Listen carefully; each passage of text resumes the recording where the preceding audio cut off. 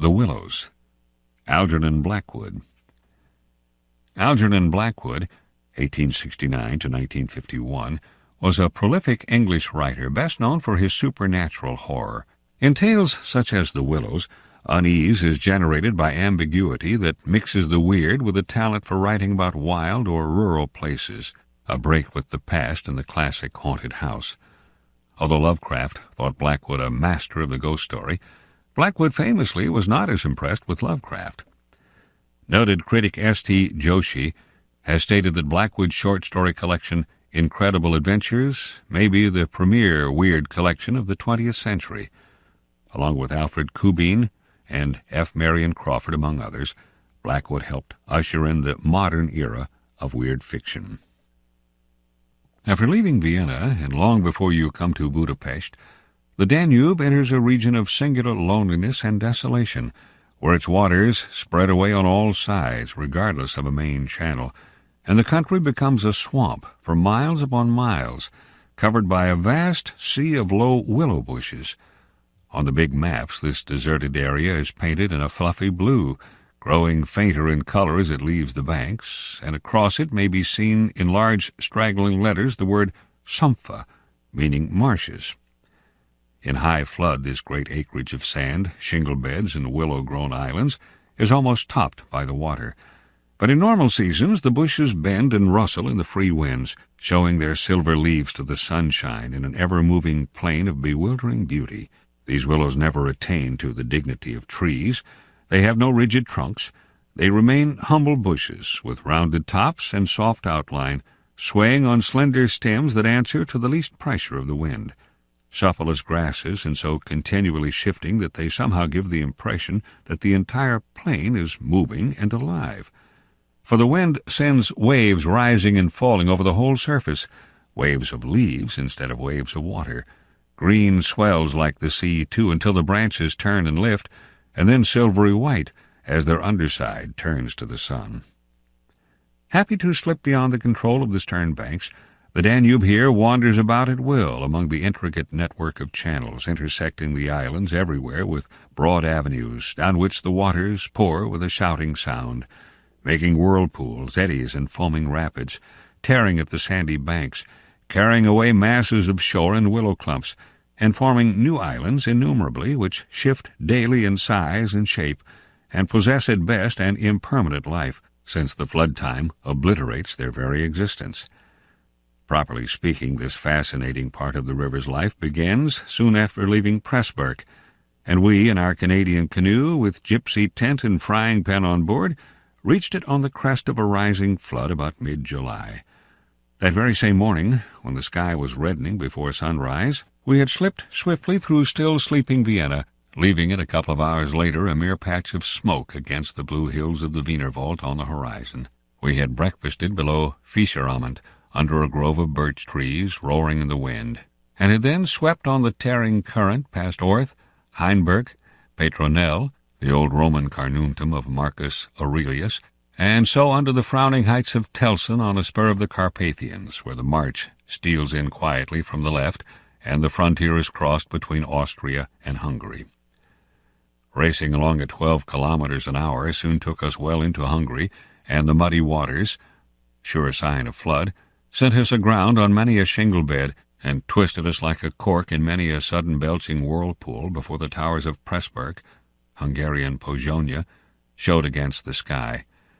And then the canoe, leaping like a spirited horse, flew at top speed under the grey walls, negotiated safely the sunken chain of the Fliegende Brücke ferry, turned the corner sharply to the left, and plunged on yellow foam into the wilderness of islands, sandbanks, and swampland below, the land of the Willows. The change came suddenly, as when a series of bioscope pictures snaps down on the streets of a town and shifts without warning into the scenery of lake and forest. We entered the land of desolation on wings, and in less than half an hour there was neither boat nor fishing hut nor red roof, nor any single sign of human habitation and civilization within sight. The sense of remoteness from the world of humankind, the utter isolation, the fascination of this singular world of willows, winds, and waters, instantly laid its spell upon us both, so that we allowed laughingly to one another that we ought by right to have held some special kind of passport to admit us, and that we had, somewhat audaciously, come without asking leave into a separate little kingdom of wonder and magic, a kingdom that was reserved for the use of others who had a right to it, with everywhere unwritten warnings to trespassers for those who had the imagination to discover them. Though still early in the afternoon, the ceaseless buffetings of a most tempestuous wind made us feel weary, and we at once began casting about for a suitable camping ground for the night. But the bewildering character of the islands made landing difficult. The swirling flood carried us inshore and then swept us out again. The willow branches tore our hands as we seized them to stop the canoe, and we pulled many a yard of sandy bank into the water before at length we shot with a great sideways blow from the wind into a backwater and managed to beach the bows in a cloud of spray. Then we lay panting and laughing after our exertions on the hot yellow sand, sheltered from the wind, and in the full blaze of a scorching sun, a cloudless blue sky above, and an immense army of dancing, shouting willow bushes, closing in from all sides, shining with spray and clapping their 1,000 little hands as though to applaud the success of our efforts. "What a river!" I said to my companion, thinking of all the way we had traveled from the source in the Black Forest, and how we had often been obliged to wade and push in the upper shallows at the beginning of June. "Won't stand much nonsense now, will it?" he said, pulling the canoe a little farther into safety up the sand, and then composing himself for a nap. I lay by his side, happy and peaceful in the bath of the elements, water, wind, sand, and the great fire of the sun, thinking of the long journey that lay behind us, and of the great stretch before us to the Black Sea, and how lucky I was to have such a delightful and charming traveling companion as my friend the Swede. We had made many similar journeys together, but the Danube, more than any other river I knew, impressed us from the very beginning with its aliveness, from its tiny, bubbling entry into the world among the pine-wood gardens of Donaueschingen, until this moment when it began to play the great river game of losing itself among the deserted swamps, unobserved, unrestrained. It had seemed to us like following the groan of some living creature. Sleepy at first, but later developing violent desires as it became conscious of its deep soul, it rolled, like some huge fluid being, through all the countries we had passed, holding our little craft on its mighty shoulders, playing roughly with us sometimes, yet always friendly and well-meaning, till at length we had come inevitably to regard it as a great personage. How indeed could it be otherwise, since it told us so much of its secret life? At night we heard it singing to the moon as we lay in our tent, uttering that odd sibilant note peculiar to itself, and said to be caused by the rapid tearing of the pebbles along its bed, so great is its hurrying speed. We knew, too, the voice of its gurgling whirlpools, suddenly bubbling up on a surface previously quite calm, the roar of its shallows and swift rapids, its constant steady thundering below all mere surface sounds, and that ceaseless tearing of its icy waters at the banks. How it stood up and shouted when the rains fell flat upon its face, and how its laughter roared out when the wind blew upstream and tried to stop its growing speed. We knew all its sounds and voices, its tumblings and foamings, its unnecessary splashing against the bridges, that self-conscious chatter when there were hills to look on, the affected dignity of its speech when it passed through the little towns, far too important to laugh, and all these faint, sweet whisperings when the sun caught it fairly in some slow curve and poured down upon it till the steam rose.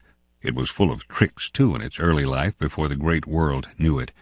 There were places in the upper reaches among the Swabian forests, when yet the first whispers of its destiny had not reached it, where it elected to disappear through holes in the ground, to appear again on the other side of the porous limestone hills and start a new river with another name, leaving, too, so little water in its own bed that we had to climb out and wade and push the canoe through miles of shallows. And a chief pleasure in those early days of its irresponsible youth was to lie low like Brer Fox just before the little turbulent tributaries came to join it from the Alps, and to refuse to acknowledge them when in, but to run for miles side by side, the dividing line well marked, the very levels different, the Danube utterly declining to recognize the newcomer.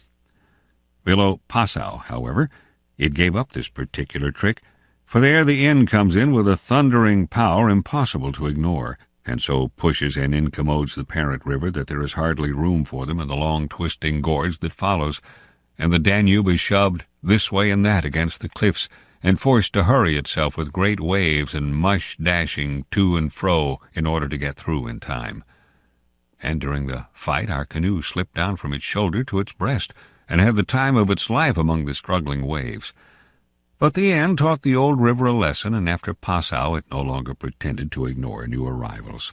This was many days back, of course, and since then we had come to know other aspects of the great creature, and across the Bavarian wheat plain of Straubing she wandered so slowly under the blazing June sun that we could well imagine only the surface inches were water, while below there moved, concealed as by a silken mantle, a whole army of undines, passing silently and unseen down to the sea, and very leisurely, too, lest they be discovered. Much, too, we forgave her because of her friendliness to the birds and animals that haunted the shores. Cormorants lined the banks in lonely places in rows like short black palings. Gray crows crowded the shingle beds. Storks stood fishing in the vistas of shallower water that opened up between the islands, and hawks, swans, and marsh birds of all sorts filled the air with glinting wings and singing petulant cries. It was impossible to feel annoyed with the river's vagaries after seeing a deer leap with a splash into the water at sunrise and swim past the bows of the canoe, and often we saw fawns peering at us from the underbrush, or looked straight into the brown eyes of a stag as we charged full tilt round a corner and entered another reach of the river. Foxes, too, everywhere haunted the banks, tripping daintily among the driftwood, and disappearing so suddenly that it was impossible to see how they managed it. But now, after leaving Pressburg, everything changed a little, and the Danube became more serious. It ceased trifling. It was halfway to the Black Sea, within seeming distance almost of other, stranger countries where no tricks would be permitted or understood. It became suddenly grown up, and claimed our respect and even our awe. It broke out into 3 arms, for one thing, that only met again 100 kilometers farther down, and for a canoe there were no indications which one was intended to be followed. "If you take a side channel," said the Hungarian officer we met in the Pressburg shop while buying provisions, "you may find yourselves, when the flood subsides, 40 miles from anywhere, high and dry, and you may easily starve. There are no people, no farms, no fishermen. I warn you not to continue. The river, too, is still rising, and this wind will increase." The rising river did not alarm us in the least, but the matter of being left high and dry by a sudden subsidence of the waters might be serious, and we had consequently laid in an extra stock of provisions. For the rest, the officer's prophecy held true, and the wind, blowing down a perfectly clear sky, increased steadily till it reached the dignity of a westerly gale. It was earlier than usual when we camped, for the sun was a good hour or 2 from the horizon, and leaving my friend still asleep on the hot sand, I wandered about in desultory examination of our hotel. The island, I found, was less than an acre in extent, a mere sandy bank, standing some 2 or 3 feet above the level of the river. The far end, pointing into the sunset, was covered with flying spray, which the tremendous wind drove off the crests of the broken waves. It was triangular in shape, with the apex upstream. I stood there for several minutes, watching the impetuous crimson flood bearing down with a shouting roar, dashing in waves against the bank as though to sweep it bodily away, and then swirling by in 2 foaming streams on either side. The ground seemed to shake with the shock and rush, while the furious movement of the willow bushes, as the wind poured over them, increased the curious illusion that the island itself actually moved. Above, for a mile or 2, I could see the great river descending upon me. It was like looking up the slope of a sliding hill, white with foam, and leaping up everywhere to show itself to the sun. The rest of the island was too thickly grown with willows to make walking pleasant, but I made the tour nevertheless. From the lower end the light, of course, changed, and the river looked dark and angry. Only the backs of the flying waves were visible, streaked with foam and pushed forcibly by the great puffs of wind that fell upon them from behind. For a short mile it was visible, pouring in and out among the islands, and then disappearing with a huge sweep into the willows, which closed about it like a herd of monstrous antediluvian creatures crowding down to drink. They made me think of gigantic sponge-like growths that sucked the river up into themselves. They caused it to vanish from sight. They herded there together in such overpowering numbers. Altogether it was an impressive scene, with its utter loneliness, its bizarre suggestion, and as I gazed, long and curiously, a singular emotion began to stir somewhere in the depths of me. Midway in my delight of the wild beauty, there crept, unbidden and unexplained, a curious feeling of disquietude, almost of alarm. A rising river perhaps always suggests something of the ominous. Many of the little islands I saw before me would probably have been swept away by the morning. This resistless, thundering flood of water touched the sense of awe. Yet I was aware that my uneasiness lay deeper far than the emotions of awe and wonder. It was not that I felt, nor had it directly to do with the power of the driving wind, this shouting hurricane that might almost carry up a few acres of willows into the air and scatter them like so much chaff over the landscape. The wind was simply enjoying itself, for nothing rose out of the flat landscape to stop it, and I was conscious of sharing its great game with a kind of pleasurable excitement.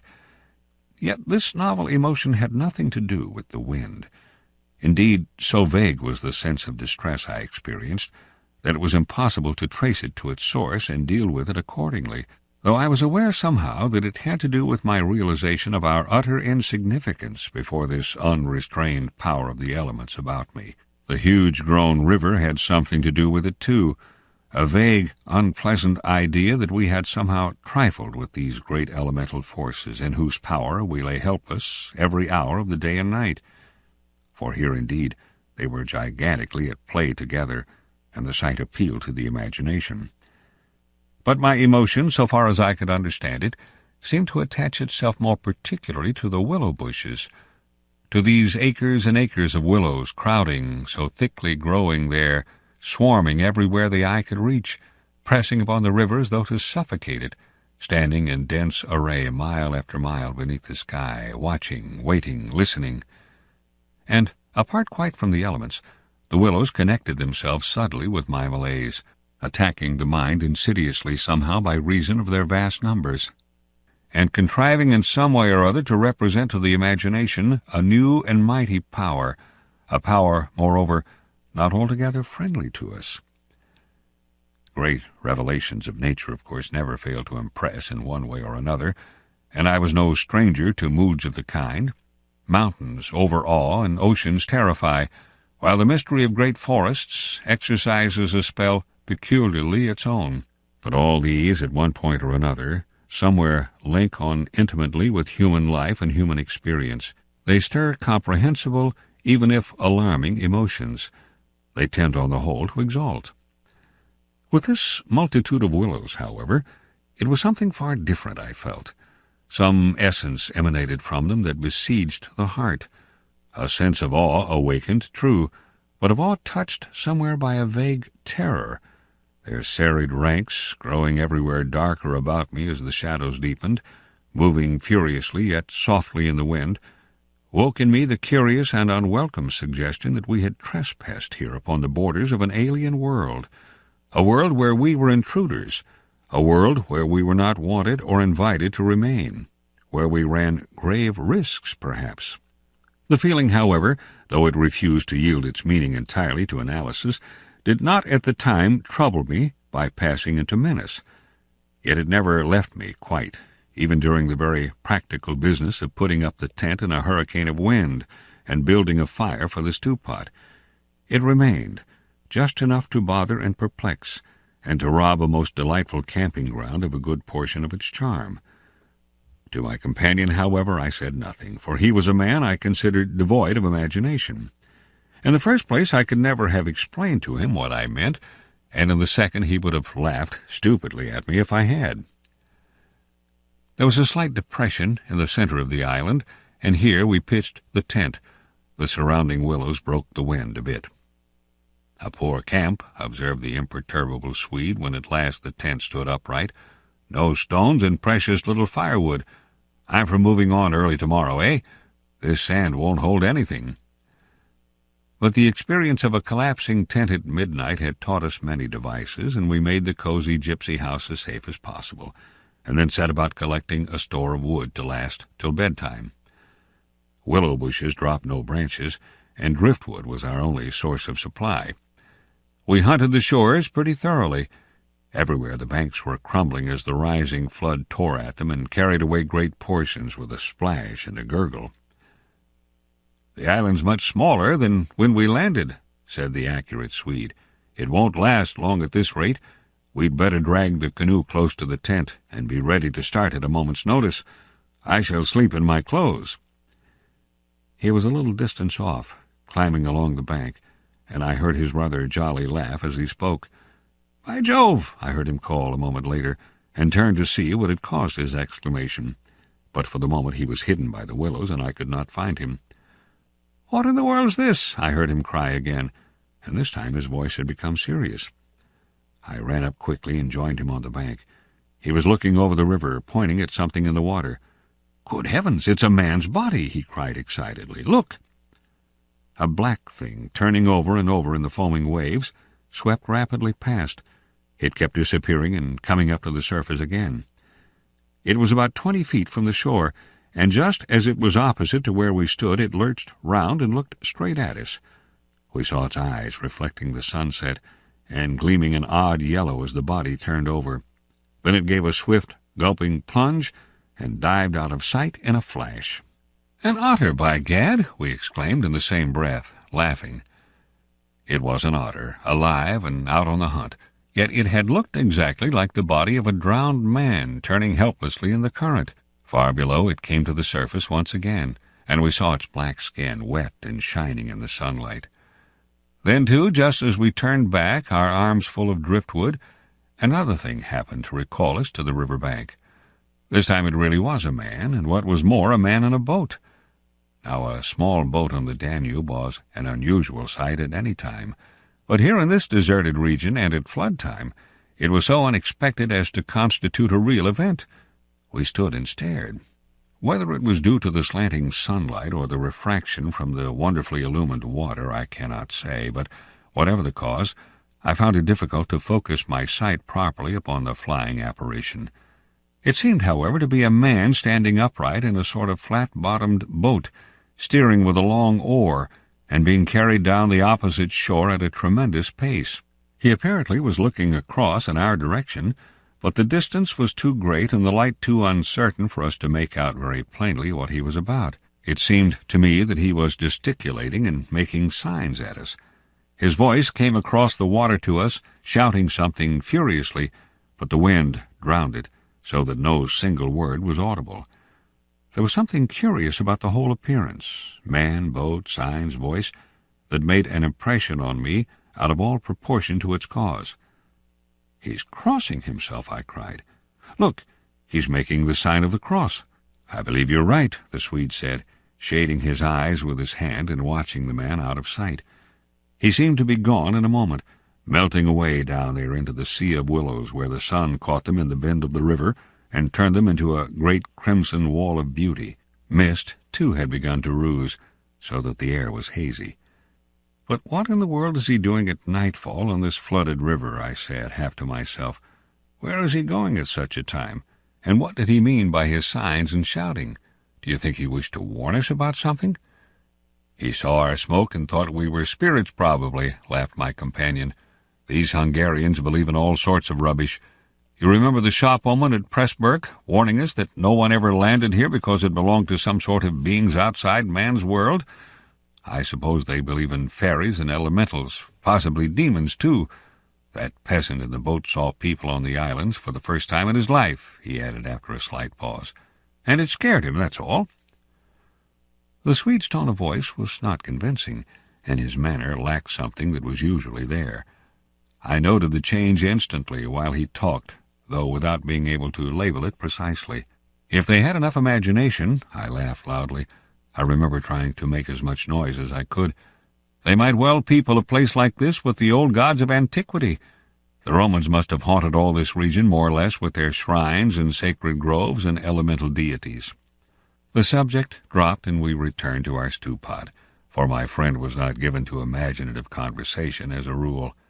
Moreover, just then I remember feeling distinctly glad that he was not imaginative. His stolid, practical nature suddenly seemed to me welcome and comforting. It was an admirable temperament, I felt.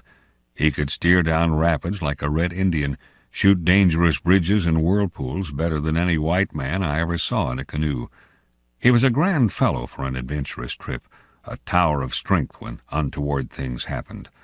I looked at his strong face and light curly hair as he staggered along under his pile of driftwood, twice the size of mine, and I experienced a feeling of relief. Yes, I was distinctly glad just then that the Swede was what he was, and that he never made remarks that suggested more than they said. "The river's still rising, though," he added, as if following out some thoughts of his own, and dropping his load with a gasp. "This island will be under water in 2 days if it goes on." "I wish the wind would go down," I said. "I don't care a fig for the river." The flood indeed had no terrors for us. We could get off at 10 minutes' notice, and the more water the better we liked it. It meant an increasing current and the obliteration of the treacherous shingle beds that so often threatened to tear the bottom out of our canoe. Contrary to our expectations, the wind did not go down with the sun. It seemed to increase with the darkness, howling overhead and shaking the willows round us like straws. Curious sounds accompanied it sometimes, like the explosion of heavy guns, and it fell upon the water and the island in great flat blows of immense power. It made me think of the sounds a planet must make, could we only hear it, driving along through space.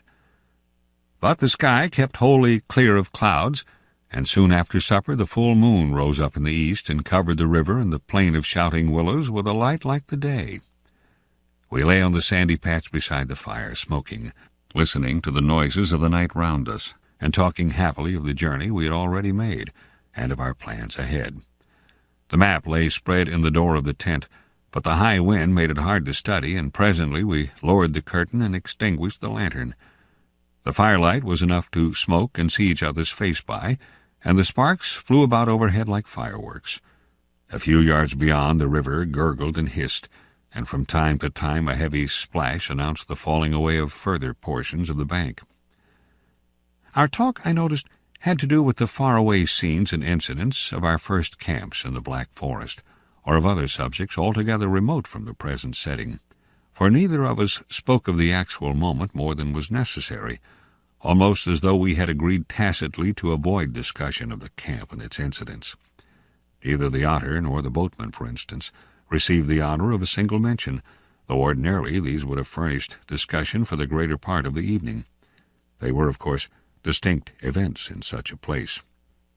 The scarcity of wood made it a business to keep the fire going, for the wind that drove the smoke in our faces wherever we sat helped at the same time to make a forced draught. We took it in turn to make some foraging expeditions into the darkness, and the quantity the Swede brought back always made me feel that he took an absurdly long time finding it, for the fact was I did not care much about being left alone, and yet it always seemed to be my turn to grub about among the bushes or scramble along the slippery banks in the moonlight. The long day's battle with wind and water, such wind and such water, had tired us both, and an early bed was the obvious program. Yet neither of us made the move for the tent. We lay there, tending the fire, talking in desultory fashion, peering about us into the dense willow bushes, and listening to the thunder of wind and river. The loneliness of the place had entered our very bones, and silence seemed natural, for after a bit the sound of our voices became a trifle unreal and forced. Whispering would have been the fitting mode of communication, I felt, and the human voice, always rather absurd amid the roar of the elements, now carried with it something almost illegitimate. It was like talking out loud in church, or in some place where it was not lawful, perhaps not quite safe, to be overheard. The eeriness of this lonely island, set among a million willows, swept by a hurricane and surrounded by hurrying deep waters, touched us both, I fancy. Untrodden by man, almost unknown to man, it lay there beneath the moon, remote from human influence, on the frontier of another world, an alien world, a world tenanted by willows only, and the souls of willows. And we, in our rashness, had dared to invade it, even to make use of it. Something more than the power of its mystery stirred in me as I lay on the sand, feet to fire, and peered up through the leaves at the stars. For the last time I rose to get firewood. "When this has burnt up," I said firmly, "I shall turn in," and my companion watched me lazily as I moved off into the surrounding shadows. For an unimaginative man, I thought he seemed unusually receptive that night, unusually open to suggestion of things other than sensory. He, too, was touched by the beauty and loneliness of the place. I was not altogether pleased, I remember, to recognize this slight change in him, and instead of immediately collecting sticks, I made my way to the far point of the island where the moonlight on plain and river could be seen to better advantage. The desire to be alone had come suddenly upon me. My former dread returned in force. There was a vague feeling in me I wished to face and probe to the bottom.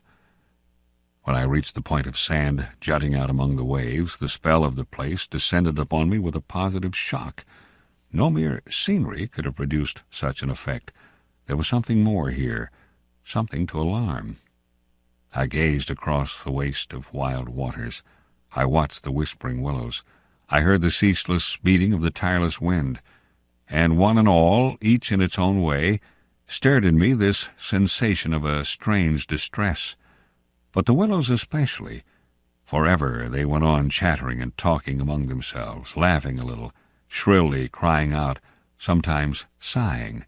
But what it was they made so much to do about belonged to the secret life of the great plain they inhabited, and it was utterly alien to the world I knew, or to that of the wild yet kindly elements.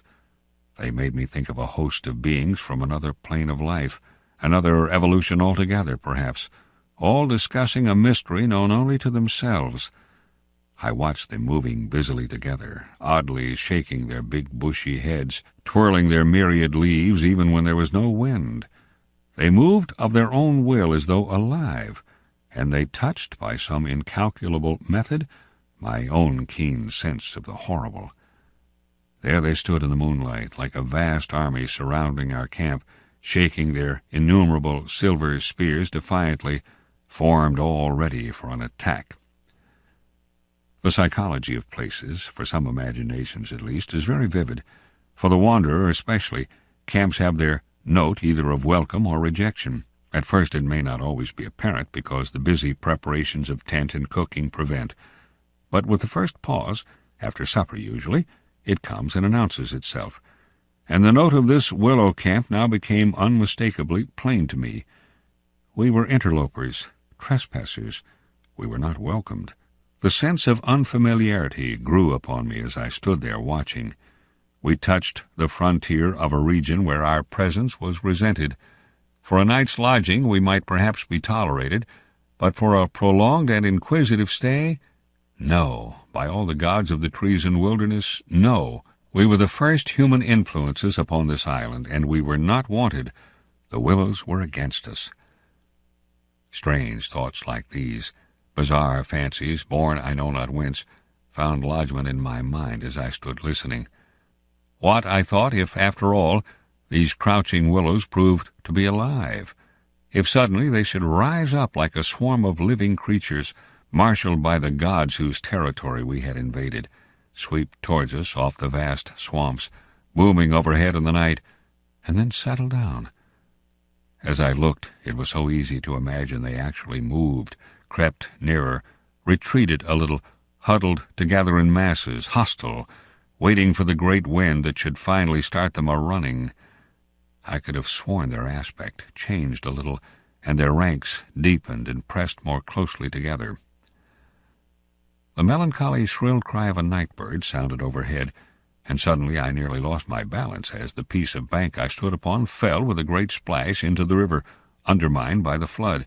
I stepped back just in time, and went on hunting for firewood again, half laughing at the odd fancies that crowded so thickly into my mind and cast their spell upon me. I recalled the Swede's remark about moving on next day, and I was just thinking that I fully agreed with him, when I turned with a start and saw the subject of my thoughts standing immediately in front of me. He was quite close. The roar of the elements had covered his approach. "You've been gone so long," he shouted above the wind. "I thought something must have happened to you." But there was that in his tone, and a certain look in his face as well, that conveyed to me more than his usual words, and in a flash I understood the real reason for his coming. It was because the spell of the place had entered his soul too, and he did not like being alone. "River's still rising," he cried, pointing to the flood in the moonlight, "and the wind's simply awful." He always said the same things, but it was the cry for companionship that gave the real importance to his words. "Lucky," I cried back. "Our tent's in the hollow. I think it'll hold all right." I added something about the difficulty of finding wood in order to explain my absence, but the wind caught my words and flung them across the river so that he did not hear, but just looked at me through the branches, nodding his head. "Lucky if we get away without disaster," he shouted, or words to that effect, and I remember feeling half angry with him for putting the thought into words, for it was exactly what I felt myself. There was disaster impending somewhere, and the sense of presentiment lay unpleasantly upon me. We went back to the fire and made a final blaze, poking it up with our feet. We took a last look round. But for the wind, the heat would have been unpleasant. I put this thought into words, and I remember my friend's reply struck me oddly, that he would rather have the heat, the ordinary July weather, than this diabolical wind. Everything was snug for the night, the canoe lying turned over beside the tent with both yellow paddles beneath her, the provision sack hanging from a willow stem, and the washed-up dishes removed to a safe distance from the fire, all ready for the morning meal. We smothered the embers of the fire with sand and then turned in. The flap of the tent door was up, and I saw the branches and the stars in the white moonlight. The shaking willows and the heavy buffetings of the wind against our taut little house were the last things I remembered as sleep came down and covered all with its soft and delicious forgetfulness. 2. Suddenly I found myself lying awake, peering from my sandy mattress through the door of the tent. I looked at my watch pinned against the canvas and saw by the bright moonlight that it was past 12 o'clock, the threshold of a new day, and I had therefore slept a couple of hours. The Swede was asleep still beside me. The wind howled as before. Something plucked at my heart and made me feel afraid. There was a sense of disturbance in my immediate neighborhood. I sat up quickly and looked out. The trees were swaying violently to and fro as the gusts smote them, but our little bit of green canvas lay snugly safe in the hollow, for the wind passed over it without meeting enough resistance to make it vicious. The feeling of disquietude did not pass, however, and I crawled quietly out of the tent to see if our belongings were safe. I moved carefully so as not to waken my companion. A curious excitement was on me. I was halfway out, kneeling on all fours, when my eye first took in that the tops of the bushes opposite, with their moving tracery of leaves, made shapes against the sky. I sat back on my haunches and stared. It was incredible, surely, but there opposite and slightly above me were shapes of some indeterminate sort among the willows, and as the branches swayed in the wind they seemed to group themselves about these shapes, forming a series of monstrous outlines that shifted rapidly beneath the moon. Close, about 50 feet in front of me, I saw these things. My first instinct was to waken my companion that he too might see them, but something made me hesitate, the sudden realization probably that I should not welcome corroboration, and meanwhile I crouched there, staring in amazement with smarting eyes. I was wide awake. I remember saying to myself that I was not dreaming. They first became properly visible, these huge figures, just within the tops of the bushes, immense, bronze-colored, moving, and wholly independent of the swaying of the branches. I saw them plainly, and noted, now I came to examine them more calmly, that they were very much larger than human, and indeed that something in their appearance proclaimed them to be not human at all. Certainly they were not merely the moving tracery of the branches against the moonlight. They shifted independently. They rose upwards in a continuous stream from earth to sky, vanishing utterly as soon as they reached the dark of the sky. They were interlaced, one with another, making a great column, and I saw their limbs and huge bodies melting in and out of each other, forming this serpentine line that bent and swayed and twisted spirally with the contortions of the wind-tossed trees. They were nude, fluid shapes, passing up the bushes, within the leaves almost, rising up in a living column into the heavens. Their faces I never could see. Unceasingly they poured upwards, swaying in great bending curves with a hue of dull bronze upon their skins. I stared, trying to force every atom of vision from my eyes. For a long time I thought they must every moment disappear and resolve themselves into the movements of the branches and prove to be an optical illusion. I searched everywhere for a proof of reality, when all the while I understood quite well that the standard of reality had changed. For the longer I looked, the more certain I became that these figures were real and living, though perhaps not according to the standards that the camera and the biologist would insist upon. Far from feeling fear, I was possessed with a sense of awe and wonder such as I have never known. I seemed to be gazing at the personified elemental forces of this haunted and primeval region. Our intrusion had stirred the powers of the place into activity. It was we who were the cause of the disturbance, and my brain filled to bursting with stories and legends of the spirits and deities of places that have been acknowledged and worshipped by men in all ages of the world's history.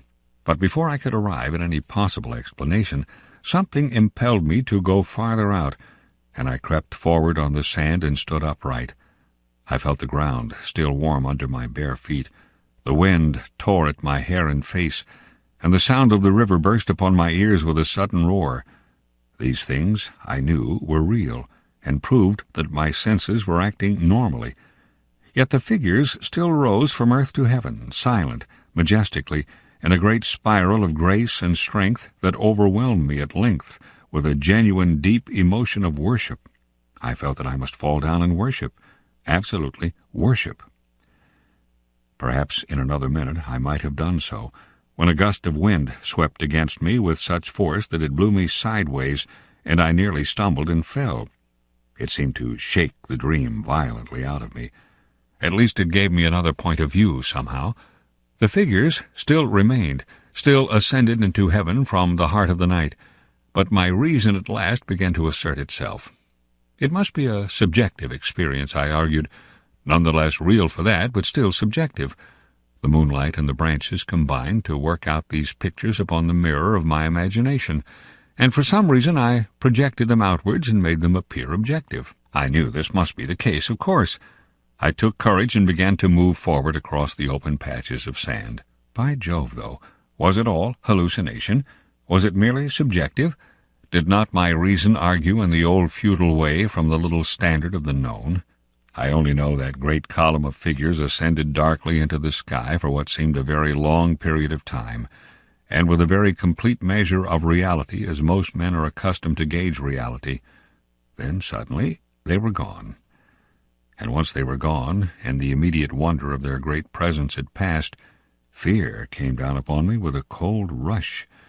The esoteric meaning of this lonely and haunted region suddenly flamed up within me, and I began to tremble dreadfully. I took a quick look round, a look of horror that came near to panic, calculating vainly ways of escape.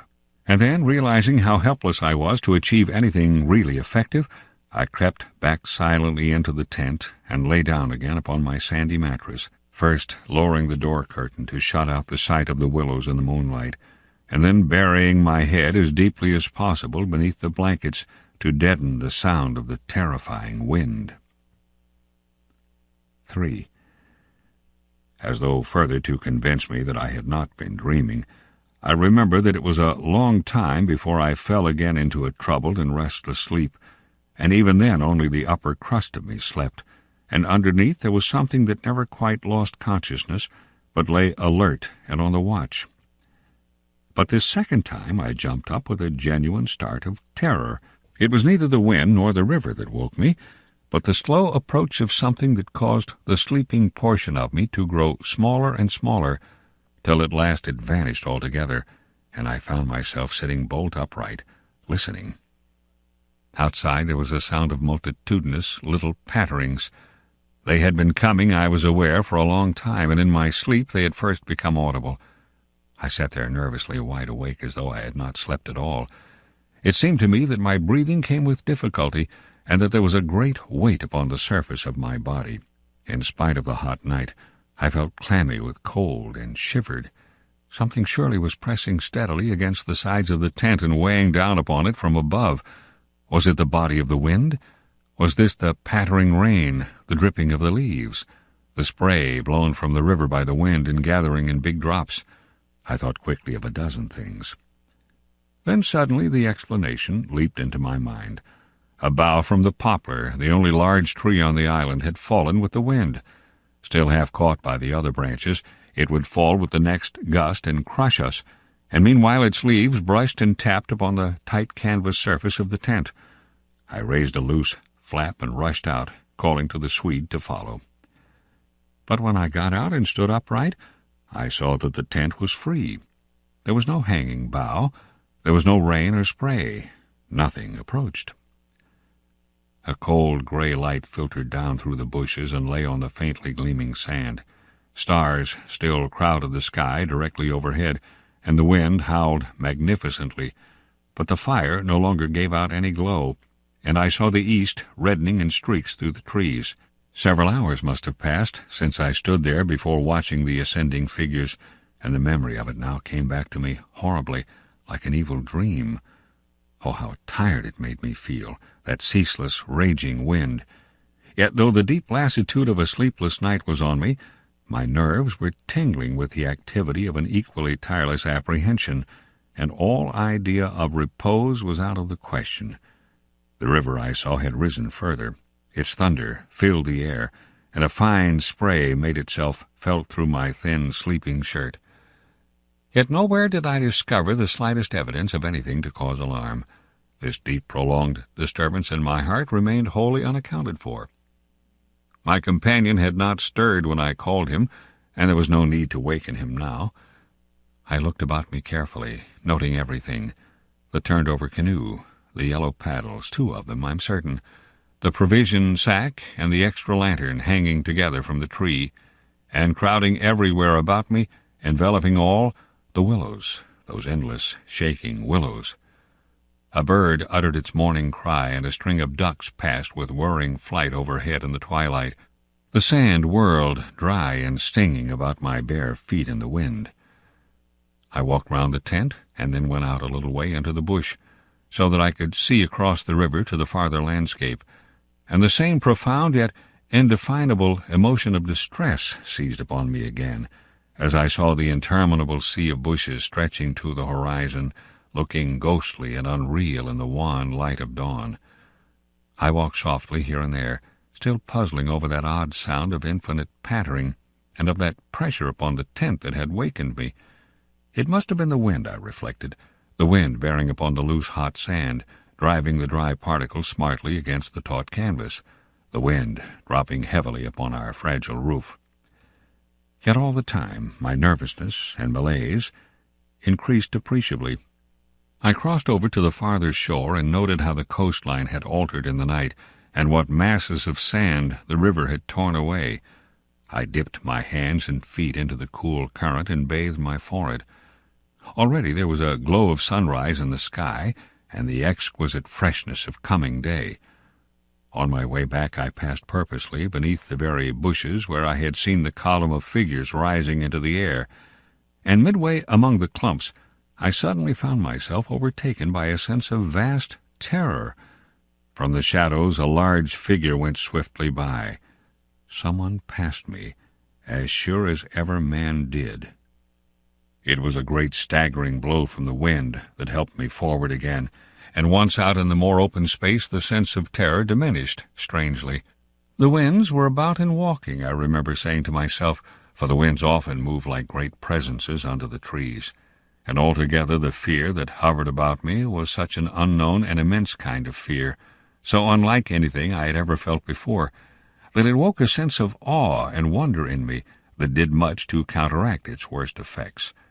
And when I reached a high point in the middle of the island, from which I could see the wide stretch of river, crimson in the sunrise, The whole magical beauty of it all was so overpowering that a sort of wild yearning woke in me and almost brought a cry up into the throat. But this cry found no expression, for as my eyes wandered from the plain beyond to the island round me and noted our little tent half hidden among the willows, a dreadful discovery leaped out at me, compared to which my terror of the walking winds seemed as nothing at all. For a change, I thought, had somehow come about in the arrangement of the landscape. It was not that my point of vantage gave me a different view, but that an alteration had apparently been effected in the relation of the tent to the willows, and of the willows to the tent. Surely the bushes now crowded much closer, unnecessarily, unpleasantly close. They had moved nearer. Creeping with silent feet over the shifting sands, drawing imperceptibly nearer by soft, unhurried movements, the willows had come closer during the night. But had the wind moved them, or had they moved of themselves? I recalled the sound of infinite small patterings and the pressure upon the tent and upon my own heart that caused me to wake in terror. I swayed for a moment in the wind like a tree, finding it hard to keep my upright position on the sandy hillock. There was a suggestion here of personal agency, of deliberate intention, of aggressive hostility, and it terrified me into a sort of rigidity. Then the reaction followed quickly. The idea was so bizarre, so absurd, that I felt inclined to laugh. But the laughter came no more readily than the cry, for the knowledge that my mind was so receptive to such dangerous imaginings brought the additional terror that it was through our minds and not through our physical bodies that the attack would come, and was coming. The wind buffeted me about, and very quickly, it seemed, the sun came up over the horizon, for it was after 4 o'clock, and I must have stood on that little pinnacle of sand longer than I knew, afraid to come down to close quarters with the willows. I returned quietly, creepily, to the tent, first taking another exhaustive look round, and, yes, I confess it, making a few measurements. I paced out on the warm sand the distances between the willows and the tent, making a note of the shortest distance particularly. I crawled stealthily into my blankets. My companion, to all appearances, still slept soundly, and I was glad that this was so. Provided my experiences were not corroborated, I could find strength somehow to deny them, perhaps. With the daylight I could persuade myself that it was all a subjective hallucination, a fantasy of the night, a projection of the excited imagination. Nothing further came in to disturb me, and I fell asleep almost at once, utterly exhausted, yet still in dread of hearing again that weird sound of multitudinous pattering, or of feeling the pressure upon my heart that had made it difficult to breathe. 4. The sun was high in the heavens when my companion woke me from a heavy sleep and announced that the porridge was cooked and it was just time to bathe. The grateful smell of frizzling bacon entered the tent door. "River's still rising," he said, "and several islands out in midstream have disappeared altogether. Our own island's much smaller." "Any wood left?" I asked sleepily. "The wood and the island will finish tomorrow in a dead heat," he laughed, "but there's enough to last us till then." I plunged in from the point of the island, which had indeed altered a lot in size and shape during the night, and was swept down in a moment to the landing-place opposite the tent. The water was icy, and the banks flew by like the country from an express train. Bathing under such conditions was an exhilarating operation, and the terror of the night seemed cleansed out of me by a process of evaporation in the brain. The sun was blazing hot. Not a cloud showed itself anywhere. The wind, however, had not abated one little jot. Quite suddenly, then, the implied meaning of the Swede's words flashed across me, showing that he no longer wished to leave post-haste, and had changed his mind. Enough to last till tomorrow. He assumed we should stay on the island another night. It struck me as odd. The night before he was so positive the other way. How had the change come about? Great crumblings of the banks occurred at breakfast, with heavy splashings and clouds of spray which the wind brought into our frying-pan, and my fellow traveler talked incessantly about the difficulty the Vienna Pest steamers must have to find the channel in flood. But the state of his mind interested and impressed me far more than the state of the river or the difficulties of the steamers. He had changed, somehow, since the evening before. His manner was different, a trifle excited, a trifle shy, with a sort of suspicion about his voice and gestures. I hardly know how to describe it now in cold blood, but at the time I remember being quite certain of one thing, that he had become frightened. He ate very little breakfast, and for once omitted to smoke his pipe. He had the map spread open beside him and kept studying its markings. "We'd better get off sharp in an hour," I said, presently, feeling for an opening that must bring him indirectly to a partial confession at any rate, and his answer puzzled me uncomfortably. "Rather, if they'll let us." "Who'll let us? The elements?" I asked quickly, with affected indifference. "The powers of this awful place, whoever they are," he replied, keeping his eyes on the map. "The gods are here if they are anywhere at all in the world." "The elements are always the true immortals," I replied, laughing as naturally as I could manage, yet knowing quite well that my face reflected my true feelings, when he looked up gravely at me and spoke across the smoke. "We shall be fortunate if we get away without further disaster." This was exactly what I had dreaded, and I screwed myself up to the point of the direct question. It was like agreeing to allow the dentist to extract the tooth. It had to come anyhow in the long run, and the rest was all pretense. "Further disaster? Why, what's happened?" "For one thing, the steering paddle's gone," he said quietly. "The steering paddle gone," I repeated, greatly excited, for this was our rudder, and the Danuban flood without a rudder was suicide. "But what—" "And there's a tear in the bottom of the canoe," he added, with a genuine little tremor in his voice. I continued staring at him, able only to repeat the words in his face somewhat foolishly. There in the heat of the sun and on this burning sand I was aware of a freezing atmosphere descending round us. I got up to follow him, for he merely nodded his head gravely and led the way towards the tent a few yards on the other side of the fireplace. The canoe still lay there as I had last seen her in the night, ribs uppermost, the paddles, or rather the paddle, on the sand beside her. "There's only one," he said, stooping to pick it up, "and here's the rent in the baseboard." It was on the tip of my tongue to tell him that I had clearly noticed 2 paddles a few hours before, but a second impulse made me think better of it, and I said nothing. I approached to see. There was a long, finely made tear in the bottom of the canoe where a little slither of wood had been neatly taken out. It looked as if the tooth of a sharp rock or snag had eaten down her length, and investigation showed that the hole went through. Had we launched out in her without observing it, we must inevitably have foundered.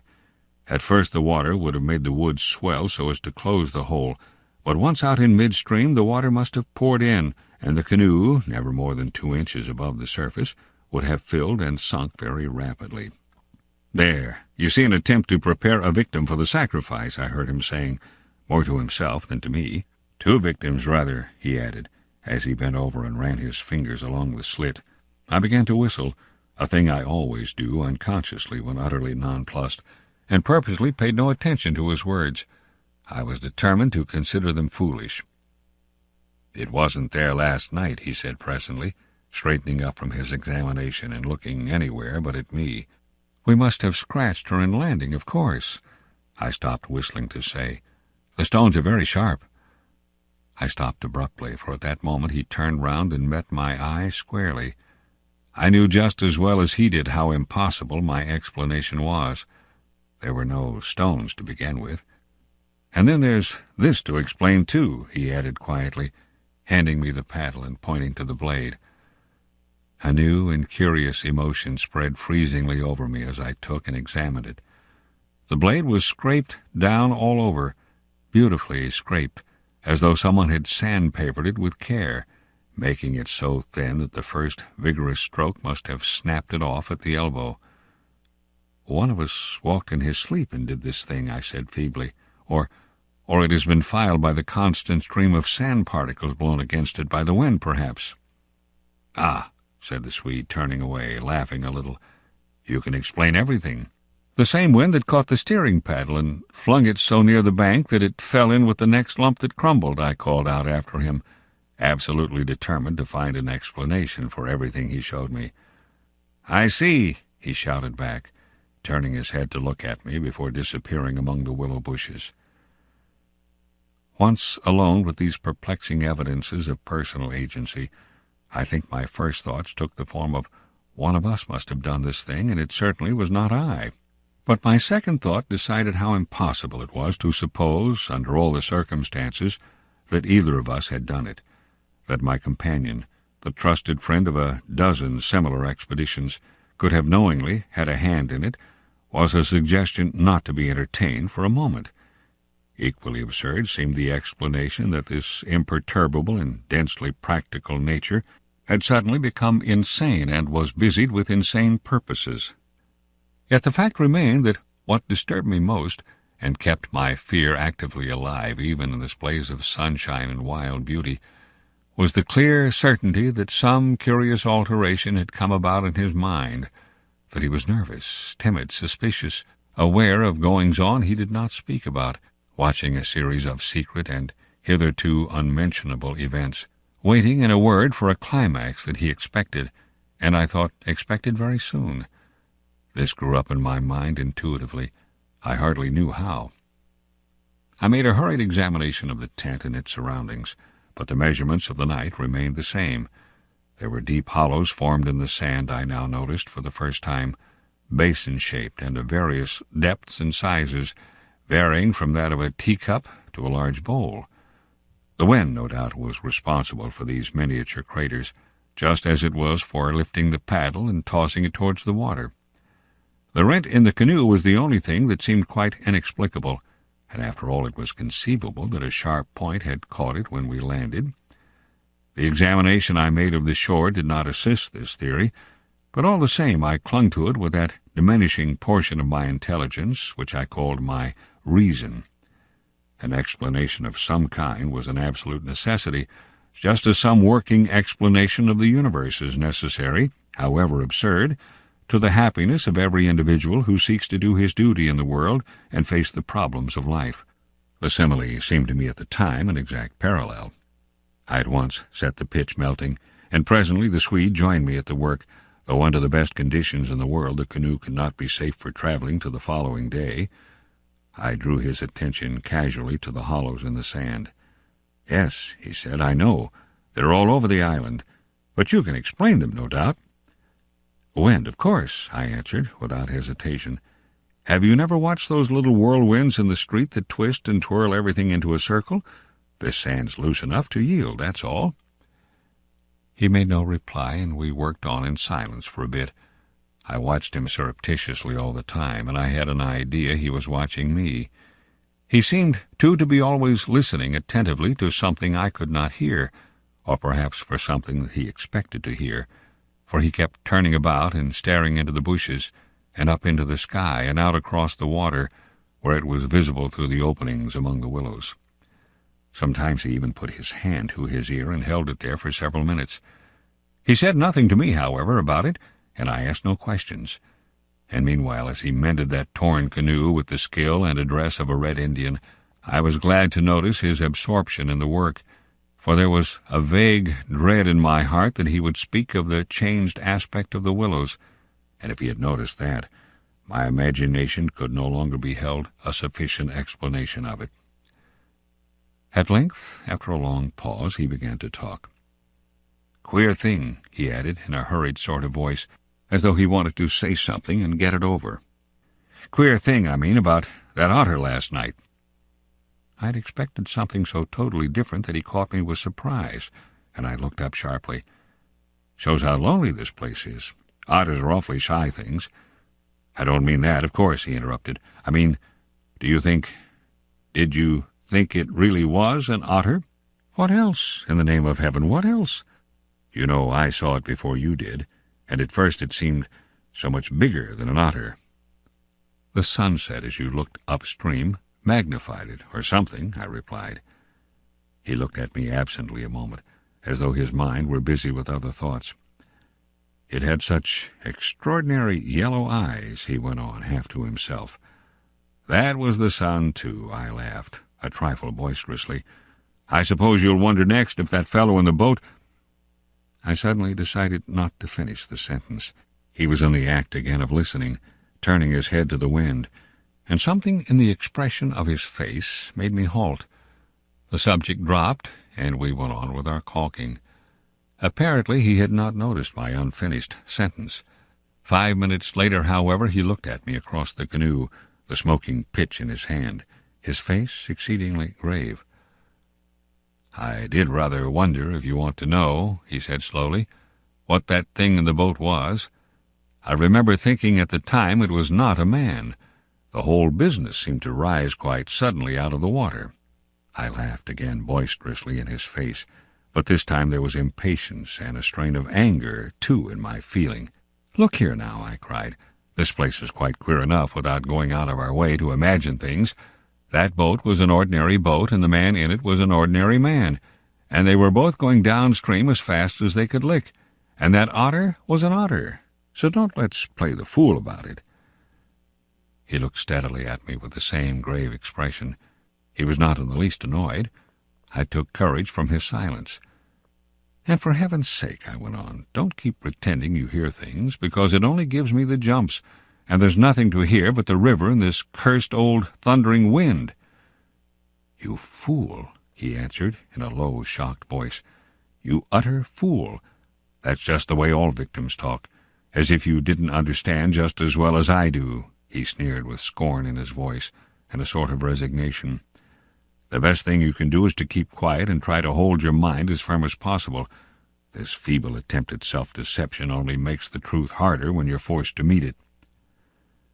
My little effort was over, and I found nothing more to say, for I knew quite well his words were true, and that I was the fool, not he. Up to a certain stage in the adventure he kept ahead of me easily, and I think I felt annoyed to be out of it, to be thus proved less psychic, less sensitive than himself to these extraordinary happenings, and half ignorant all the time of what was going on under my very nose. He knew from the very beginning, apparently, but at the moment I wholly missed the point of his words about the necessity of there being a victim, and that we ourselves were destined to satisfy the want. I dropped all pretense thenceforward, but thenceforward likewise my fear increased steadily to the climax. "But you're quite right about one thing," he added, before the subject passed, "and that is that we're wiser not to talk about it, or even to think about it, because what one thinks finds expression in words, and what one says happens." That afternoon, while the canoe dried and hardened, we spent trying to fish, testing the leak, collecting wood, and watching the enormous flood of rising water. Masses of driftwood swept near our shores sometimes, and we fished for them with long willow branches. The island grew perceptibly smaller as the banks were torn away with great gulps and splashes. The weather kept brilliantly fine till about 4 o'clock, and then for the first time for 3 days the wind showed signs of abating. Clouds began to gather in the southwest, spreading thence slowly over the sky. This lessening of the wind came as a great relief, for the incessant roaring, banging, and thundering had irritated our nerves. Yet the silence that came about 5 o'clock with its sudden cessation was in a manner quite as oppressive. The booming of the river had everything in its own way then. It filled the air with deep murmurs, more musical than the wind noises, but infinitely more monotonous. The wind held many notes, rising, falling, always beating out some sort of great elemental tune, whereas the river's song lay between 3 notes at most, dull pedal notes that held a lugubrious quality foreign to the wind, and somehow seemed to me, in my then nervous state, to sound wonderfully well the music of doom. It was extraordinary, too, how the withdrawal suddenly of bright sunlight took everything out of the landscape that made for cheerfulness, and since this particular landscape had already managed to convey the suggestion of something sinister, the change, of course, was all the more unwelcome and noticeable. For me, I know, the darkening outlook became distinctly more alarming, and I found myself more than once calculating how soon after sunset the full moon would get up in the east, and whether the gathering clouds would greatly interfere with her lighting of the little island. With this general hush of the wind, though it still indulged in occasional brief gusts, the river seemed to me to grow blacker, the willows to stand more densely together. The latter, too, kept up a sort of independent movement of their own, rustling among themselves when no wind stirred, and shaking oddly from the roots upwards. When common objects in this way become charged with the suggestion of horror, they stimulate the imagination far more than things of unusual appearance, and these bushes, crowding huddled about us, assumed for me in the darkness a bizarre grotesquerie of appearance that lent to them somehow the aspect of purposeful and living creatures. Their very ordinariness, I felt, masked what was malignant and hostile to us. The forces of the region drew nearer with the coming of night. They were focusing upon our island, and more particularly upon ourselves. For thus, somehow, in the terms of the imagination, did my really indescribable sensations in this extraordinary place present themselves. I had slept a good deal in the early afternoon, and had thus recovered somewhat from the exhaustion of a disturbed night, but this only served apparently to render me more susceptible than before to the obsessing spell of the haunting. I fought against it, laughing at my feelings as absurd and childish, with very obvious psychological explanations. Yet in spite of every effort, they gained in strength upon me, so that I dreaded the night as a child lost in a forest must dread the approach of darkness. The canoe we had carefully covered with a waterproof sheet during the day, and the one remaining paddle had been securely tied by the Swede to the base of a tree, lest the wind should rob us of that too. From 5 o'clock onwards I busied myself with the stew-pot in preparations for dinner, it being my turn to cook that night. We had potatoes, onions, bits of bacon fat to add flavor, and a general thick residue from former stews at the bottom of the pot. With black bread broken up into it, the result was most excellent, and it was followed by a stew of plums with sugar and a brew of strong tea with dried milk. A good pile of wood lay close at hand, and the absence of wind made my duties easy. My companion sat lazily watching me, dividing his attentions between cleaning his pipe and giving useless advice, an admitted privilege of the off-duty man. He had been very quiet all the afternoon, engaged in recalking the canoe, strengthening the tent ropes, and fishing for driftwood, while I slept. No more talk about undesirable things had passed between us, and I think his only remarks had to do with the gradual destruction of the island, which he declared was not fully a third smaller than when we first landed. The pot had just begun to bubble when I heard his voice calling to me from the bank, where he had wandered away without my noticing.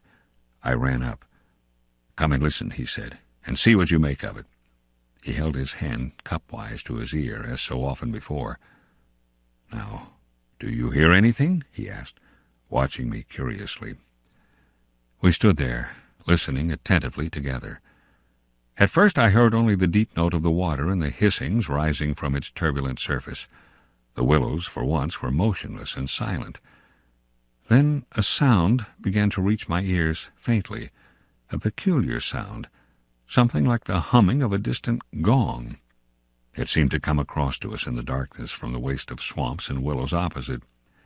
It was repeated at regular intervals, but it was certainly neither the sound of a bell nor the hooting of a distant steamer. I can liken it to nothing so much as to the sound of an immense gong, suspended far up in the sky, repeating incessantly its muffled, metallic note, soft and musical, as it was repeatedly struck. My heart quickened as I listened. "I've heard it all day," said my companion. "While you slept this afternoon, it came all round the island. I hunted it down, but could never get near enough to see, to localize it correctly. Sometimes it was overhead, and sometimes it seemed under the water. Once or twice, too, I could have sworn it was not outside at all, but within myself. You know, the way a sound in the fourth dimension is supposed to come." I was too much puzzled to pay much attention to his words. I listened carefully, striving to associate it with any known familiar sound I could think of, but without success. It changed in the direction, too, coming nearer, and then sinking utterly away into remote distance. I cannot say that it was ominous in quality, because to me it seemed distinctly musical, yet I must admit it set going a distressing feeling that made me wish I had never heard it. "The wind blowing in those sand funnels," I said, determined to find an explanation. "Or the bushes rubbing together after the storm, perhaps." "It comes off the whole swamp," my friend answered. "It comes from everywhere at once." He ignored my explanations. "It comes from the willow bushes, somehow." "But now the wind has dropped," I objected. "The willows can hardly make a noise by themselves, can they?" His answer frightened me, first because I had dreaded it, and secondly, because I knew intuitively it was true. "It is because the wind has dropped we now hear it. It was drowned before. It is the cry, I believe, of the—" I dashed back to my fire, warned by the sound of bubbling that the stew was in danger, but determined at the same time to escape further conversation. I was resolute, if possible, to avoid the exchanging of views. I dreaded, too, that he would begin about the gods or the elemental forces or something else disquieting, and I wanted to keep myself well in hand for what might happen later. There was another night to be faced before we escaped from this distressing place, and there was no knowing yet what it might bring forth. "Come and cut up bread for the pot," I called to him, vigorously stirring the appetizing mixture. That stew-pot held sanity for us both, and the thought made me laugh. He came over slowly and took the provision sack from the tree, fumbling in its mysterious depths, and then emptying the entire contents upon the ground sheet at his feet. "Hurry up," I cried. "It's boiling." The Swede burst out into a roar of laughter that startled me. It was forced laughter, not artificial exactly, but mirthless. "There's nothing here," he shouted, holding his sides. "Bread, I mean." "It's gone. There is no bread. They've taken it."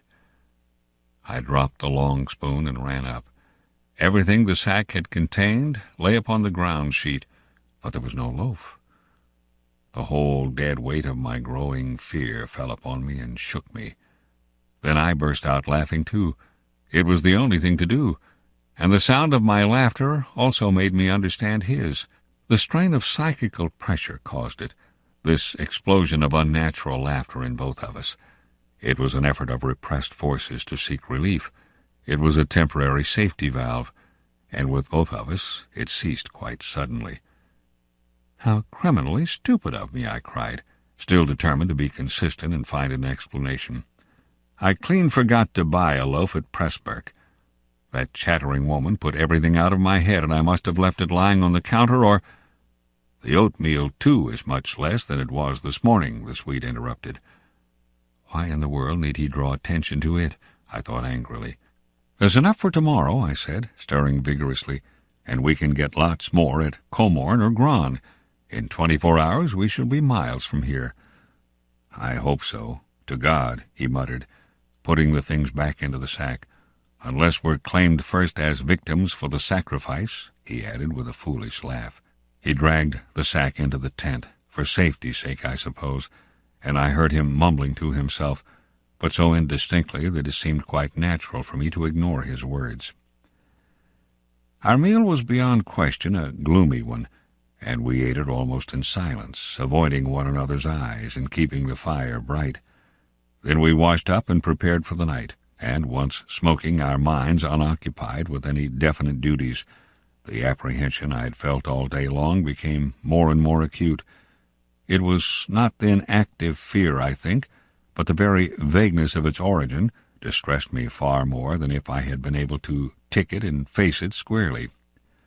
The curious sound I have likened to the note of a gong became now almost incessant, and filled the stillness of the night with a faint, continuous ringing, rather than a series of distinct notes. At one time it was behind, and at another time in front of us. Sometimes I fancied it came from the bushes on our left, and then again from the clumps on our right. More often it hovered directly overhead like the whirring of wings.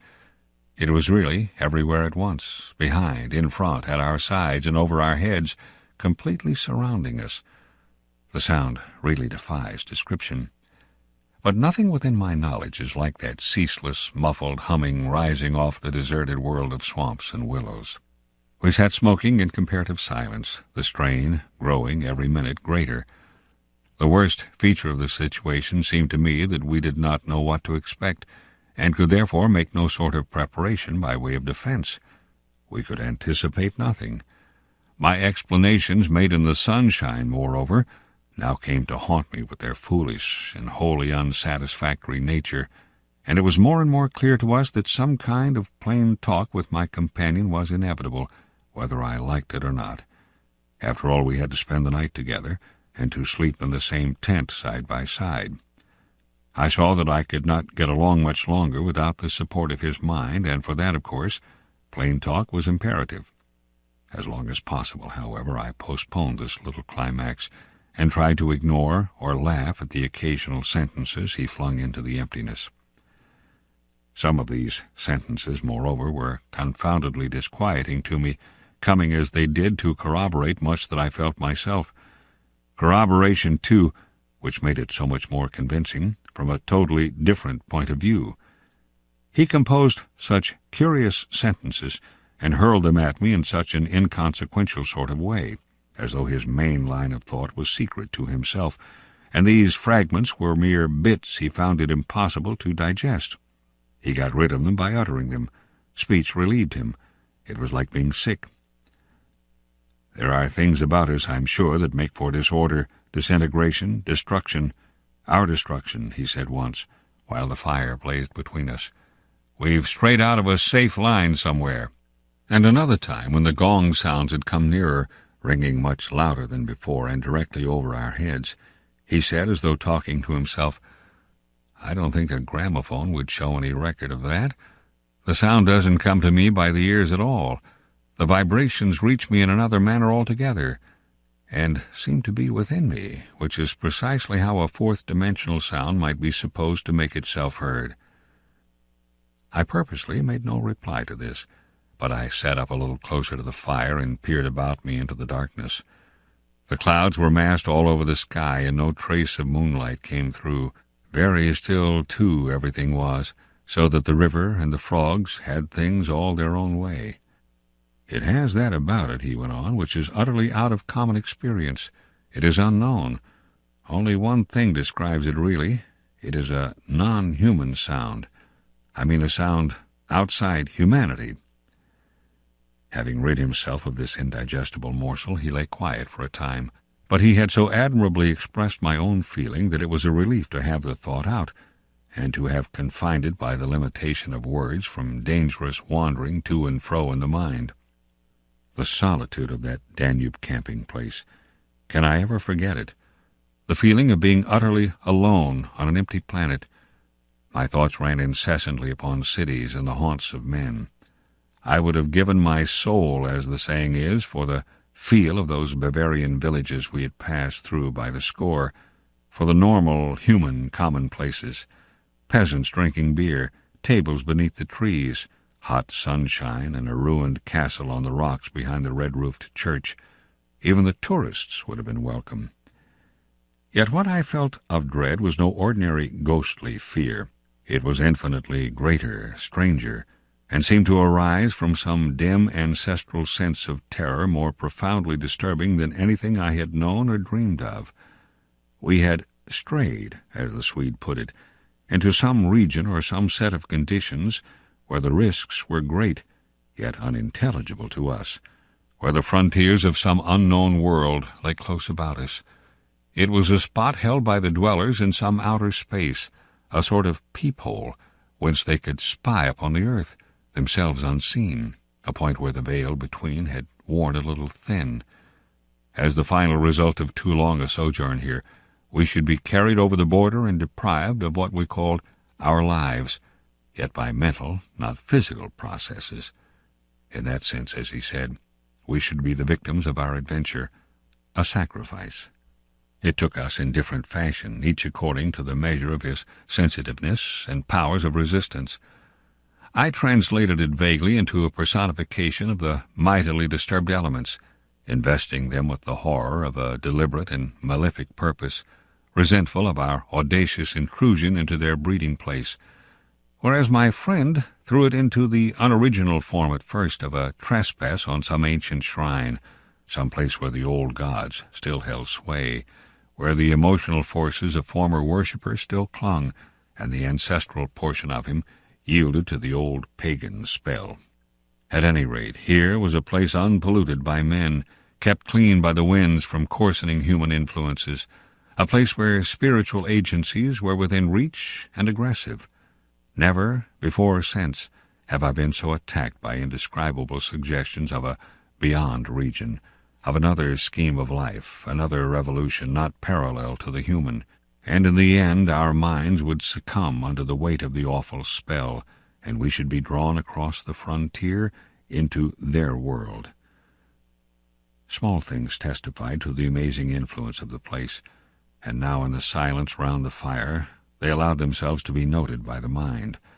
The very atmosphere had proved itself a magnifying medium to distort every indication, the otter rolling in the current, the hurrying boatman making signs, the shifting willows.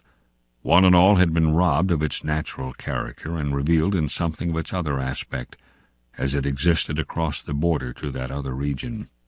And this changed aspect, I felt, was now not merely to me, but to the race. The whole experience whose verge we touched was unknown to humanity at all. It was a new order of experience, and in the true sense of the word, unearthly.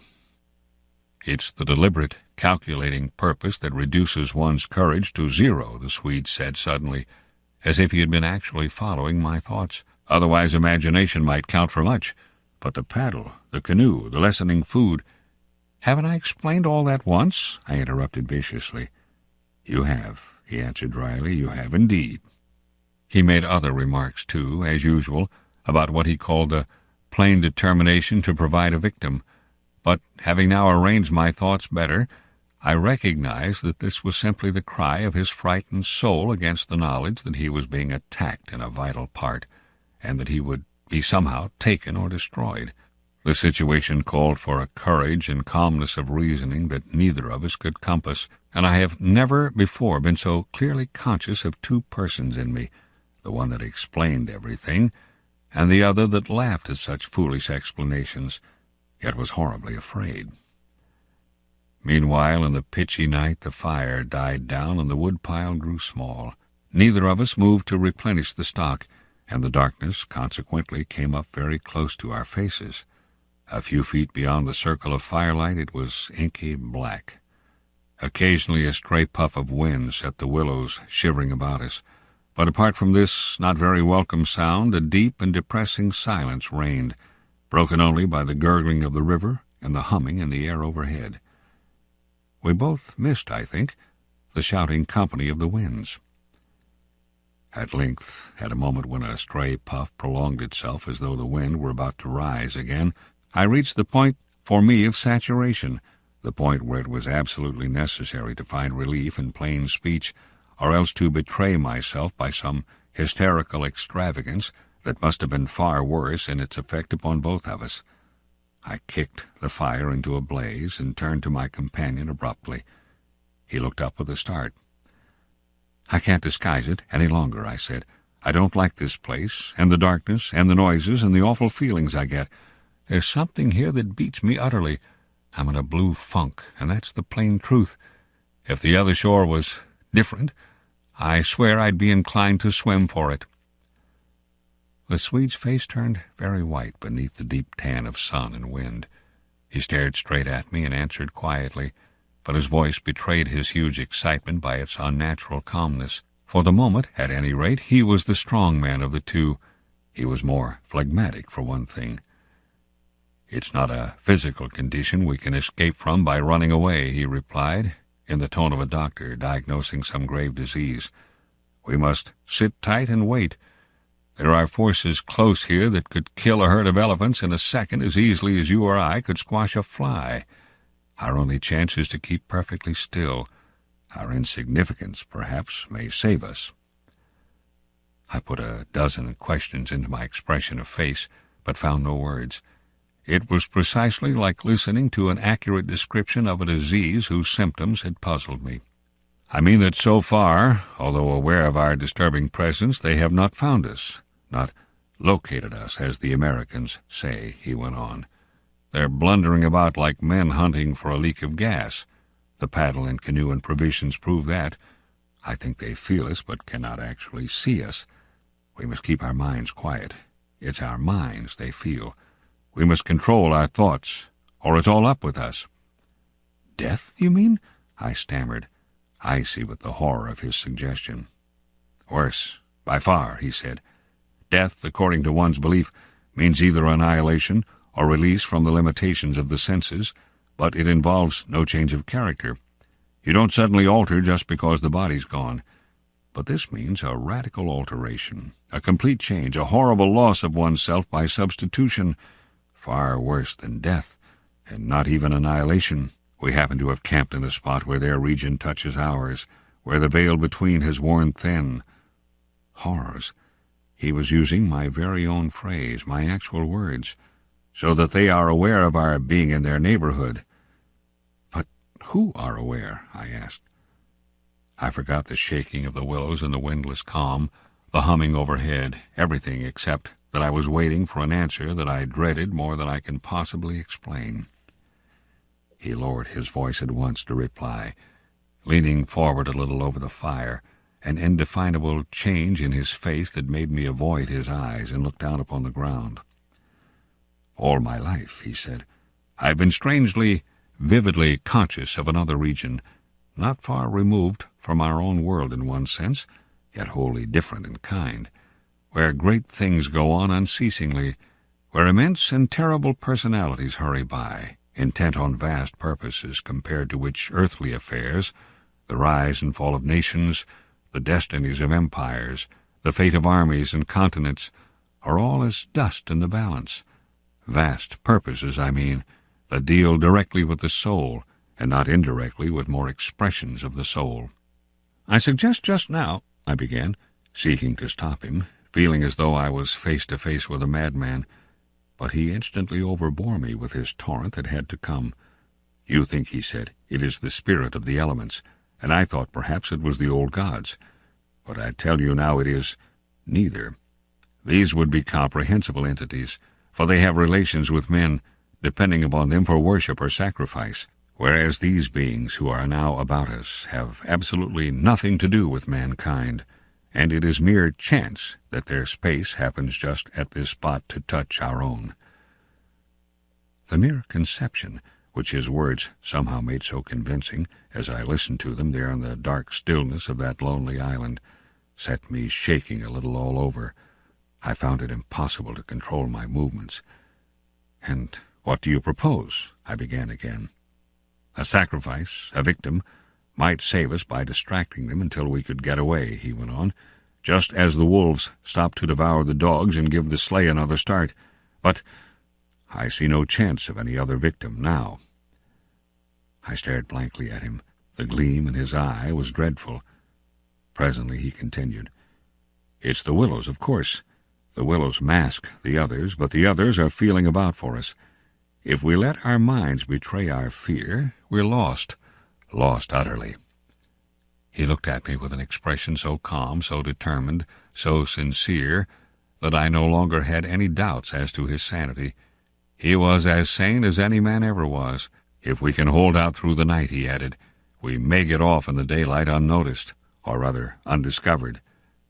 "But you really think a sacrifice would—" That gong-like humming came down very close over our heads as I spoke, while it was my friend's scared face that really stopped my mouth.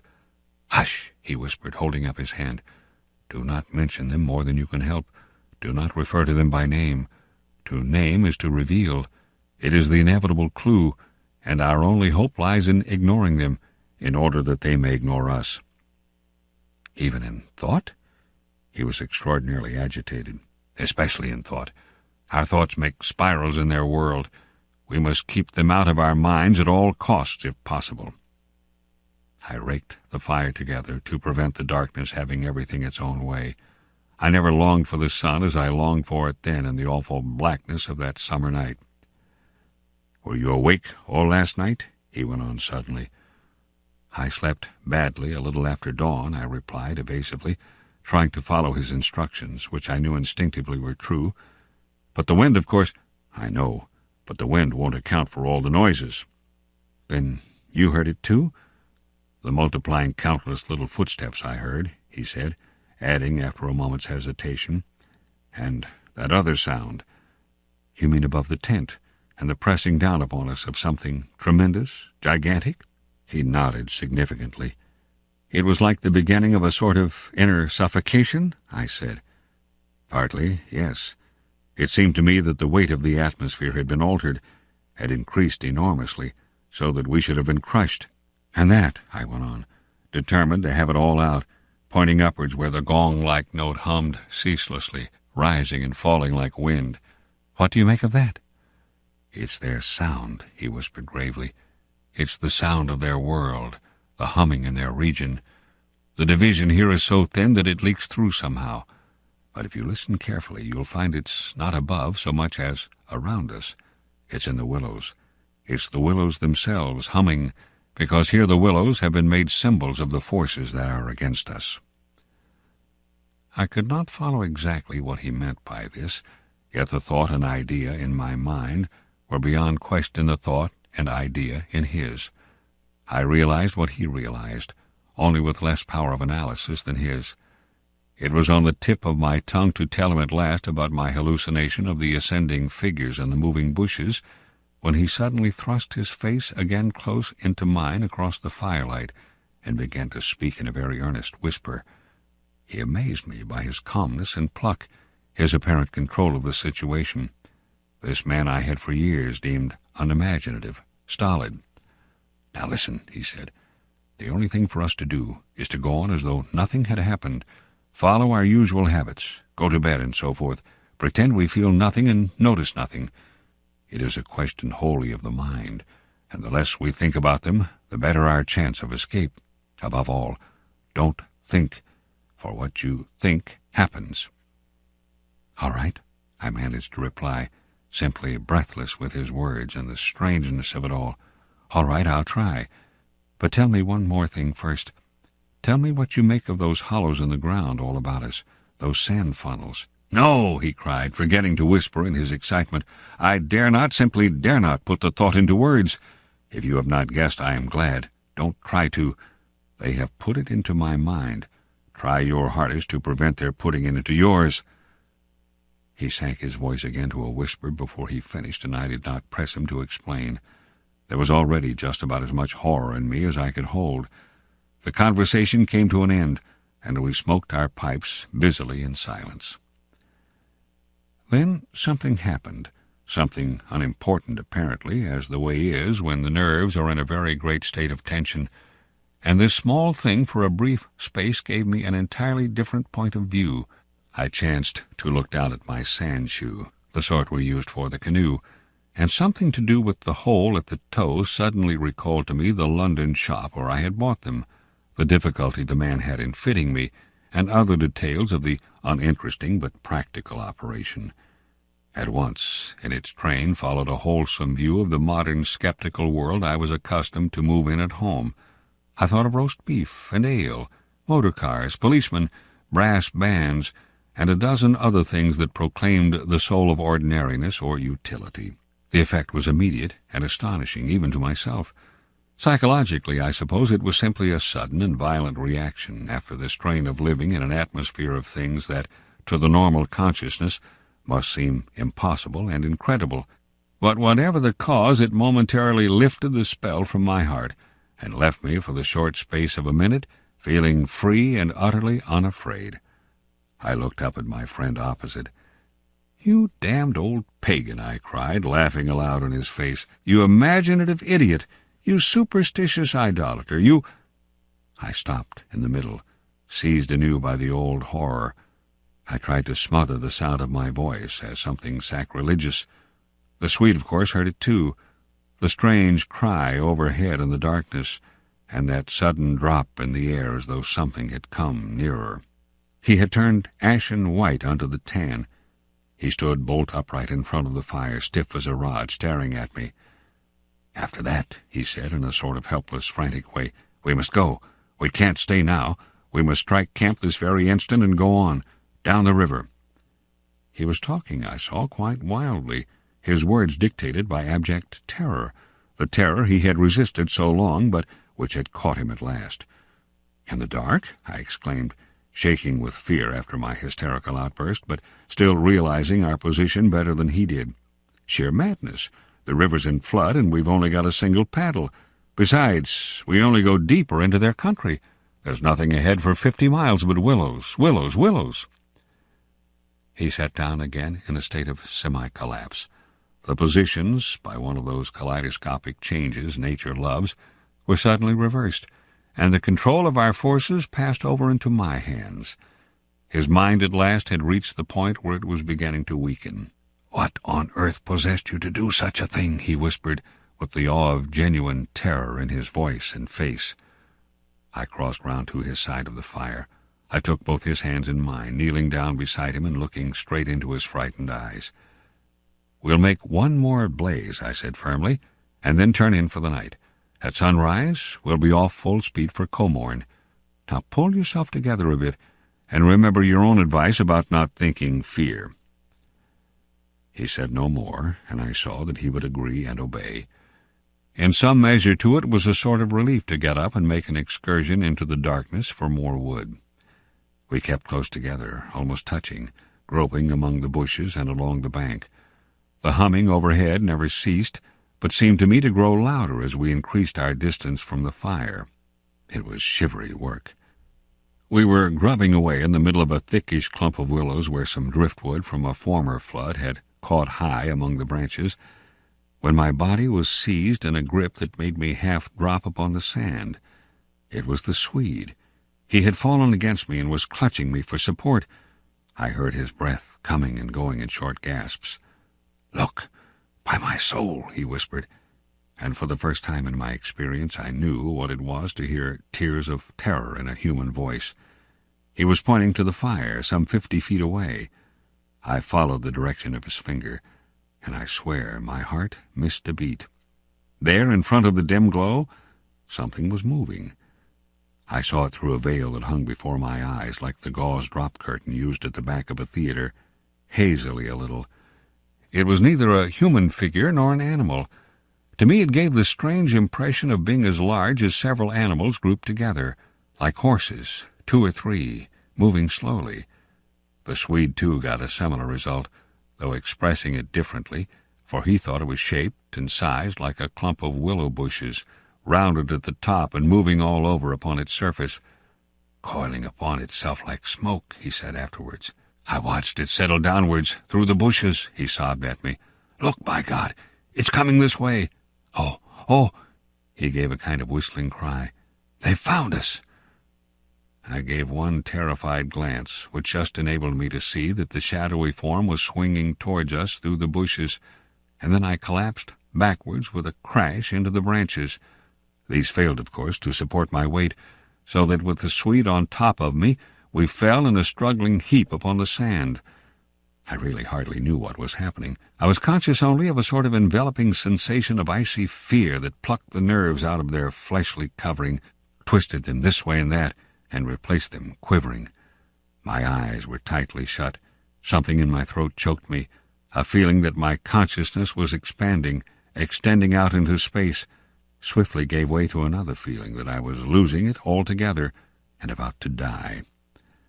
An acute spasm of pain passed through me, and I was aware that the Swede had hold of me in such a way that he hurt me abominably. It was the way he caught at me in falling. But it was the pain, he declared afterwards, that saved me. It caused me to forget them and think of something else at the very instant when they were about to find me. It concealed my mind from them at the moment of discovery, yet just in time to evade their terrible seizing of me. He himself, he says, actually swooned at the same moment, and that was what saved him. I only know that at a later date, how long or short is impossible to say, I found myself scrambling up out of the slippery network of willow branches, and saw my companion standing in front of me, holding out a hand to assist me. I stared at him in a dazed way, rubbing the arm he had twisted for me. Nothing came to me to say, somehow. "I lost consciousness for a moment or two," I heard him say. "That's what saved me. It made me stop thinking about them." "You nearly broke my arm in two," I said, uttering my only connected thought at the moment. A numbness came over me. "That's what saved you," he replied. "Between us, we managed to set them off on a false tack somewhere. The humming has ceased. It's gone, for the moment at any rate." A wave of hysterical laughter seized me again, and this time spread to my friend, too. Great healing gusts of shaking laughter that brought a tremendous sense of relief in their train. We made our way back to the fire and put the wood on so that it blazed at once. Then we saw that the tent had fallen over and lay in a tangled heap upon the ground. We picked it up, and during the process tripped more than once and caught our feet in sand. "It's those sand funnels," exclaimed the Swede, when the tent was up again and the firelight lit up the ground for several yards about us. "And look at the size of them." All round the tent and about the fireplace, where we had seen the moving shadows, there were deep funnel-shaped hollows in the sand, exactly similar to the ones we had already found over the island, only far bigger and deeper, beautifully formed, and wide enough in some instances to admit the whole of my foot and leg. Neither of us said a word. We both knew that sleep was the safest thing we could do, and to bed we went accordingly without further delay, having first thrown sand on the fire and taken the provision sack and the paddle inside the tent with us. The canoe, too, we propped in such a way at the end of the tent that our feet touched it, and the least motion would disturb and wake us. In case of emergency, too, we again went to bed in our clothes, ready for a sudden start. 5. It was my firm intention to lie awake all night and watch, but the exhaustion of nerves and body decreed otherwise, and sleep after a while came over me with a welcome blanket of oblivion. The fact that my companion also slept quickened its approach. At first he fidgeted and constantly sat up, asking me if I heard this or heard that. He tossed about on his cork mattress and said the tent was moving and the river had risen over the point of the island, but each time I went out to look, I returned with the report that all was well, and finally he grew calmer and lay still. Then at length his breathing became regular, and I heard unmistakable sounds of snoring, the first and only time in my life when snoring has been a welcome and calming influence.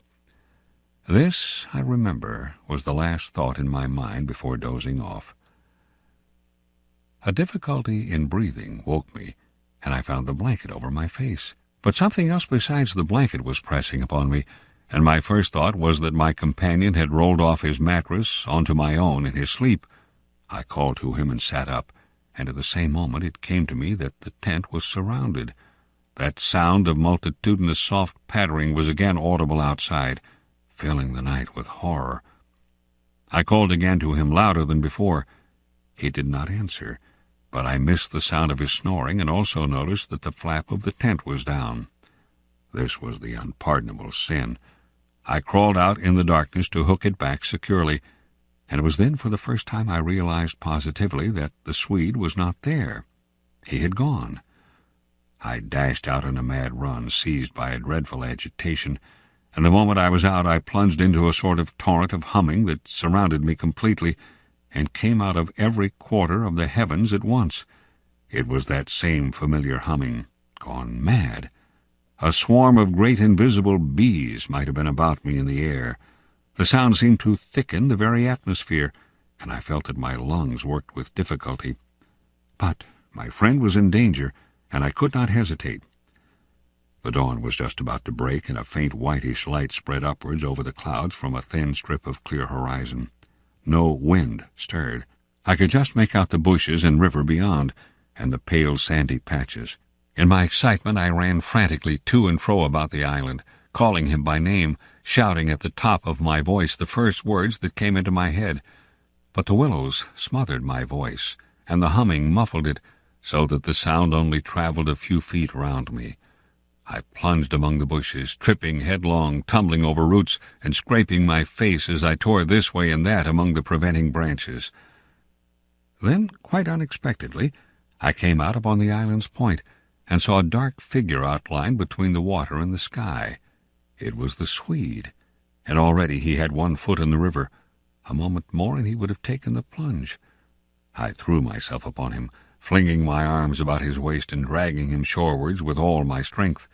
Of course he struggled furiously, making a noise all the time just like that cursed humming, and using the most outlandish phrases in his anger about going inside to them, and taking the way of the water and the wind, and God only knows what more besides, that I tried in vain to recall afterwards, but which turned me sick with horror and amazement as I listened. But in the end I managed to get him into the comparative safety of the tent and flung him breathless and cursing upon the mattress, where I held him until the fit had passed. I think the suddenness with which it all went, and he grew calm, coinciding as it did with the equally abrupt cessation of the humming and pattering outside, I think this was almost the strangest part of the whole business, perhaps, for he had just opened his eyes and turned his tired face up to me, so that the dawn threw a pale light upon it through the doorway, and said, for all the world just like a frightened child, "My life, old man, it's my life I owe you. But it's all over now anyhow. They've found a victim in our place." Then he dropped back upon his blankets and went to sleep, literally under my eyes. He simply collapsed, and began to snore again as healthily as though nothing had happened, and he had never tried to offer his own life as a sacrifice by drowning. And when the sunlight woke him 3 hours later, hours of ceaseless vigil for me, it became so clear to me that he remembered absolutely nothing of what he had attempted to do, that I deemed it wise to hold my peace and ask no dangerous questions. He woke naturally and easily, as I have said, when the sun was already high in a windless hot sky, and he at once got up and set about the preparation of the fire for breakfast. I followed him anxiously at bathing, but he did not attempt to plunge in, merely dipping his head and making some remark about the extra coldness of the water. "River's falling at last," he said, "and I'm glad of it." "The humming has stopped too," I said. He looked up at me quietly with his normal expression. Evidently he remembered everything except his own attempt at suicide. "Everything has stopped," he said, "because—" He hesitated, but I knew some reference to that remark he had made just before he fainted was in his mind, and I was determined to know it. "Because they've found another victim?" I said, forcing a little laugh. "Exactly," he answered, "exactly. I feel as positive of it as though— I feel quite safe again, I mean," he finished. He began to look curiously about him. The sunlight lay in hot patches on the sand. There was no wind. The willows were motionless. He slowly rose to feet. "Come," he said. "I think if we look, we shall find it." He started off on a run, and I followed him. He kept to the banks, poking with a stick among the sandy bays and caves and little backwaters, myself always close on his heels. "Ah!" he exclaimed presently. "Ah!" The tone of his voice somehow brought back to me a vivid sense of the horror of the last 24 hours, and I hurried up to join him. He was pointing with his stick at a large black object that lay half in the water and half on the sand. It appeared to be caught by some twisted willow roots, so that the river could not sweep it away. A few hours before, the spot must have been under water. "See," he said quietly, "the victim that made our escape possible." And when I peered across his shoulder, I saw that his stick rested on the body of a man. He turned it over. It was the corpse of a peasant, and the face was hidden in the sand.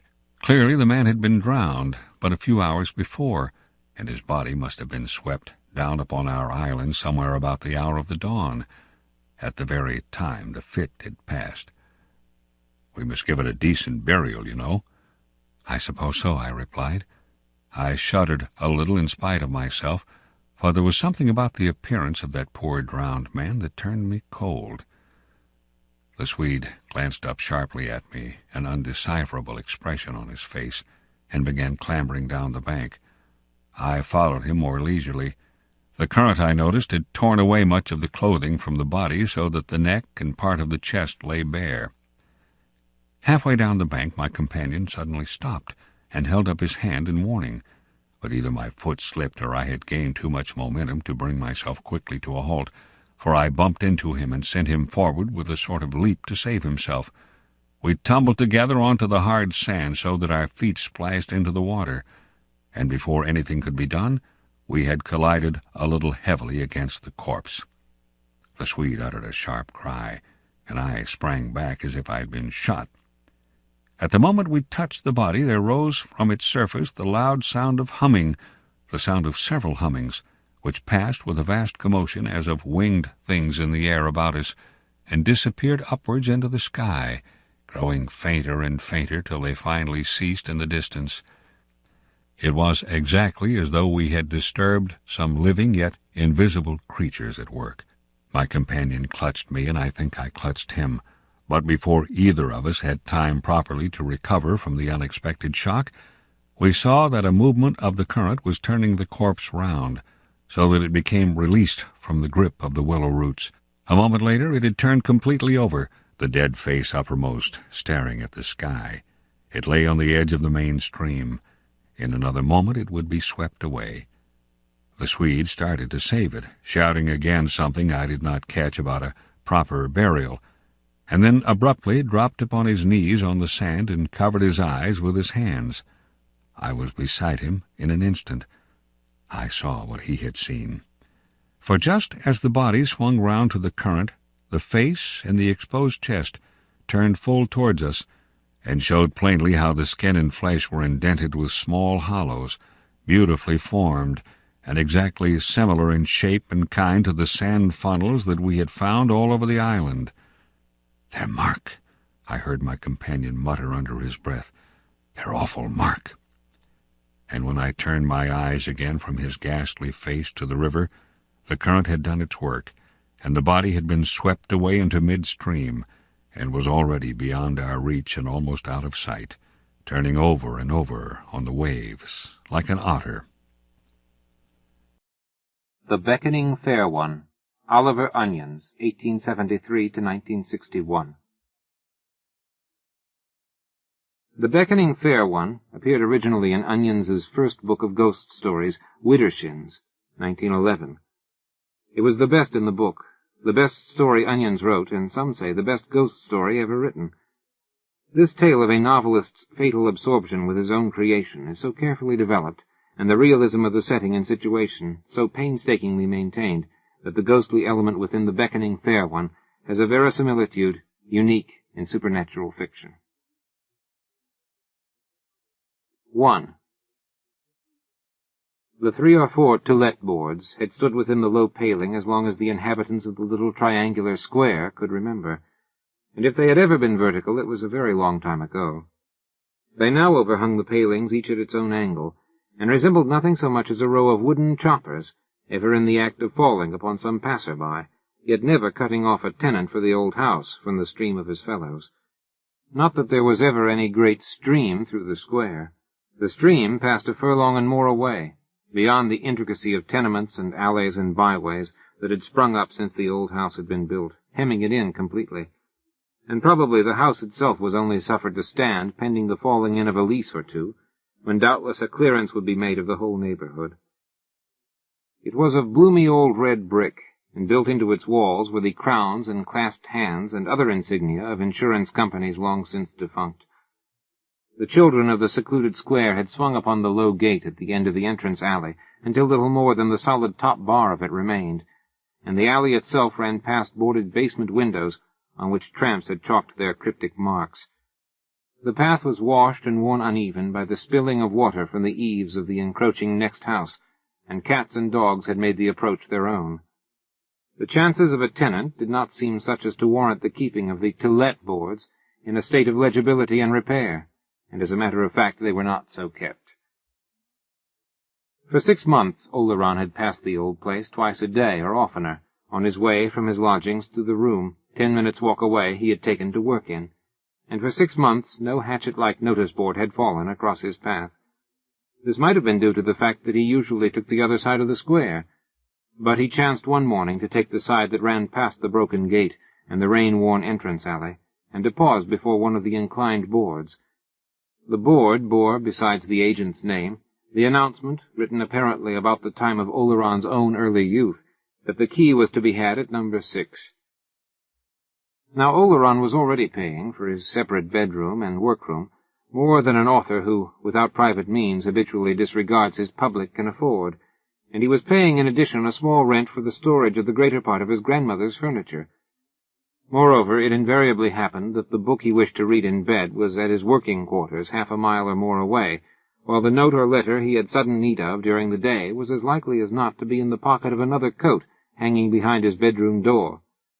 And there were other inconveniences in having a divided domicile, Therefore Oleron, brought suddenly up by the hatchet-like notice-board, looked first down through some scanty privet bushes at the boarded basement windows, then up at the blank and grimy windows of the first floor, and so up to the second floor and the flat stone coping of the leads. He stood for a minute thumbing his lean and shaven jaw.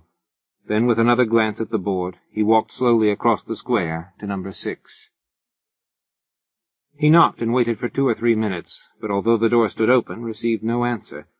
He was knocking again when a long-nosed man in shirt-sleeves appeared. "I was asking a blessing on our food," he said in severe explanation.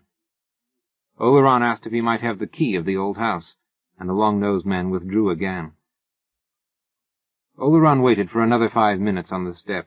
Then the man, appearing again and masticating some of the food of which he had spoken, announced that the key was lost. "But you won't want it," he said. "The entrance door isn't closed, and a push will open any of the others. I'm an agent for it, if you're thinking of taking it." Oleron recrossed the square, descended the 2 steps at the broken gate, passed along the alley, and turned in at the old wide doorway. To the right, immediately within the door, steps descended to the roomy cellars, and the staircase before him had a carved rail, and was broad and handsome and filthy. Oleron ascended it, avoiding contact with the rail and wall, and stopped at the first landing. A door facing him had been boarded up, but he pushed at that on his right hand, and an insecure bolt or staple yielded. He entered the empty first floor. He spent a quarter of an hour in the place, and then came out again. Without mounting higher, he descended and recrossed the square to the house of the man who had lost the key. "Can you tell me how much the rent is?" he asked. The man mentioned a figure, the comparative lowness of which seemed accounted for by the character of the neighborhood and the abominable state of unrepair of the place. "Would it be possible to rent a single floor?" The long-nosed man did not know. They might. "Who are they?" The man gave Oleron the name of a firm of lawyers in Lincoln's Inn. "You might mention my name. Barrett," he added. Pressure of work prevented Oleron from going down to Lincoln's Inn that afternoon, but he went on the morrow, and was instantly offered the whole house as a purchase for £50 down, the remainder of the purchase money to remain on mortgage. It took him half an hour to disabuse the lawyer's mind of the idea that he wished anything more of the place than to rent a single floor of it. This made certain hums and haws of a difference, and the lawyer was by no means certain that it lay within his power to do as Oleron suggested. But it was finally extracted from him that, provided the notice-boards were allowed to remain up, and that provided it was agreed that in the event of the whole house letting, the arrangement should terminate automatically without further notice, something might be done. That the old place should suddenly let over his head seemed to Oleron the slightest of risks to take, and he promised a decision within a week. On the morrow he visited the house again, went through it from top to bottom, and then went home to his lodgings to take a bath. He was immensely taken with that portion of the house he had already determined should be his own. Scraped clean and repainted, and with that old furniture of Oleron's grandmother's, it ought to be entirely charming. He went to the storage warehouse to refresh his memory of his half-forgotten belongings, and to take the measurements, and thence he went to a decorator's. He was very busy with his regular work, and could have wished that the notice-board had caught his attention either a few months earlier or else later in the year, but the quickest way would be to suspend work entirely until after his removal. A fortnight later his first floor was painted throughout in a tender elder-flower white. The paint was dry, and Oleron was in the middle of his installation. He was animated, delighted, and he rubbed his hands as he polished and made disposals of his grandmother's effects, the tall lattice-paned china cupboard with its Derby and Mason and Spode, the large folding Sheraton table, the long low bookshelves. He had had 2 of them copied. The chairs, the Sheffield candlesticks, the riveted rose bowls. These things he set against his newly painted elder-white walls of wood panelled in the happiest proportions, and moulded and coffered to the low-seated window recesses in a mood of gaiety and rest that the builders of rooms no longer know. The ceilings were lofty, and faintly painted with an old pattern of stars. Even the tapering mouldings of his iron fireplace were as delicately designed as jewelry, and Oleron walked about rubbing his hands, frequently stopping for the mere pleasure of the glimpses from white room to white room. "Charming, charming," he said to himself. "I wonder what Elsie Bengough will think of this." He bought a bolt and a Yale lock for his door, and shut off his quarters from the rest of the house. If he now wanted to read in bed, his book could be had for stepping into the next room. All the time he thought how exceedingly lucky he was to get the place.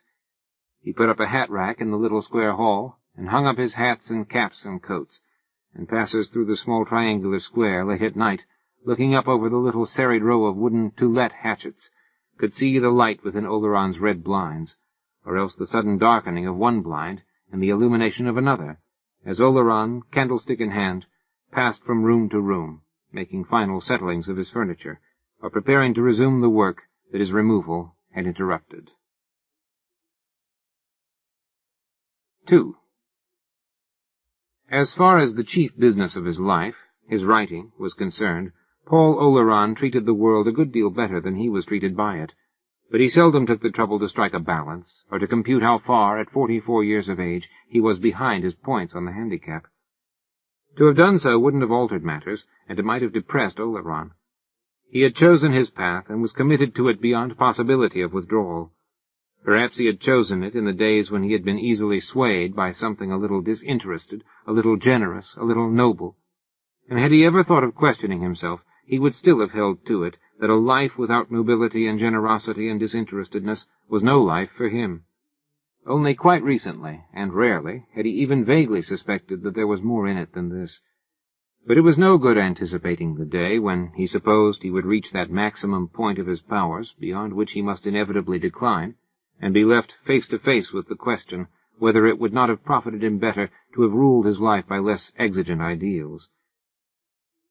In the meantime, his removal into the old house with the insurance marks built into its brick merely interrupted Romilly Bishop at the 15th chapter. As this tall man with the lean, ascetic face moved about his new abode, arranging, changing, altering, hardly yet into his working stride again, he gave the impression of almost spinster-like precision and nicety. For 20 years past, in a score of lodgings, garrets, flats, and rooms, furnished and unfurnished, he had been accustomed to do many things for himself, and he had discovered that it saves time and temper to be methodical. He had arranged with the wife of the long-nosed Barrett, a stout Welshwoman with a falsetto voice, the Merionethshire accent of which long residence in London had not perceptibly modified, to come across the square each morning to prepare his breakfast, and also to turn the place out on Saturday mornings, and for the rest he even welcomed a little housework as a relaxation from the strain of writing. His kitchen, together with the adjoining strip of an apartment into which a modern bath had been fitted, overlooked the alley at the side of the house, and at one end of it was a large closet with a door, and a square sliding hatch in the upper part of the door. This had been a powder closet, and through the hatch the elaborately dressed head had been thrust to receive the quick and puff of the powder pistol. Oleron puzzled a little over this closet. Then, as its use occurred to him, he smiled faintly, a little moved, he knew not by what. He would have to put it to a very different purpose from its original one. It would probably have to serve as his larder. It was in this closet that he made a discovery. The back of it was shelved, and, rummaging on an upper shelf that ran deeply into the wall, Oleron found a couple of mushroom-shaped old wooden wig stands. He did not know how they had come to be there. Doubtless the painters had turned them up somewhere or other, and had put them there. But his 5 rooms as a whole were short of cupboard and closet-room, and it was only by the exercise of some ingenuity that he was able to find places for the bestowal of his household linen, his boxes, and his seldom-used but not-to-be-destroyed accumulation of papers. It was in early spring that Oleron entered on his tenancy, and he was anxious to have Romilly ready for publication in the coming autumn. Nevertheless, he did not intend to force its production. Should it demand longer in the doing, so much the worse. He realized its importance, its crucial importance, in his artistic development, and it must have its own length and time. In the workroom he had recently left, he had been making excellent progress. Romilly had begun, as the saying is, to speak and act of herself, and he did not doubt she would continue to do so the moment the distraction of his removal was over. This distraction was almost over. He told himself it was time he pulled himself together again, and on a March morning he went out, returned again with 2 great bunches of yellow daffodils, placed one bunch on his mantelpiece between the Sheffield sticks and the other on the table before him, and took out the half-completed manuscript of Romilly Bishop. But before beginning work he went to a small rosewood cabinet and took from a drawer his cheque-book and pass-book. He totted them up, and his monk-like face grew thoughtful. His installation had cost him more than he had intended it should, and his balance was rather less than £50, with no immediate prospect of more. I'd forgotten rugs and chintz curtains and so forth mounted up so, said Oleron. But it would have been a pity to spoil the place for the want of £10 or so. Well, Romilly simply must be out for the autumn, that's all. So here goes. He drew his papers towards him. But he worked badly, or rather he did not work at all. The square outside had its own noises, frequent and new, and Oleron could only hope that he would speedily become accustomed to these. First came hawkers, with their carts and cries. At midday the children, returning from school, trooped into the square and swung on Oleron's gate, and when the children had departed again for afternoon school, an itinerant musician with a mandolin posted himself beneath Oleron's window and began to strum. This was a not unpleasant distraction, and Oleron, pushing up his window, threw the man a penny. Then he returned to his table again. But it was no good. He came to himself at long intervals to find that he had been looking about his room and wondering how it had formerly been furnished, whether a settee in buttercup or petunia satin had stood under the farther window, whether from the center moulding of the light lofty ceiling had depended a glimmering crystal chandelier, or where the tambour frame or the piquet table had stood. No, it was no good. He had far better be frankly doing nothing than getting fruitlessly tired, and he decided that he would take a walk, but chancing to sit down for a moment, dozed in his chair instead. "This won't do," he yawned when he awoke at 4:30 in the afternoon. "I must do better than this tomorrow." And he felt so deliciously lazy that for some minutes he even contemplated the breach of an appointment he had for the evening. The next morning he sat down to work without even permitting himself to answer one of his 3 letters, 2 of them tradesmen's accounts, the third a note from Miss Bengough, forwarded from his old address. It was a jolly day of white and blue, with a gay, noisy wind, and a subtle turn in the color of growing things, and over again, once or twice a minute, his room became suddenly light and then subdued again, as the shining white clouds rolled northeastwards over the square. The soft, fitful illumination was reflected in the polished surface of the table, and even in the foot-worn old floor, and the morning noises had begun again. Oleron made a pattern of dots on the paper before him, and then broke off to move the jar of daffodils exactly opposite the center of a creamy panel. Then he wrote a sentence that ran continuously for a couple of lines, after which it broke off into notes and jottings. For a time he succeeded in persuading himself that in making these memoranda he was really working. Then he rose and began to pace his room. As he did so, he was struck by an idea. It was that the place might possibly be a little better for more positive color. It was perhaps a thought too pale, mild and sweet as a kind old face, but a little devitalized, even wan. Yes, decidedly it would bear a robuster note, more and richer flowers, and possibly some warm and gay stuff for cushions for the window seats. "Of course, I really can't afford it," he muttered, as he went for a 2-foot and began to measure the width of the window recesses. In stooping to measure a recess, his attitude suddenly changed to one of interest and attention. Presently he rose again, rubbing his hands with gentle glee. "Oh ho," he said. "These look to me very much like window boxes nailed up. We must look into this. Yes, those are boxes, or I'm— Oh ho, this is an adventure."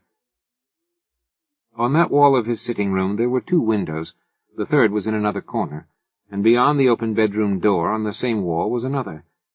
The seats of all had been painted, repainted, and painted again, and Oleron's investigating finger had barely detected the old nail-heads beneath the paint. Under the ledge over which he stooped, an old keyhole also had been puttied up. Oleron took out his penknife. He worked carefully for 5 minutes, and then went into the kitchen for a hammer and chisel. Driving the chisel cautiously under the seat, he started the whole lid slightly. Again using the penknife, he cut along the hinged edge and outward along the ends, and then he fetched a wedge and a wooden mallet. "Now for our little mystery," he said. The sound of the mallet on the wedge seemed, in that sweet and pale apartment, somehow a little brutal, nay, even shocking. The paneling rang and rattled and vibrated to the blows, like a sounding-board. The whole house seemed to echo. From the roomy cellarage to the garrets above, A flock of echoes seemed to awake, and the sound got a little on Oleron's nerves. All at once he paused, fetched a duster, and muffled the mallet. When the edge was sufficiently raised, he put his fingers under it and lifted. The paint flaked and starred a little, the rusty old nails squeaked and grunted, and the lid came up, laying open the box beneath. Oleron looked into it. Save for a couple of inches of scurf and mold and old cobwebs, it was empty.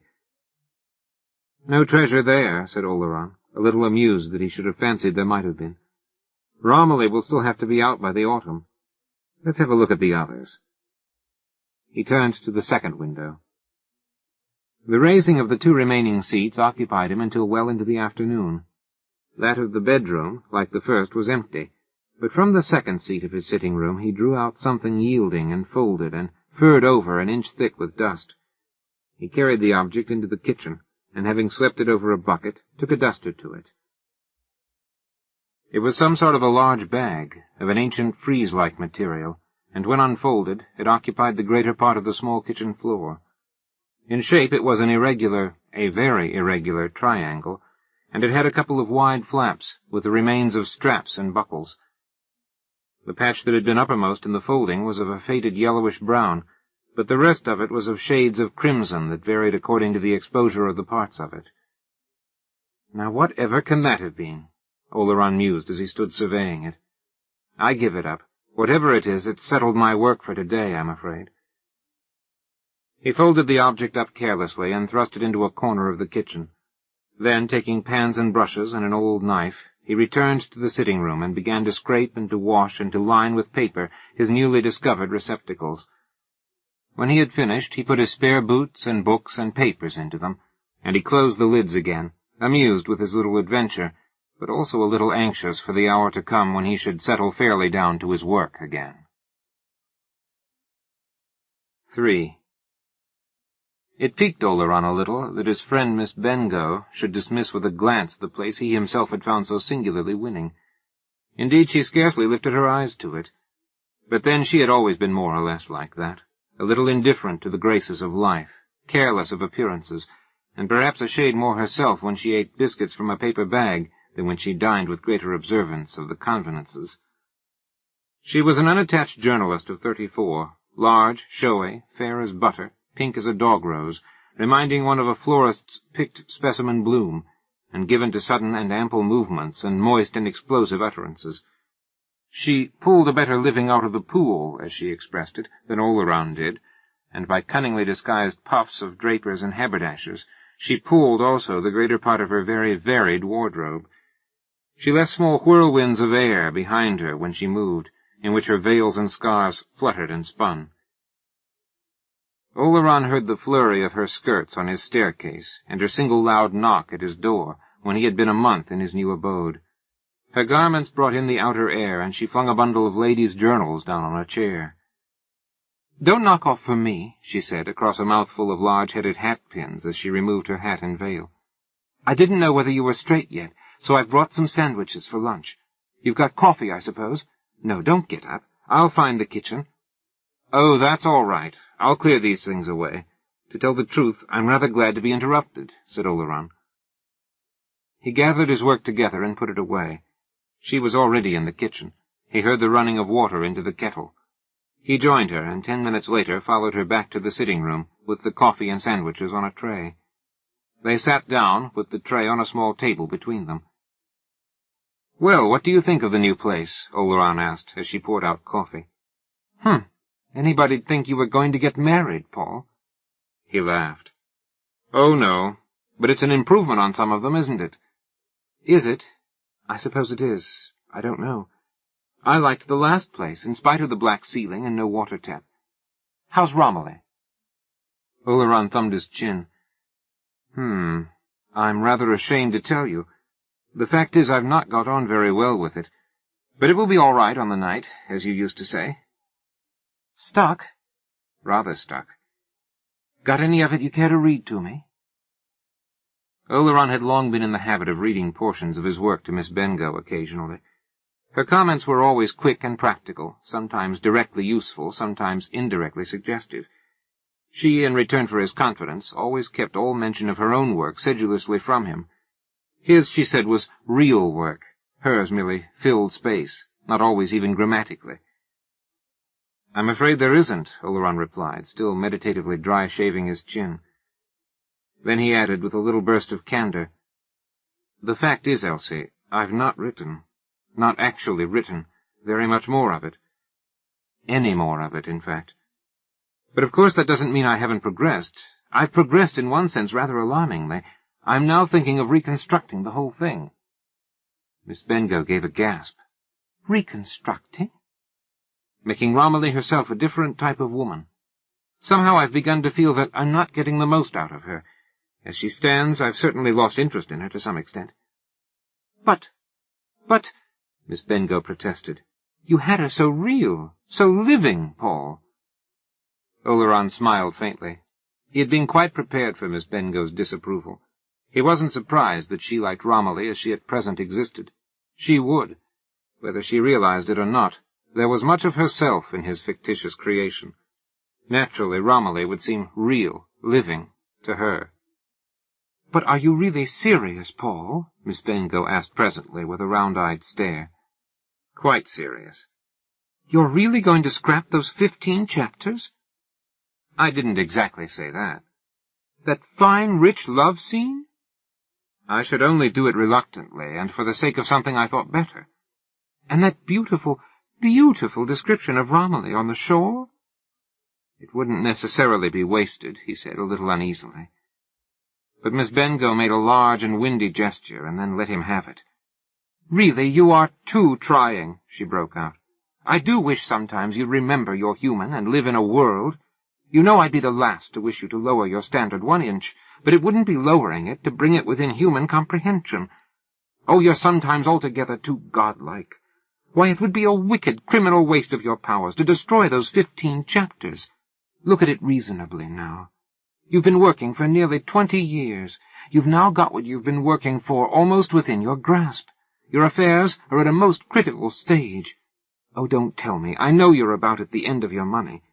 And here you are, deliberately proposing to withdraw a thing that will probably make your name, and to substitute for it something that 10 to 1 nobody on earth will ever want to read, and small blame to them. Really, you'd try my patience." Oleron had shaken his head slowly as she had talked. It was an old story between them. The noisy, able, practical journalist was an admirable friend, up to a certain point. Beyond that, well, each of us knows that point beyond which we stand alone. Elsie Bengough sometimes said that, had she had 1/10 part of Oleron's genius, there were few things she could not have done, thus making that genius a quantitatively divisible thing, a sort of ingredient, to be added to or to be subtracted from, in the admixture of his work. That it was a qualitative thing, essential, indivisible, informing, past her comprehension. Their spirits parted company at that point. Oleron knew it. She did not appear to know it. Yes, he said a little wearily by and by. "Practically, you're quite right, entirely right, and I haven't a word to say. If I could only turn Romilly over to you, you'd make an enormous success of her. But that can't be, and I, for my part, am seriously doubting whether she's worth my while. You know what that means." "What does it mean?" she demanded bluntly. "Well," he said, smiling wanly, "what does it mean when you're convinced a thing isn't worth doing? You simply don't do it." Miss Bengough's eyes swept the ceiling for assistance against this impossible man. "What utter rubbish!" she broke out at last. "Why, when I saw you last, you were simply oozing Romilly. You were turning her off at the rate of 4 chapters a week. If you hadn't moved, you'd have had her 3 parts done by now. What on earth possessed you to move, right in the middle of your most important work?" Oleron tried to put her off with a recital of inconveniences, but she wouldn't have it. Perhaps in her heart she partly suspected the reason. He was simply mortally weary of the narrow circumstances of his life. He had had 20 years of it, 20 years of garrets and roof chambers and dingy flats and shabby lodgings, and he was tired of dinginess and shabbiness.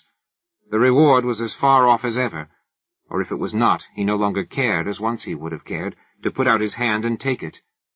It was all very well to tell a man who is at the point of exhaustion that only another effort is required of him. If he cannot make it, he is as far off as ever. Anyway, Oleron summed up, I'm happier here than I've been for a long time. That's some sort of a justification. And doing no work, said Miss Bengough pointedly. At that, a trifling petulance that had been gathering in Oleron came to a head. And why should I do nothing but work, he demanded. How much happier am I for it? I don't say I don't love my work, when it's done, but I hate doing it. Sometimes it's an intolerable burden that I simply long to be rid of. Once in many weeks it has a moment, one moment of glow and thrill for me. I remember the days when it was all glow and thrill. And now I'm 44, and it's becoming drudgery. Nobody wants it. I'm ceasing to want it myself. And if any ordinary sensible man were to ask me whether I didn't think I was a fool to go on, I think I should agree that I was. Miss Bengough's comely pink face was serious. But you knew all that many, many years ago, Paul, and still you chose it, she said in a low voice. Well, and how should I have known? He demanded. I didn't know. I was told so. My heart, if you like, told me so, and I thought I knew. Youth always thinks it knows. Then one day it discovers that it is nearly 50. 44, Paul. 44, then, and it finds that the glamour isn't in front but behind. Yes, I knew, and chose, if that's knowing and choosing, but it's a costly choice we're called on to make when we're young. Miss Bengough's eyes were on the floor. Without moving them, she said, You're not regretting it, Paul. Am I not? He took her up. Upon my word, I've lately thought I am. What do I get in return for it all? You know what you get, she replied. He might have known from her tone what else he could have had for the holding up of a finger. Herself. She knew, but could not tell him, that he could have done no better thing for himself. Had he any time these 10 years asked her to marry him, she would have replied quietly, Very well. When? He had never thought of it. Yours is the real work, she continued quietly. Without you, we jackals couldn't exist. You and a few like you hold everything upon your shoulders. For a minute there was a silence. Then it occurred to Oleron that this was common vulgar grumbling. It was not his habit. Suddenly he rose and began to stack cups and plates on the tray. Sorry you catch me like this, Elsie, he said with a little laugh. No, I'll take them out. Then we'll go for a walk if you like. He carried out the tray, and then began to show Miss Bengough round his flat. She made few comments. In the kitchen she asked what an old faded square of reddish frieze was that Mrs. Barrett used as a cushion for her wooden chair. That? I should be glad if you could tell me what it is, Oleron replied, as he unfolded the bag and related the story of its finding in the window-seat. I think I know what it is, said Miss Bengough. It's been used to wrap up a harp before putting it into its case. By Jove, that's probably just what it was, said Oleron. I could make neither head nor tail of it. They finished the tour of the flat and returned to the sitting-room. And who lives in the rest of the house? Miss Bengough asked. I dare say a tramp sleeps in the cellar occasionally. Nobody else. Well, I'll tell you what I think about it if you like. I should like. You'll never work here. Oh? Said Oleron quickly. Why not? You'll never finish Romilly here. Why, I don't know, but you won't. I know it. You'll have to leave before you get on with that book. He mused for a moment, and then said, Isn't that a little prejudiced, Elsie? Perfectly ridiculous. As an argument it hasn't a leg to stand on. But there it is, she replied, her mouth once more full of the large-headed hat-pins. Oleron was reaching down his hat and coat. He laughed. I can only hope you're entirely wrong, he said, for I shall be in a serious mess if Romilly isn't out in the autumn. 4. As Oleron sat by his fire that evening, pondering Miss Bengough's prognostication that difficulties awaited him in his work, he came to the conclusion that it would have been far better had she kept her beliefs to herself. No man does a thing better for having his confidence damped at the outset, and to speak of difficulties is in a sense to make them. Speech itself becomes a deterrent act, to which other discouragements accrete until the very event of which warning is given is as likely as not to come to pass. He heartily confounded her, An influence hostile to the completion of Romilly had been born. And in some illogical, dogmatic way women seemed to have, she had attached this antagonistic influence to his new abode. Was ever anything so absurd? You will never finish Romilly here. Why not? Was this her idea of the luxury that saps the springs of action, and brings a man down to indolence and dropping out of the race? The place was well enough. It was entirely charming, for that matter, but it was not so demoralizing as all that. No, Elsie had missed the mark that time. He moved his chair to look round the room that smiled, positively smiled in the firelight. He, too, smiled, as if pity was to be entertained for a maligned apartment. Even that slight lack of robust color he had remarked was not noticeable in the soft glow. The drawn chintz curtains, they had a flowered and trellised pattern with baskets and oaten pipes, fell in long quiet folds to the window-seats. The rows of bindings in old bookcases took the light richly. The last trace of sallowness had gone with the daylight, and if the truth must be told, it had been Elsie herself who had seemed a little out of the picture. That reflection struck him a little, and presently he returned to it. Yes, the room had, quite accidentally, done Miss Bengough a disservice that afternoon. It had, in some subtle but unmistakable way, placed her, marked a contrast of qualities. Assuming for the sake of argument the slightly ridiculous proposition that the room in which Oleron sat was characterized by a certain sparsity and lack of vigor, so much the worse for Miss Bengough. She certainly erred on the side of redundancy and general muchness, and if one must contrast abstract qualities, Oleron inclined to the austere in taste. Yes, here Oleron had made a distinct discovery. He wondered he had not made it before. He pictured Miss Bengough again as she had appeared that afternoon, large, showy, moistly pink, with that quality of the prize bloom exuding as it were from her, and instantly she suffered in his thought. He even recognized now that he had noticed something odd at the time, and that unconsciously his attitude, even while she had been there, had been one of criticism. The mechanism of her was a little obvious. Her melting humidity was the result of analyzable process, and behind her there had seemed to lurk some dim shape emblematic of mortality. He had never, during the 10 years of their intimacy, dreamed for a moment of asking her to marry him. Nonetheless, he now felt for the first time a thankfulness that he had not done so. Then, suddenly and swiftly, his face flamed that he should be thinking thus of his friend. What? Elsie Bengough, with whom he had spent weeks and weeks of afternoons? She, the good chum, on whose help he would have counted had all the rest of the world failed him? She, whose loyalty to him would not, he knew, swerve as long as there was breath in her? Elsie, to be even in thought dissected thus. He was an ingrate and a cad. Had she been there in that moment, he would have abased himself before her. For 10 minutes and more he sat, still gazing into the fire, with that humiliating red fading slowly from his cheeks.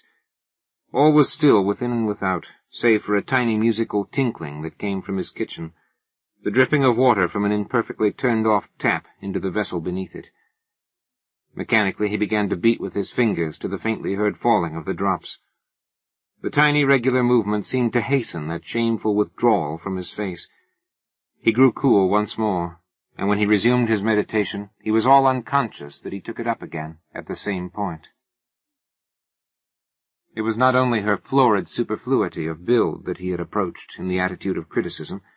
He was conscious also of the wide differences between her mind and his own. He felt no thankfulness that up to a certain point their natures had ever run companionably side by side. He was now full of questions beyond that point. Their intellects diverged, there was no denying it, and looking back he was inclined to doubt whether there had been any real coincidence. True, he had read his writings to her, and she had appeared to speak comprehendingly and to the point. But what can a man do who, having assumed that another sees as he does, is suddenly brought up sharp by something that falsifies and discredits all that has gone before? He doubted all now. It did for a moment occur to him that the man who demands of a friend more than can be given to him is in danger of losing that friend, but he put the thought aside. Again he ceased to think, and again moved his finger to the distant dripping of the tap. "And now," he resumed by and by, "if these things were true of Elsie Bengough, they were also true of the creation of which she was the prototype, Romilly Bishop. And since he could say of Romilly what for very shame he could not say of Elsie, he gave his thoughts rein. He did so in that smiling, firelighted room, to the accompaniment of the faintly heard tap. There was no longer any doubt about it. He hated the central character of his novel. Even as he had described her physically, she overpowered the senses. She was coarse-fibred, over-colored, rank. It became true the moment he formulated his thought. Gulliver had described the Brobdingnagian maids of honor thus, and mentally and spiritually she corresponded, was unsensitive, limited, common. The model, he closed his eyes for a moment, the model stuck out through 15 vulgar and blatant chapters to such a pitch that, without seeing the reason, he had been unable to begin the 16th. He marveled that it had only just dawned upon him. And this was to have been his Beatrice, his vision. As Elsie, she was to have gone into the furnace of his art, and she was to have come out the woman all men desire. Her thoughts were to have been culled from his own finest, her form from his dearest dreams, and her setting wherever he could find one fit for her worth. He had brooded long before making the attempt. Then one day he had felt her stir within him as a mother feels a quickening, and he had begun to write, and so he had added chapter to chapter, and those 15 sodden chapters were what he had produced. Again he sat, softly moving his finger. Then he bestirred himself. She must go, all 15 chapters of her. That was settled. For what was to take her place, his mind was a blank, but one thing at a time. A man is not excused from taking the wrong course because the right one is not immediately revealed to him. Better would come if it was to come. In the meantime, he rose, fetched the 15 chapters, and read them over before he should drop them into the fire. But instead of putting them into the fire, he let them fall from his hand. He became conscious of the dripping of the tap again. It had a tinkling gamut of 4 or 5 notes, on which it rang irregular changes, and it was foolishly sweet and dulcimer-like. In his mind, Oleron could see the gathering of each drop, its little tremble on the lip of the tap, and the tiny percussion of its fall. Blink, plunk, minimized almost to inaudibility. Following the lowest note, there seemed to be a brief pause, irregularly repeated, and presently Oleron found himself waiting for the recurrence of this phrase. It was quite pretty. But it did not conduce to wakefulness, and Oleron dozed over his fire. When he awoke again, the fire had burned low, and the flames of the candles were licking the rims of the Sheffield sticks. Sluggishly he rose, yawned, went his nightly round of door-locks and window fastenings, and passed into his bedroom. Soon he slept soundly. But a curious little sequel followed on the morrow. Mrs. Barrett usually tapped not at his door, but at the wooden wall beyond which lay Oleron's bed, and then Oleron rose, put on his dressing-gown, and admitted her. He was not conscious that as he did so that morning he hummed an air, but Mrs. Barrett lingered with her hand on the door-knob and her face a little averted and smiling. "Dear me," her soft falsetto rose, "but that will be a very old tune, Mr. Oleron. I will not have heard it this 40 years. "What tune?" Oleron asked. "The tune, indeed, that you was humming, sir." Oleron had his thumb in the flap of a letter. It remained there. "I was humming?" "Sing it, Mrs. Barrett." Mrs. Barrett prut-prutted. "I have no voice for singing, Mr. Oleron. It was Anne Pugh was the singer of our family, but the tune will be very old, and it is called the Beckoning Fair One." "Try to sing it," said Oleron, his thumb still in the envelope, and Mrs. Barrett, with much dimpling and confusion, hummed the air. "They do say it was sung to a harp, Mr. Oleron, and it will be very old," she concluded. "And I was singing that?" "Indeed you was. I would not be likely to tell you lies." With a "Very well, let me have breakfast," Oleron opened his letter. But the trifling circumstance struck him as more odd than he would have admitted to himself. The phrase he had hummed had been that which he had associated with the falling from the tap on the evening before. 5. Even more curious than that the commonplace dripping of an ordinary water tap should have tallied so closely with an actually existing air was another result it had, namely that it awakened, or seemed to awaken, in Oleron, an abnormal sensitiveness to other noises of the old house. It has been remarked that silence obtains its fullest and most impressive quality when it is broken by some minute sound, and truth to tell, the place was never still. Perhaps the mildness of the spring air operated on its torpid old timbers. Perhaps Oleron's fires caused it to stretch its old anatomy, and certainly a whole world of insect life bored and burrowed in its balks and joists. At any rate, Oleron had only to sit quiet in his chair and to wait for a minute or two in order to become aware of such a change in the auditory scale as comes upon a man who, conceiving the midsummer woods to be motionless and still, all at once finds his ear sharpened to the crepitation of a myriad insects. And he smiled to think of man's arbitrary distinction between that which has life and that which has not.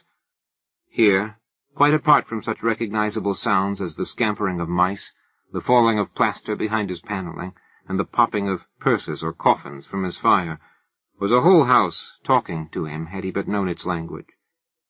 Beams settled with a tired sigh into their old mortises. Creatures ticked in the walls. Joints cracked. Boards complained. With no palpable stirring of the air, window sashes changed their positions with a soft knock in their frames. And whether the place had life in this sense or not, it had at all events a winsome personality. It needed but an hour of musing for Oleron to conceive the idea that, as his own body stood in friendly relation to his soul, so, by an extension and an attenuation, his habitation might fantastically be supposed to stand in some relation to himself. He even amused himself with the far-fetched fancy that he might so identify himself with the place that some future tenant, taking possession, might regard it as, in a sense, haunted. It would be rather a joke if he, a perfectly harmless author, with nothing on his mind worse than a novel he had discovered he must begin again, should turn out to be laying the foundation of a future ghost. In proportion, however, as he felt this growing attachment to the fabric of his abode, Elsie Bengough, from being merely unattracted, began to show a dislike of the place that was more and more marked, and she did not scruple to speak of her aversion. "It doesn't belong to today at all, and for you especially it's bad," she said with decision. "You're only too ready to let go your hold on actual things, and to slip into apathy.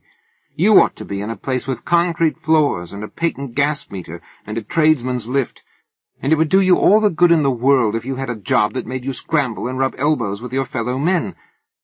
Now, if I could get you a job for, say, 2 or 3 days a week, one that would allow you heaps of time for your proper work, would you take it?"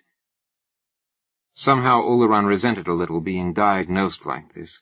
He thanked Miss Bengough, but without a smile. "Thank you, but I don't think so. After all, each of us has his own life to live," he could not refrain from adding. "His own life to live? How long is it since you were out, Paul?" "About 2 hours. I don't mean to buy stamps or to post a letter. How long is it since you had anything like a stretch?" "Oh, some little time, perhaps. I don't know." "Since I was here last?" "I haven't been out much." "And has Romilly progressed much better for your being cooped up?" "I think she has. I'm laying the foundations of her. I shall begin the actual writing presently." It seemed as if Miss Bengough had forgotten their tussle about the first Romilly. She frowned, turned half away, and then quickly turned again. "Ah, so you've still got that ridiculous idea in your head?" "If you mean," said Oleron slowly, "that I've discarded the old Romilly, and am at work on a new one, you're right. I have still got that idea in my head." Something uncordial in his tone struck her, but she was a fighter. His own absurd sensitiveness hardened her. She gave a "shaw" of impatience. "Where is the old one?" she demanded abruptly. "Why?" asked Oleron. "I want to see it. I want to show some of it to you. I want, if you're not wool-gathering entirely, to bring you back to your senses." This time it was he who turned his back, but when he turned round again he spoke more gently. "It's no good, Elsie. I'm responsible for the way I go, and you must allow me to go it, even if it should seem wrong to you. Believe me, I am giving thought to it. The manuscript? I was on the point of burning it, but I didn't. It's in that window-seat if you must see it." Miss Bengough crossed quickly to the window-seat and lifted the lid. Suddenly she gave a little exclamation and put the back of her hand to her mouth. She spoke over her shoulder. "You ought to knock those nails in, Paul," she said. He strode to her side. What? What is it? What's the matter? He asked. I did knock them in, or rather pulled them out. You left enough to scratch with, she replied, showing her hand. From the upper wrist to the knuckle of the little finger a welling red wound showed. Good gracious, Oleron ejaculated. Here, come to the bathroom and bathe it quickly. He hurried her to the bathroom, turned on warm water, and bathed and cleansed the bad gash. Then, still holding the hand, he turned cold water on it, uttering broken phrases of astonishment and concern. Good Lord, how did that happen? As far as I knew, Is this water too cold? Does that hurt? I can't imagine how on earth— There, that'll do. No, 1 moment longer. I can bear it, she murmured, her eyes closed. Presently he led her back to the sitting room and bound the hand in one of his handkerchiefs, but his face did not lose its expression of perplexity. He had spent half a day in opening and making serviceable the 3 window boxes, and he could not conceive how he had come to leave 1.5 inches of rusty nail standing in the wood. He himself had opened the lids of each of them 12 times, and had not noticed any nail. But there it was. It shall come out now at all events, he muttered, as he went for a pair of pincers, and he made no mistake about it that time. Elsie Bengough had sunk into a chair, and her face was rather white, but in her hand was the manuscript of Romilly. She had not finished with Romilly yet. Presently she returned to the charge. Oh, Paul, it will be the greatest mistake you ever made, if you do not publish this, she said. He hung his head, genuinely distressed. He couldn't get that incident of the nail out of his head, and Romilly occupied a second place in his thoughts for the moment. But still she insisted, and when presently he spoke, it was almost as if he asked her pardon for something. What can I say, Elsie? I can only hope that, when you see the new version, you'll see how right I am.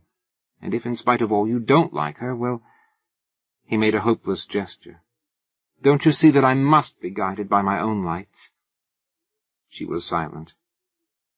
Come, Elsie, he said gently. We've got along well so far. Don't let us split on this. The last words had hardly passed his lips before he regretted them. She had been nursing her injured hand, with her eyes once more closed, but her lips and lids quivered simultaneously. Her voice shook as she spoke. I can't help saying it, Paul, but you are so greatly changed. Hush, Elsie, he murmured soothingly. You've had a shock. Rest for a while. How could I change? I don't know, but you are. You've not been yourself ever since you came here. I wish you'd never seen the place. It's stopped your work. It's making you into a person I hardly know, and it's made me horribly anxious about you. Oh, how my hand is beginning to throb. Poor child, he murmured. Will you let me take you to a doctor and have it properly dressed? No, I shall be all right presently. I'll keep it raised. She put her elbow on the back of her chair, and the bandaged hand rested lightly on his shoulder.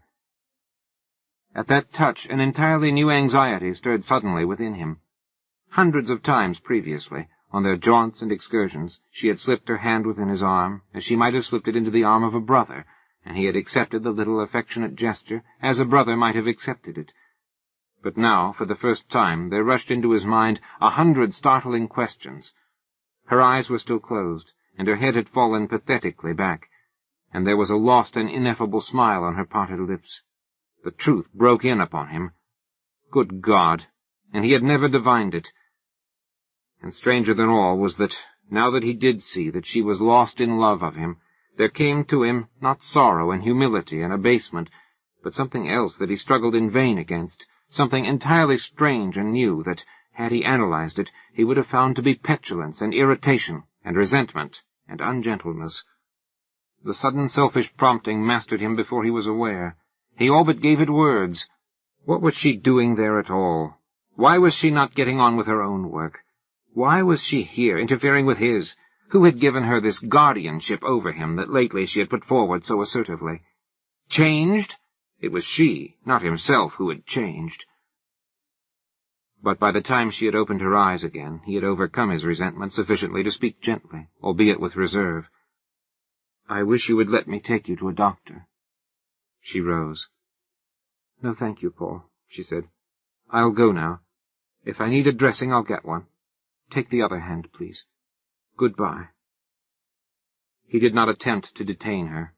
He walked with her to the foot of the stairs, Halfway along the narrow alley, she turned. "It would be a long way to come if you happen not to be in," she said. "I'll send you a postcard the next time." At the gate she turned again. "Leave here, Paul," she said with a mournful look. "Everything's wrong with this house." Then she was gone. Oleron returned to his room. He crossed straight to the window box. He opened the lid and stood long looking at it. Then he closed it again and turned away. "That's rather frightening," he muttered. "It's simply not possible that I should not have removed that nail." 6. Oleron knew very well what Elsie had meant when she had said that her next visit would be preceded by a postcard. She too had realized that at last he knew and didn't want her. It gave him a miserable, pitiful pang, therefore, when she came again within a week, knocking at the door unannounced. She spoke from the landing. She did not intend to stay, she said, and he had to press her before she would so much as enter. Her excuse for calling was that she had heard of an inquiry for short stories that he might be wise to follow up. He thanked her. Then, her business over, she seemed anxious to get away again. Oleron did not seek to detain her. Even he saw through the pretext of the stories, and he accompanied her down the stairs. But Elsie Bengough had no luck whatever in that house. A second accident befell her. Halfway down the staircase there was the sharp sound of splintering wood, and she checked a loud cry. Oleron knew the woodwork to be old, but he himself had ascended and descended frequently enough without mishap. Elsie had put her foot through one of the stairs. He sprang to her side in alarm. "Oh, I say, my poor girl!" She laughed hysterically. "It's my weight. I know I'm getting fat." "Keep still. Let me clear these splinters away," he muttered between his teeth. She continued to laugh and sob that it was her weight. She was getting fat. He thrust downwards at the broken boards. The extrication was no easy matter, and her torn boot showed him how badly the foot and ankle within it must be abraded. Good God, he muttered over and over again. "I shall be too heavy for anything soon," she sobbed and laughed. But she refused to reascend and to examine her hurt. "No, let me go quickly. Let me go quickly," she repeated. "But it's a frightful gash." "No, not so bad. Let me get away quickly. I'm not wanted." At her words that she was not wanted, his head dropped as if she had given him a buffet. "Elsie," he choked, brokenly and shocked. But she too made a quick gesture, as if she put something violently aside. "Oh, Paul, not that. Not you. Of course I do mean that too, in a sense. Oh, you know what I mean. But if the other can't be, spare me this now. I wouldn't have come, but oh, I did try to keep away." It was intolerable, heartbreaking, but what could he do? What could he say? He did not love her. "Let me go. I'm not wanted. Let me take away what's left of me." "Dear Elsie, you are very dear to me." But again she made the gesture, as of putting something violently aside. "No, not that. Not anything less. Don't offer me anything less. Leave me a little pride." "Let me get my hat and coat. Let me take you to a doctor," he muttered. But she refused. She refused even the support of his arm. She gave another unsteady laugh. "I'm sorry I broke your stairs, Paul. You will go and see about the short stories, won't you?" He groaned. "Then if you won't see a doctor, will you go across the square and let Mrs. Barrett look at you? Look, there's Barrett passing now." The long-nosed Barrett was looking curiously down the alley, but as Oleron was about to call him, he made off without a word. Elsie seemed anxious for nothing so much as to be clear of the place, and finally promised to go straight to a doctor, but insisted on going alone. "Goodbye," she said. And Oleron watched her until she was past the hatchet-like Tillet boards, as if he feared that even they might fall upon her and maim her. That night Oleron did not dine. He had far too much on his mind. He walked from room to room of his flat, as if he could have walked away from Elsie Bengough's haunting cry that still rang in his ears. "I'm not wanted. Don't offer me anything less. Let me take away what's left of me." Oh, if he could only have persuaded himself that he loved her. He walked until twilight fell. Then, without lighting candles, he stirred up the fire and flung himself into a chair. Poor, poor Elsie. But even while his heart ached for her, it was out of the question. If only he had known! If only he had used common observation! But those walks, those sisterly takings of the arm, what a fool he had been. Well, it was too late now. It was she, not he, who must now act by keeping away. He would help her all he could.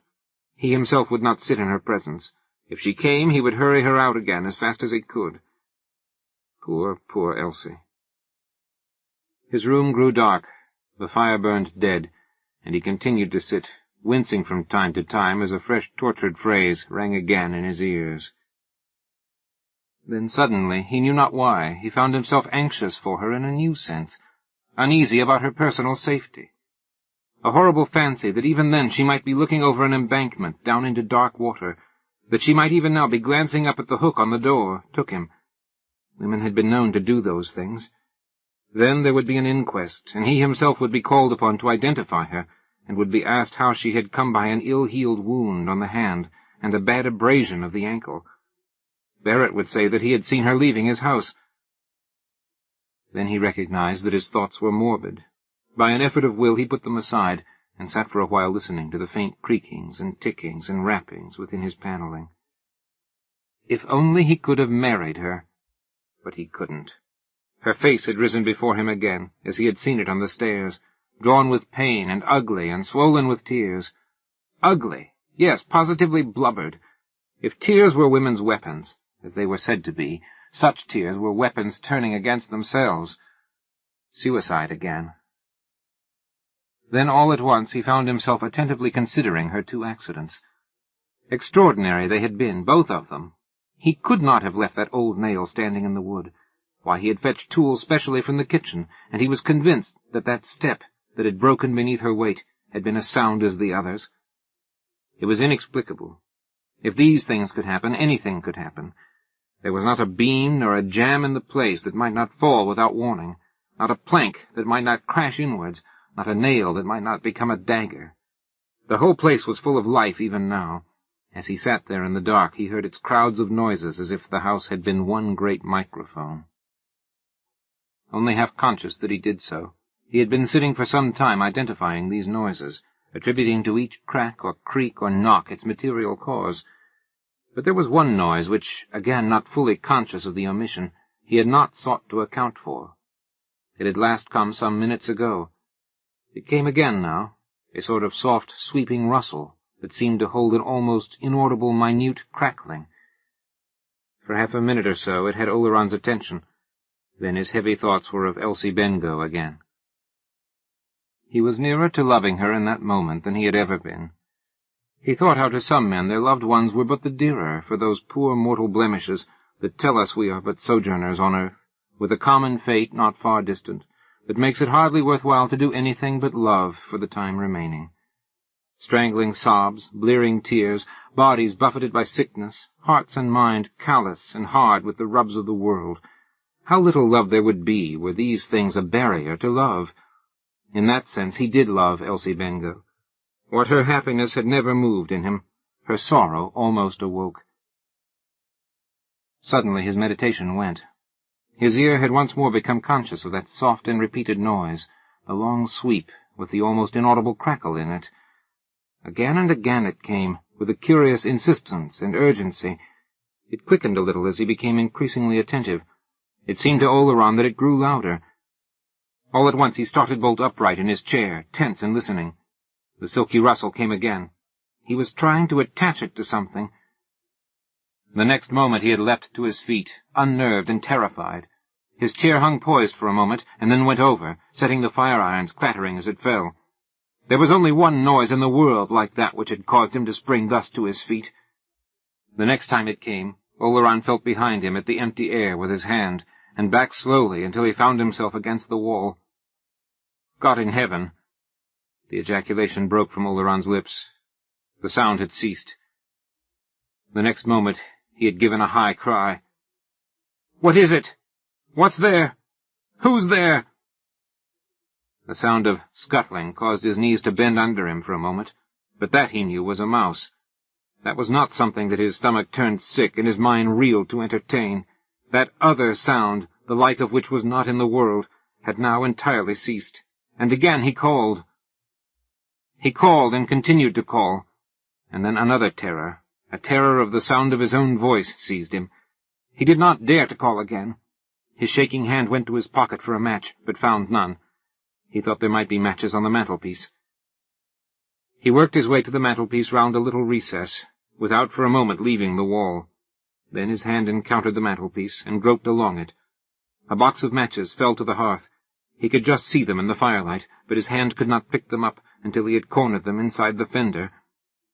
Then he rose and struck a light. The room was as usual. He struck a second match. A candle stood on the table.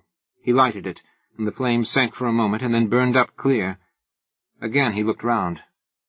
There was nothing. There was nothing, but there had been something, and might still be something. Formerly Oleron had smiled at the fantastic thought that, by a merging and interplay of identities between himself and his beautiful room, he might be preparing a ghost for the future. It had not occurred to him that there might have been a similar merging and coalescence in the past.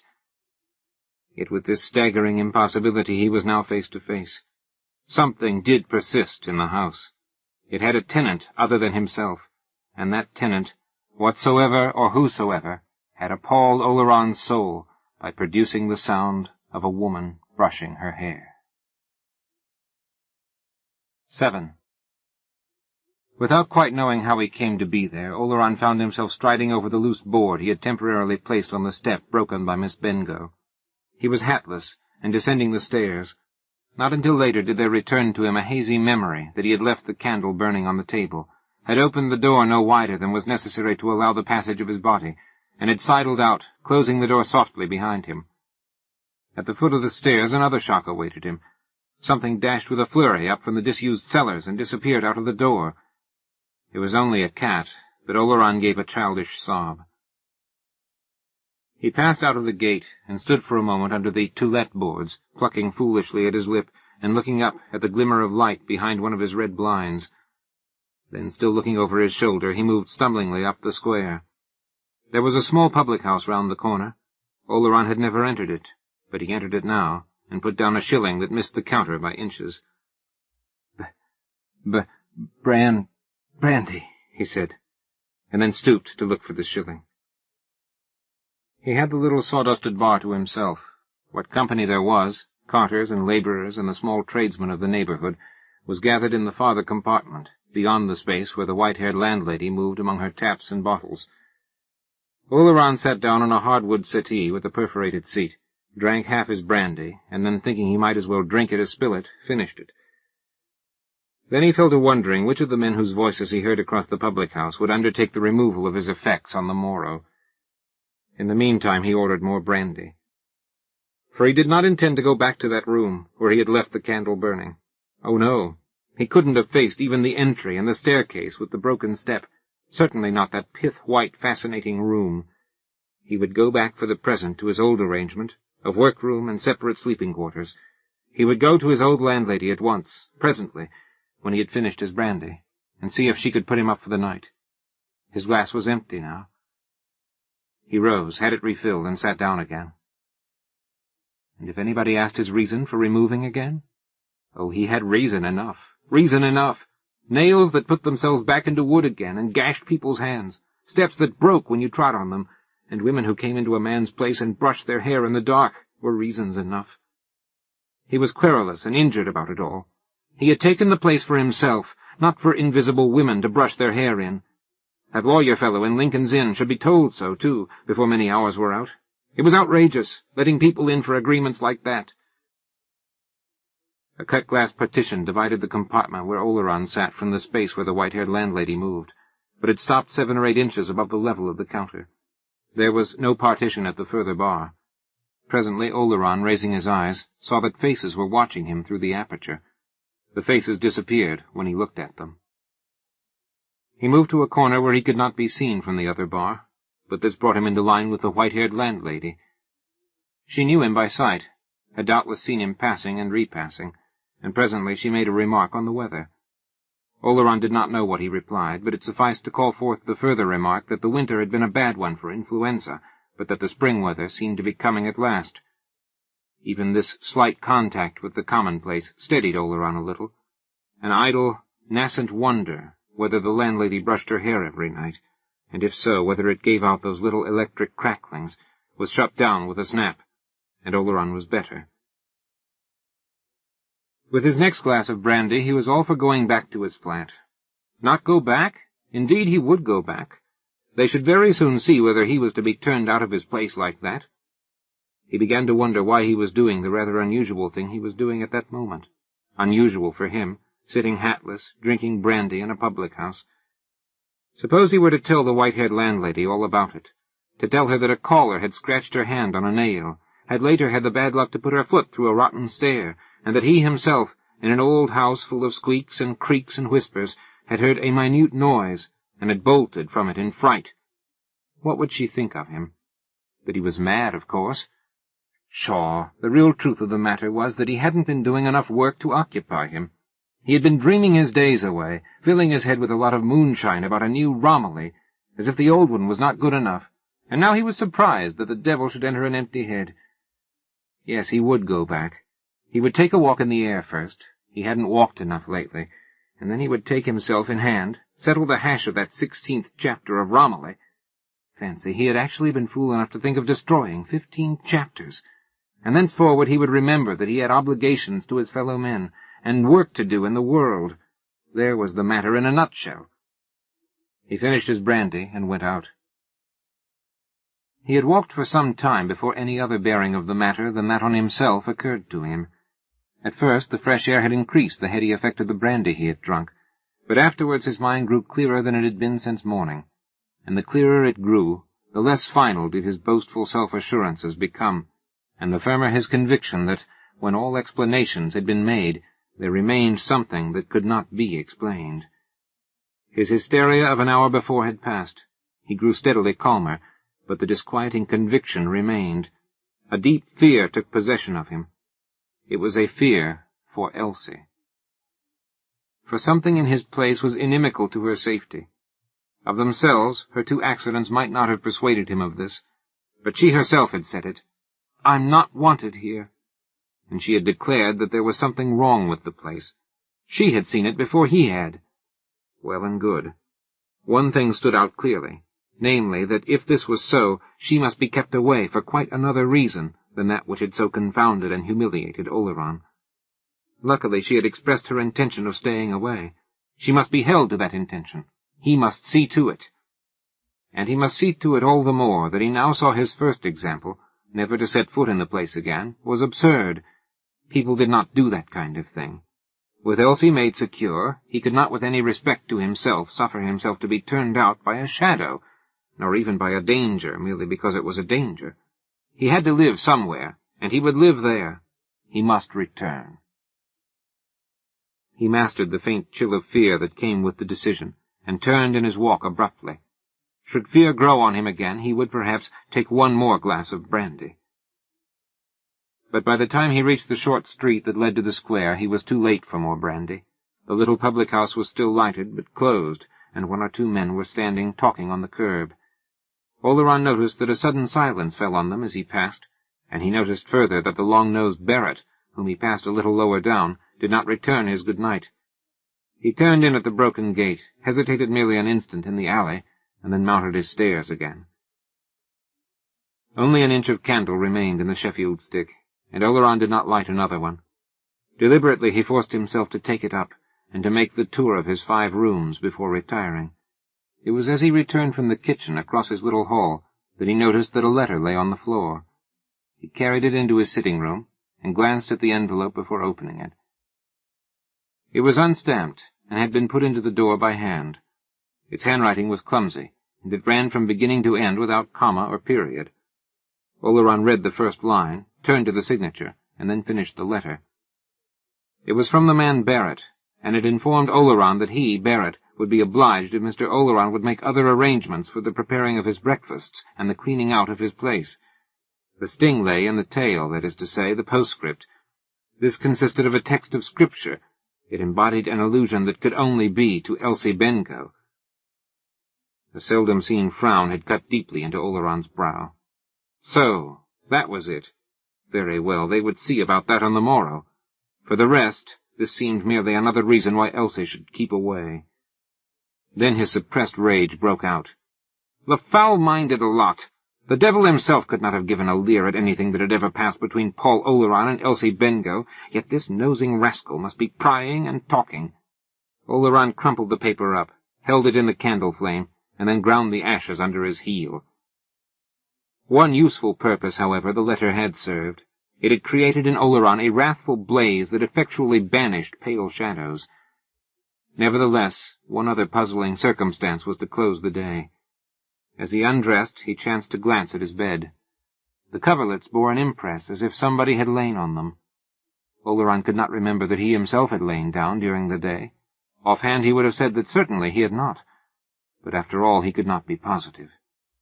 His indignation for Elsie, acting possibly with the residue of the brandy in him, excluded all other considerations, and he put out his candle, lay down, and passed immediately into a deep and dreamless sleep, which, in the absence of Mrs. Barrett's morning call, lasted almost once round the clock. 8. To the man who pays heed to that voice within him, which warns him that twilight and danger are settling over his soul, terror is apt to appear an absolute thing, against which his heart must be safeguarded in a twink, unless there is to take place an alteration in the whole range and scale of his nature. Mercifully, he has never far to look for safeguards. Of the immediate and small and common and momentary things of life, of usages and observances and modes and conventions, he builds up fortifications against the powers of darkness.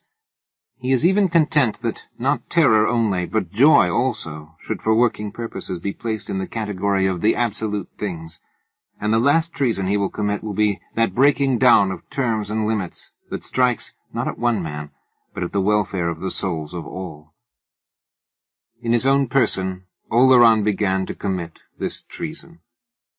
He began to commit it by admitting the inexplicable and horrible to an increasing familiarity.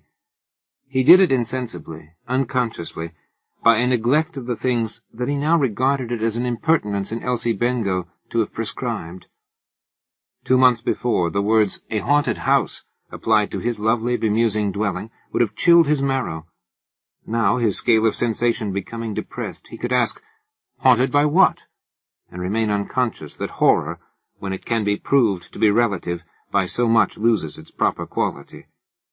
He was setting aside the landmarks. Mists and confusion had begun to enwrap him. And he was conscious of nothing so much as of a voracious inquisitiveness. He wanted to know. He was resolved to know. Nothing but the knowledge would satisfy him, and craftily he cast about for means whereby he might attain it. He might have spared his craft. The matter was the easiest imaginable. As in time past he had known in his writing moments when his thoughts had seemed to rise of themselves and to embody themselves in words not to be altered afterwards, so now the questions he put himself seemed to be answered even in the moment of their asking. There was exhilaration in the swift, easy processes. He had known no such joy in his own power since the days when his writing had been a daily freshness and a delight to him. It was almost as if the course he must pursue was being dictated to him. And the first thing he must do, of course, was to define the problem. He defined it in terms of mathematics. Granted that he had not the place to himself, granted that the old house had inexpressibly caught and engaged his spirit, granted that, by virtue of the common denominator of the place, this unknown co-tenant stood in some relation to himself. What next? Clearly the nature of the other numerator must be ascertained. And how? Ordinarily this would not have seemed simple, but to Oleron it was now pellucidly clear. The key, of course, lay in his half-written novel, or rather in both Romillys, the old and the proposed new one. A little while before, Oleron would have thought himself mad to have embraced such an opinion. Now he accepted the dizzying hypothesis without a quiver. He began to examine the first and second Romillys. From the moment of his doing so, the thing advanced by leaps and bounds. Swiftly he reviewed the history of the Romilly of the 15 chapters. He remembered clearly now that he had found her insufficient on the very first morning on which he had sat down to work in his new place. Other instances of his aversion leaped up to confirm his obscure investigation. There had come the night when he had hardly forborne to throw the whole thing into the fire, and the next morning he had begun the planning of the new Romilly. It had been on that morning that Mrs. Barrett, overhearing him humming a brief phrase that the dripping of a tap the night before had suggested, had informed him that he was singing some air he had never in his life heard before, called The Beckoning Fair One. The Beckoning Fair One. With scarcely a pause in thought, he continued. The first Romilly having been definitely thrown over, the second had instantly fastened herself upon him, clamoring for birth in his brain. He even fancied now, looking back, that there had been something like passion, hate almost, in the supplanting, and that more than once a stray thought given to his discarded creation had— it was astonishing how credible Oleron found the almost unthinkable idea— had offended the supplanter. Yet that a malignancy almost homicidal should be extended to his fiction's poor mortal prototype, in spite of his inuring to a scale in which the horrible was now a thing to be fingered and turned this way and that, a good God broke from Oleron. This intrusion of the first Romilly's prototype into his thought again was a factor that for the moment brought his inquiry into the nature of his problem to a termination. The mere thought of Elsie was fatal to anything abstract. For another thing, he could not yet think of that letter of Barrett's, nor of a little scene that had followed it, without a mounting of colour and a quick contraction of the brow. For wisely or not, he had had that argument out at once. Striding across the square on the following morning, he had bearded Barrett on his own doorstep. Coming back again a few minutes later, he had been strongly of opinion that he had only made matters worse. The man had been vagueness itself. He had not been able to be either challenged or browbeaten into anything more definite than a muttered farrago in which the words certain things, Mrs. Barrett, respectable house, if the cap fits, proceedings that shall be nameless, had been constantly repeated. Not that I make any charge, he had concluded. Charge? Oleron had cried. I have my ideas of things, and I don't doubt you have yours. Ideas? Mine? Oleron had cried wrathfully, immediately dropping his voice as heads had appeared at windows of the square. Look you here, my man. You've an unwholesome mind, which probably you can't help, but a tongue which you can help, and shall, if there is a breath of this repeated. I'll not be talked to on my own doorstep like this by anybody, Barrett had blustered. You shall, and I'm doing it. Don't you forget there's a God above all, who has said, You're a low scandalmonger, and so forth, continuing badly what was already badly begun. Oleron had returned wrathfully to his own house, and thenceforward, looking out of his windows, had seen Barrett's face at odd times, lifting blinds or peering round curtains, as if he sought to put himself in possession of heaven knew what evidence, in case it should be required of him. The unfortunate occurrence made certain minor differences in Oleron's domestic arrangements. Barrett's tongue, he gathered, had already been busy. He was looked at askance by the dwellers of the square, and he judged it better, until he should be able to obtain other help, to make his purchases of provisions a little farther afield, rather than at the small shops of the immediate neighbourhood. For the rest, housekeeping was no new thing to him, and he would resume his old bachelor habits. Besides, he was deep in certain rather abstruse investigations, in which it was better that he should not be disturbed. He was looking out of his window one midday, rather tired, not very well, and glad that it was not very likely he would have to stir out of doors, when he saw Elsie Bengough crossing the square towards his house. The weather had broken. It was a raw and gusty day, and she had to force her way against the wind that set her ample skirts bellying about her opulent figure, and her veil spinning and streaming behind her. Oleron acted swiftly and instinctively. Seizing his hat, he sprang to the door and descended the stairs at a run. A sort of panic had seized him. She must be prevented from setting foot in the place. As he ran along the alley, he was conscious that his eyes went up to the eaves as if something drew them. He did not know that a slate might not accidentally fall. He met her at the gate, and spoke with curious volubleness. "This is really too bad, Elsie, just as I'm urgently called away. I'm afraid it can't be helped, though, and that you'll have to think me an inhospitable beast." He poured it out just as it came into his head. She asked if he was going to town. Yes, to town," he replied. "I've got to call on Chambers. You know Chambers, don't you?" No, I remember you don't. A big man you once saw me with. I ought to have gone yesterday, and—" This he felt to be a brilliant effort. "And he's going out of town this afternoon, to Brighton. I had a letter from him this morning." He took her arm and led her up the square. She had to remind him that his way to town lay in the other direction. "Of course, how stupid of me," he said with a little loud laugh. "I'm so used to going the other way with you. Of course, it's the other way to the bus. Will you come along with me? I'm so awfully sorry it's happened like this." They took the street to the bus terminus. This time Elsie bore no signs of having gone through interior struggles. If she detected anything unusual in his manner, she made no comment, and he, seeing her calm, began to talk less recklessly through silences. By the time they reached the bus terminus, nobody, seeing the pallid-faced man without an overcoat and the large, ample-skirted girl at his side, would have supposed that one of them was ready to sink on his knees for thankfulness that he had, as he believed, saved the other from a wildly unthinkable danger. They mounted to the top of the bus, Oleron protesting that he should not miss his overcoat, and that he found the day, if anything, rather oppressively hot. They sat down on a front seat. Now that this meeting was forced upon him, he had something else to say that would make demands upon his tact. It had been on his mind for some time, and was indeed peculiarly difficult to put. He revolved it for some minutes, and then, remembering the success of his story of a sudden call to town, cut the knot of his difficulty with another lie. "I'm thinking of going away for a little while, Elsie," he said. She merely said, "Oh." "Somewhere for a change. I need a change. I think I shall go tomorrow or the day after. Yes, tomorrow, I think." "Yes," she replied. "I don't quite know how long I shall be," he continued. "I shall have to let you know when I am back." "Yes, let me know," she replied in an even tone. The tone was for her suspiciously even. He was a little uneasy. "You don't ask me where I'm going," he said, with a little cumbrous effort to rally her.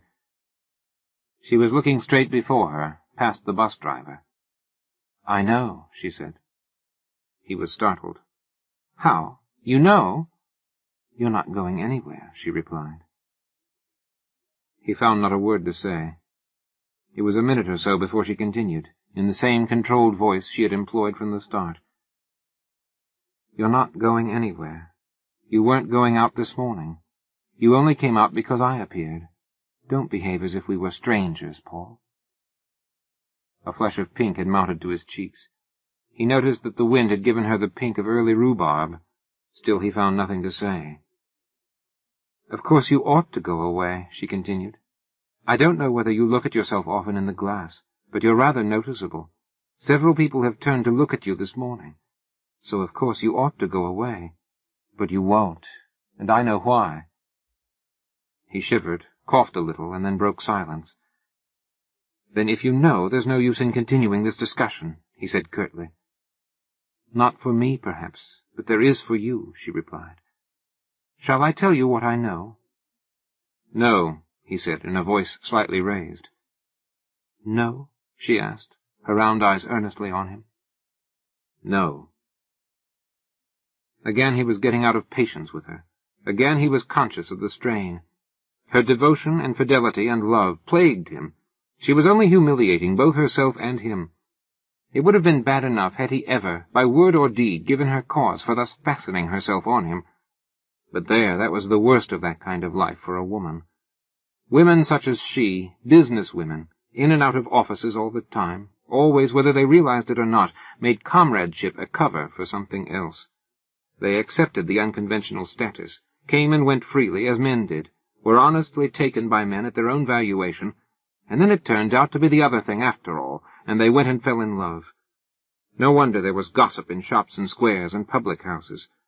In a sense the gossipers were in the right of it, independent yet not efficient, with some of womanhood's graces foregone, and yet with all the woman's hunger and need, half-sophisticated yet not wise. Oleron was tired of it all, and it was time he told her so.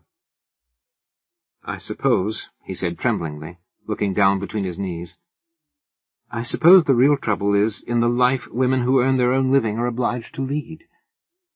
He could not tell in what sense she took the lame generality. She merely replied, "I suppose so." "It can't be helped," he continued, but you do sacrifice a good deal." She agreed, a good deal, and then she added after a moment, "What, for instance?" "You may or may not be gradually attaining a new status, but you're in a false position today." It was very likely, she said. She hadn't thought of it much in that light. "And," he continued desperately, "you're bound to suffer. Your most innocent acts are misunderstood. Motives you never dreamed of are attributed to you, and in the end it comes to—" He hesitated a moment, and then took the plunge. To the sidelong look and the leer. She took his meaning with perfect ease. She merely shivered a little as she pronounced the name. "Barrett?" His silence told her the rest. Anything further that was to be said must come from her. It came as the bus stopped at a stage and fresh passengers mounted the stairs. "You'd better get down here and go back, Paul," she said. "I understand perfectly. Perfectly. It isn't Barrett. You'd be able to deal with Barrett. It's merely convenient for you to say it's Barrett. I know what it is, but you said I wasn't to tell you that. Very well. But before you go, let me tell you why I came up this morning." In a dull tone he asked her why. Again she looked straight before her as she replied. "I came to force your hand. Things couldn't go on as they have been going, you know, and now that's all over." "All over," he repeated stupidly. "All over. I want you now to consider yourself, as far as I'm concerned, perfectly free. I make only one reservation." He hardly had the spirit to ask her what that was. "If I merely need you," she said, "please don't give that a thought. That's nothing. I shan't come near for that. But," she dropped her voice, "if you're in need of me, Paul, I shall know if you are, and you will be. Then I shall come, at no matter what cost. You understand that?" He could only groan. "So that's understood," she concluded, "and I think that's all. Now go back. I should advise you to walk back, for you're shivering. Goodbye." She gave him a cold hand, and he descended. He turned on the edge of the curb as the bus started again. For the first time in all the years he had known her, she parted from him with no smile and no wave of her long arm. 9. He stood on the curb, plunged in misery, looking after her as long as she remained in sight. But almost instantly with her disappearance, he felt the heaviness lift a little from his spirit. She had given him his liberty. True, there was a sense in which he had never parted with it, but now was no time for splitting hairs. He was free to act, and all was clear ahead. Swiftly the sense of lightness grew on him. It became a positive rejoicing in his liberty, and before he was halfway home, he had decided what must be done next. The vicar of the parish in which his dwelling was situated lived within 10 minutes of the square. To his house Oleron turned his steps. It was necessary that he should have all the information he could get about this old house with the insurance marks and the sloping to-let boards, and the vicar was the person most likely to be able to furnish it. This last preliminary out of the way, and— "Aha!" Oleron chuckled. Things might be expected to happen. But he gained less information than he had hoped for. The house, the vicar said, was old, but then he did no vicar to tell Oleron that. It was reputed— Oleron pricked up his ears— to be haunted. But there were few old houses about which some such rumor did not circulate among the ignorant, and the deplorable lack of faith of the modern world, the vicar thought, did not tend to dissipate these superstitions. For the rest, his manner was the soothing manner of one who prefers not to make statements without knowing how they will be taken by his hearer. Oleron smiled as he perceived this. "You may leave my nerves out of the question," he said. "How long has the place been empty?" "A dozen years, I should say," the vicar replied. "And the last tenant, did you know him? Or her?" Oleron was conscious of a tingling of his nerves as he offered the vicar the alternative of sex. "Him," said the vicar. "A man. If I remember rightly, his name was Madley. An artist. He was a great recluse, seldom went out of the place, and—" The vicar hesitated and then broke into a little gush of candor. "And since you appear to have come for this information, and since it is better that the truth should be told than that garbled versions should get about, I don't mind saying that this man Madley died there, under somewhat unusual circumstances. It was ascertained at the post-mortem that there was not a particle of food in his stomach, although he was found to be not without money, and his frame was simply worn out. Suicide was spoken of, but you'll agree with me that deliberate starvation is, to say the least, an uncommon form of suicide. An open verdict was returned. "Ah," said Oleron. "Does there happen to be any comprehensive history of this parish?" "No, partial ones only. I myself am not guiltless of having made a number of notes on its purely ecclesiastical history, its registers and so forth, which I shall be happy to show you if you would care to see them. But it is a large parish. I have only one curate, and my leisure, as you will readily understand." The extent of the parish and the scantiness of the vicar's leisure occupied the remainder of the interview, and Oleron thanked the vicar, took his leave, and walked slowly home. He walked slowly for a reason, twice turning away from the house within a stone's throw of the gate, and taking another turn of 20 minutes or so. He had a very ticklish piece of work now before him. It required the greatest mental concentration. It was nothing less than to bring his mind, if he might, into such a state of unpreoccupation and receptivity that he should see the place as he had seen it on that morning when, his removal accomplished, he had sat down to begin the 16th chapter of the first Romilly. For could he recapture that first impression, he now hoped for far more from it. Formerly he had carried no end of mental lumber. Before the influence of the place had been able to find him out at all, it had had the inertia of those dreary chapters to overcome. No results had shown. The process had been one of slow saturation, charging, filling up to a brim. But now he was light, unburdened, rid at last both of that Romilly and of her prototype. Now for the new unknown, coy, jealous, bewitching, beckoning fair. At 2:30 of the afternoon he put his key into the Yale lock, entered, and closed the door behind him. His fantastic attempt was instantly and astonishingly successful. He could have shouted with triumph as he entered the room. It was as if he had escaped into it. Once more, as in the days when his writing had had a daily freshness and wonder and promise for him, he was conscious of that new ease and mastery and exhilaration and release. The air of the place seemed to hold more oxygen. As if his own specific gravity had changed, his very tread seemed less ponderable. The flowers in the bowls, the fair proportions of the meadow-sweet coloured panels and mouldings, the polished floor, and the lofty and faintly starred ceiling, fairly laughed their welcome. Oleron actually laughed back, and spoke aloud. "Oh, you're pretty, pretty," he flattered it. Then he lay down on the couch. He spent that afternoon as a convalescent who expected a dear visitor might have spent it, in a delicious vacancy, smiling now and then as if in his sleep, and ever lifting drowsy and contented eyes to his alluring surroundings. He lay thus until darkness came, and with darkness the nocturnal noises of the old house. But if he waited for any specific happening, he waited in vain. He waited similarly in vain on the morrow, maintaining, though with less ease, that sensitized plate-like condition of his mind. Nothing occurred to give it an impression. Whatever it was which he so patiently wooed, it seemed to be both shy and exacting.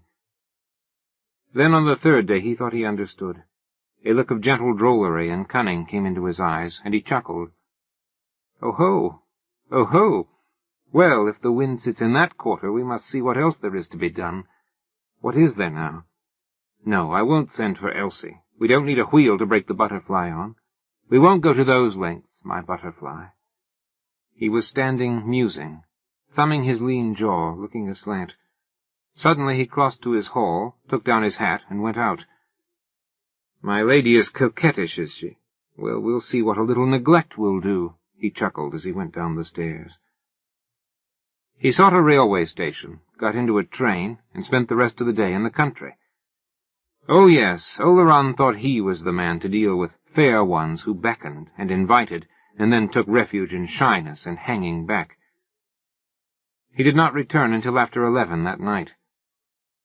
"Now, my fair beckoner," he murmured, as he walked along the alley and felt in his pocket for his keys. Inside his flat he was perfectly composed, perfectly deliberate, exceedingly careful not to give himself away. As if to intimate that he intended to retire immediately, he lighted only a single candle, and as he set out with it on his nightly round, he affected to yawn. He went first into his kitchen. There was a full moon, and a lozenge of moonlight, almost peacock blue by contrast with his candle flame, lay on the floor. The window was uncurtained, and he could see the reflection of the candle, and, faintly, that of his own face, as he moved about. The door of the powder closet stood a little ajar, and he closed it before sitting down to remove his boots on the chair with the cushion made of the folded harp-bag. From the kitchen he passed to the bathroom. There, another slant of blue moonlight cut the window-sill and lay across the pipes on the wall. He visited his seldom-used study, and stood for a moment gazing at the silvered roofs across the square. Then, walking straight through his sitting-room, his stockinged feet making no noise, he entered his bedroom and put the candle on the chest of drawers. His face all this time wore no expression save that of tiredness. He had never been wilier nor more alert. His small bedroom fireplace was opposite the chest of drawers on which the mirror stood, and his bed and the window occupied the remaining sides of the room. Oleron drew down his blind, took off his coat, and then stooped to get his slippers from under the bed. He could have given no reason for the conviction, but that the manifestation that for 2 days had been withheld was close at hand he never for an instant doubted. Nor, though he could not form the faintest guess of the shape it might take, did he experience fear. Startling or surprising it might be, he was prepared for that, but that was all. His scale of sensation had become depressed. His hand moved this way and that under the bed, in search of his slippers. But for all his caution and method and preparedness, his heart all at once gave a leap and a pause that was almost horrid. His hand had found the slippers, but he was still on his knees. Save for this circumstance, he would have fallen. The bed was a low one. The groping for the slippers accounted for the turn of his head to one side, and he was careful to keep the attitude until he had partly recovered his self-possession. When presently he rose, there was a drop of blood on his lower lip where he had caught at it with his teeth, and his watch had jerked out of the pocket of his waistcoat, and was dangling at the end of its short leather guard. Then, before the watch had ceased its little oscillation, he was himself again. In the middle of his mantelpiece there stood a picture, a portrait of his grandmother. He placed himself before this picture, so that he could see in the glass of it the steady flame of the candle that burned behind him on the chest of drawers. He could see also in the picture-glass the little glancings of light from the bevels and facets of the objects about the mirror and candle. But he could see more. These twinklings and reflections and re-reflections did not change their position, but there was one gleam that had motion. It was fainter than the rest, and it moved up and down through the air. It was the reflection of the candle on Oleron's black vulcanite comb, and each of its downward movements was accompanied by a silky and crackling rustle. Oleron, watching what went on in the glass of his grandmother's portrait, continued to play his part. He felt for his dangling watch and began slowly to wind it up. Then, for a moment ceasing to watch, he began to empty his trouser pockets and to place methodically, in a little row on the mantelpiece, the pennies and halfpennies he took from them. The sweeping, minutely electric noise filled the whole bedroom, and had Oleron altered his point of observation, he could have brought the dim gleam of the moving comb so into position that it would almost have outlined his grandmother's head. Any other head of which it might have been following the outline was invisible. Oleron finished the emptying of his pockets. Then, under cover of another simulated yawn, not so much summoning his resolution as overmastered by an exorbitant curiosity, he swung suddenly round. That which was being combed was still not to be seen, but the comb did not stop. It had altered its angle a little, and had moved a little to the left. It was passing in fairly regular sweeps, from a point rather more than 5 feet from the ground, in a direction roughly vertical, to another point a few inches below the level of the chest of drawers. Oleron continued to act to admiration. He walked to his little wash-stand in the corner, poured out water, and began to wash his hands. He removed his waistcoat and continued his preparations for bed. The combing did not cease, and he stood for a moment in thought. Again his eyes twinkled. The next was very cunning. I think I'll read for a quarter of an hour, he said aloud. He passed out of the room. He was away a couple of minutes. When he returned again, the room was suddenly quiet. He glanced at the chest of drawers. The comb lay still, between the collar he had removed and a pair of gloves. Without hesitation, Oleron put out his hand and picked it up. It was an ordinary 18-penny comb, taken from a card in a chemist's shop, of a substance of a definite specific gravity, and no more capable of rebellion against the laws by which it existed than are the worlds that keep their orbits through the void. Oleron put it down again. Then he glanced at the bundle of papers he held in his hand. What he had gone to fetch had been the 15 chapters of the original Romilly. He muttered as he threw the manuscript into a chair. As I thought, she's just blindly, ragingly, murderously jealous. On the night after that, and on the following night, and for many nights and days, so many that he began to be uncertain about the count of them, Oleron, courting, cajoling, neglecting, threatening, beseeching, eaten out with unappeased curiosity, and regardless that his life was becoming one consuming passion and desire, continued his search for the unknown co-numerator of his abode. 10. As time went on, it came to pass that few except the postman mounted Oleron's stairs, and since men who do not write letters receive few, even the postman's tread became so infrequent that it was not heard more than once or twice a week. There came a letter from Oleron's publishers, asking when they might expect to receive the manuscript of his new book. He delayed for some days to answer it, and finally forgot it. A second letter came, which also he failed to answer. He received no third. The weather grew bright and warm. The privet bushes among the chopper-like notice boards flowered, and in the streets where Oleron did his shopping, the baskets of flower women lined the curbs. Oleron purchased flowers daily. His room clamored for flowers, fresh and continually renewed, and Oleron did not stint its demands. Nevertheless, the necessity for going out to buy them began to irk him more and more, and it was with a greater and ever greater sense of relief that he returned home again. He began to be conscious that again his scale of sensation had suffered a subtle change, a change that was not restoration to its former capacity, but an extension and enlarging that once more included terror.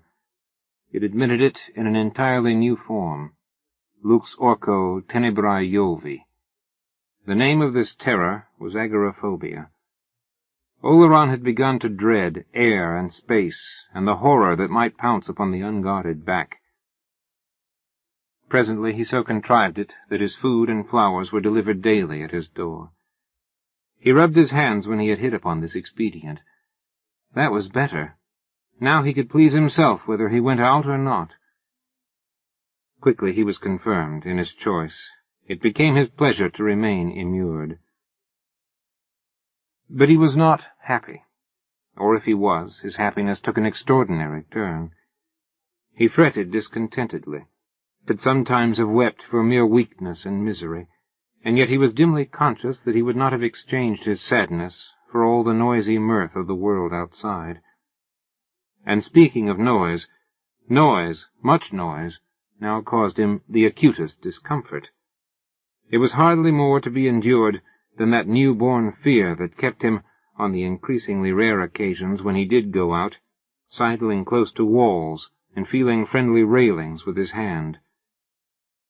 He moved from room to room softly and in slippers, and sometimes stood for many seconds, closing a door so gently that not a sound broke the stillness that was in itself a delight.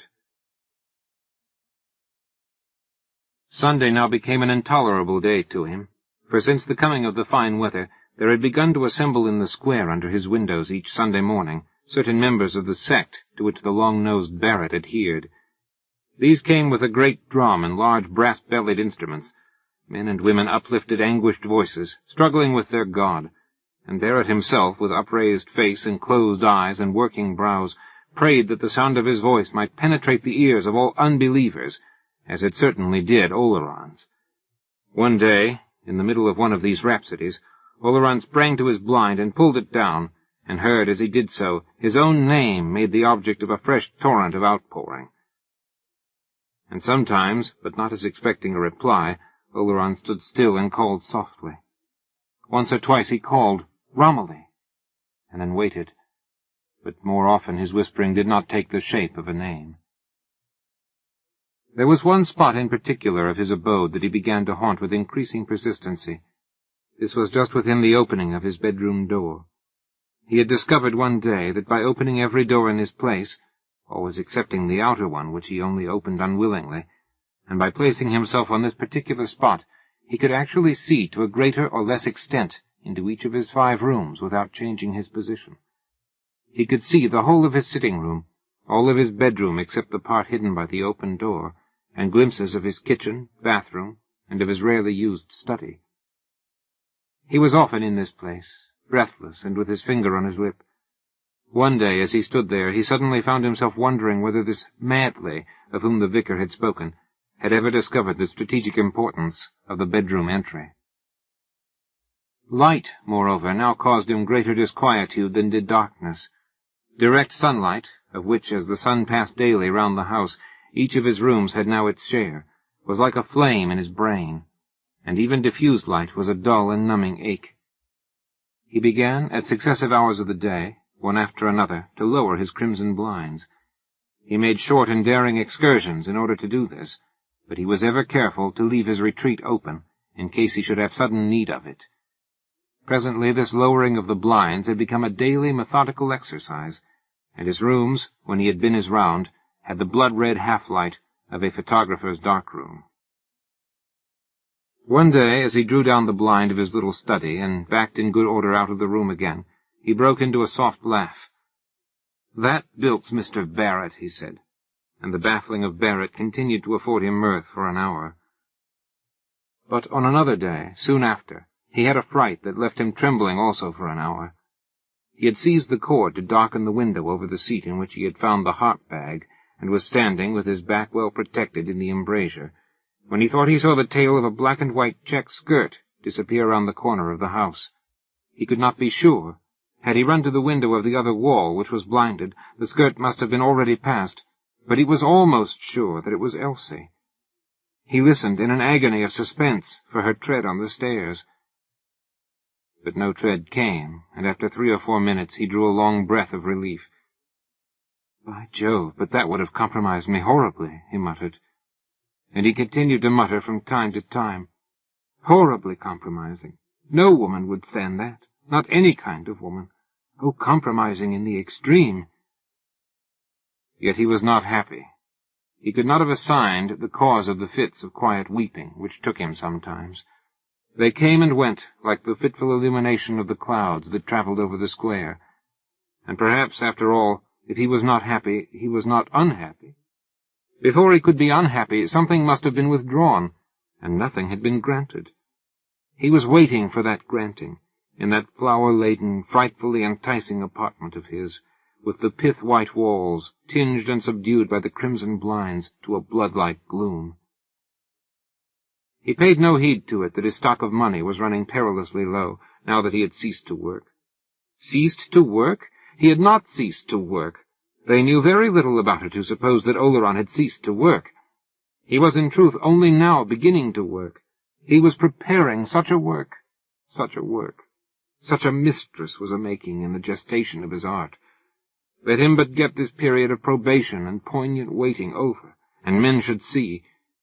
How should men know her, this fair one of Oleron's, until Oleron himself knew her? Lovely, radiant creations are not thrown off like how-d'ye-do's.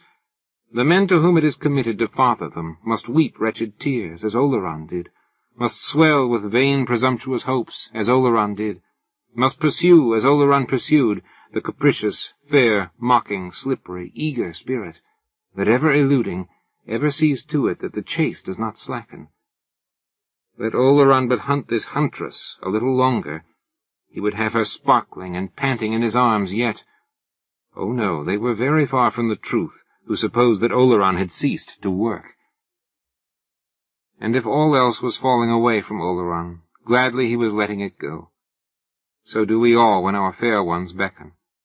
Quite at the beginning we wink, and promise ourselves that we will put her ladyship through her paces, neglect her for a day, turn her own jealous wiles against her, flout and ignore her when she comes wheedling. Perhaps there lurks within us all the time a heartless sprite who is never fooled, But in the end all falls away.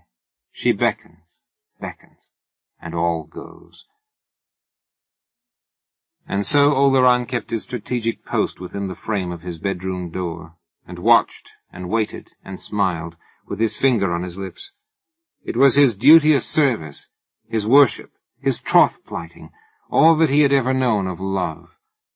And when he found himself, as he now and then did, hating the dead man madly, and wishing that he had never lived, he felt that that too was an acceptable service.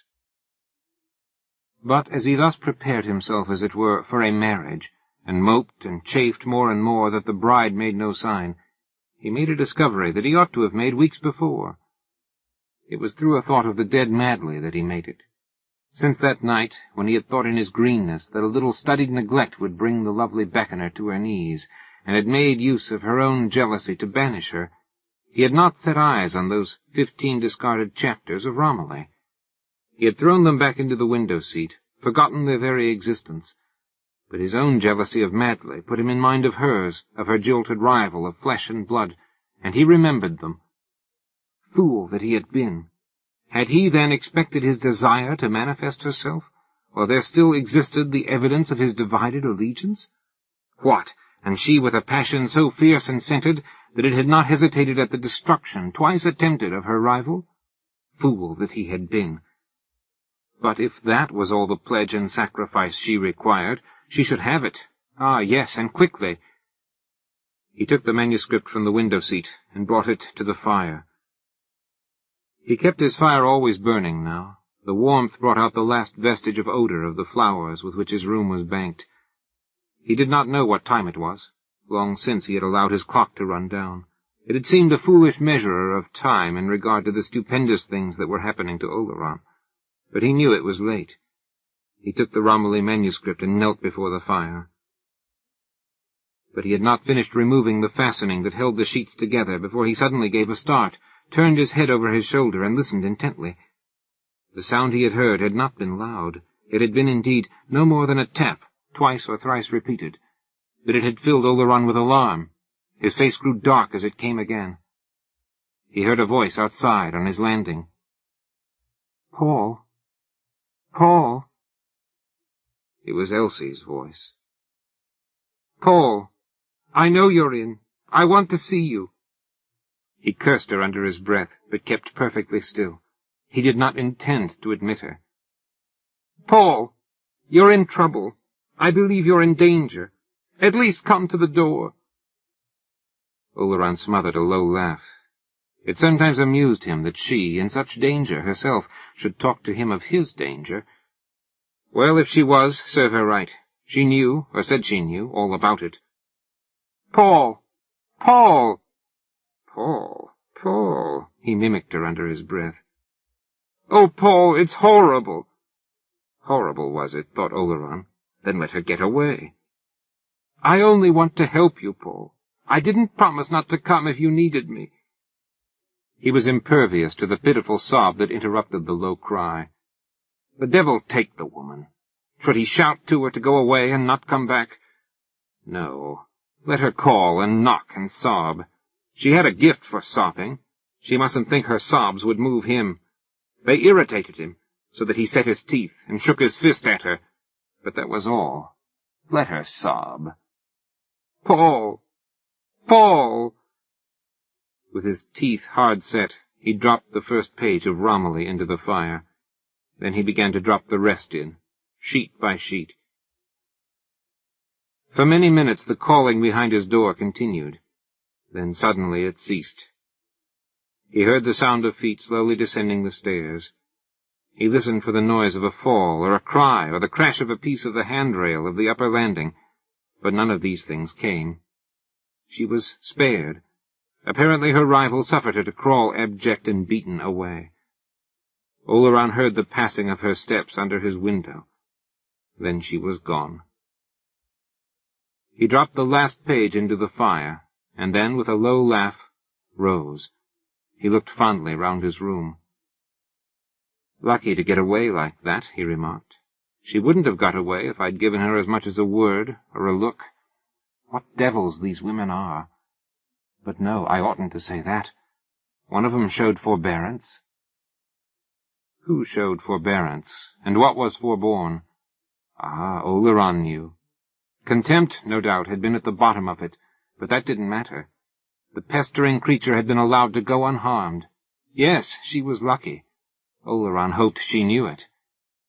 And now for his reward. Oleron crossed the room. All his doors were open. His eyes shone as he placed himself within that of his bedroom. Fool that he had been not to think of destroying the manuscript sooner. How, in a house full of shadows, should he know his own shadow? How, in a house full of noises, distinguish the summons he felt to be at hand? Ah, trust him, he would know.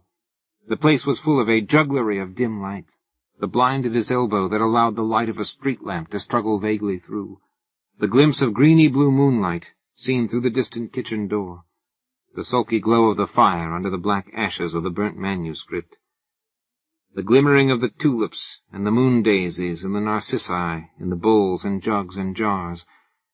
These did not so trick and bewilder his eyes that he would not know his own. It was he, not she, who had been delaying the shadowy bridal. He hung his head for a moment in mute acknowledgment. Then he bent his eyes on the deceiving, puzzling gloom again. He would have called her name had he known it, but now he would not ask her to share even a name with the other. His own face within the frame of the door glimmered white as the narcissi in the darkness. A shadow, light as fleece, seemed to take shape in the kitchen. The time had been when Oleron would have said that a cloud had passed over the unseen moon. The low illumination on the blind at his elbow grew dimmer. The time had been when Oleron would have concluded that the lamplighter going his rounds had turned low the flame of the lamp. The fire settled, letting down the black and charred papers. A flower fell from a bowl and lay indistinct upon the floor. All was still, and then a stray draught moved through the old house, passing before Oleron's face. Suddenly, inclining his head, he withdrew a little from the door-jamb. The wandering draught caught the door to move a little on its hinges. Oleron trembled violently, stood for a moment longer, and then putting his hand out to the knob, softly drew the door to, sat down on the nearest chair, and waited, as a man might await the calling of his name that should summon him to some weighty, high and privy audience. 11. One knows not whether there can be human compassion for anemia of the soul. When the pitch of life is dropped, and the spirit is so put over and reversed, that only is horrible which before was sweet and worldly and of the day, the human relation disappears. The sane soul turns appalled away, lest not merely itself, but sanity should suffer. We are not gods. We cannot drive out devils. We must see selfishly to it that devils do not enter into ourselves.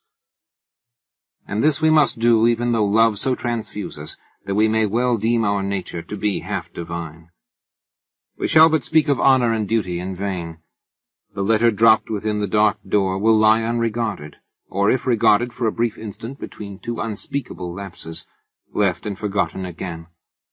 The telegram will be undelivered, nor will the whistling messenger, wiselier guided than he knows to whistle, be conscious as he walks away of the drawn blind that is pushed aside an inch by a finger, and then fearfully replaced again. No, let the miserable wrestle with his own shadows. Let him, if indeed he be so mad, clip and strain and enfold and couch the succubus. But let him do so in a house into which not an air of heaven penetrates, nor a bright finger of the sun pierces the filthy twilight. The lost must remain lost. Humanity has other business to attend to. For the handwriting of the two letters that Oleron, stealing noiselessly one June day into his kitchen to rid his sitting-room of an armful of fetid and decaying flowers, had seen on the floor within his door, had had no more meaning for him than if it had belonged to some dim and far-away dream. And at the beating of the telegraph boy upon the door, within a few feet of the bed where he lay, he had gnashed his teeth and stopped his ears. He had pictured the lad standing there, just beyond his partition, among packets of provisions and bundles of dead and dying flowers. for his outer landing was littered with these. Oleron had feared to open his door to take them in.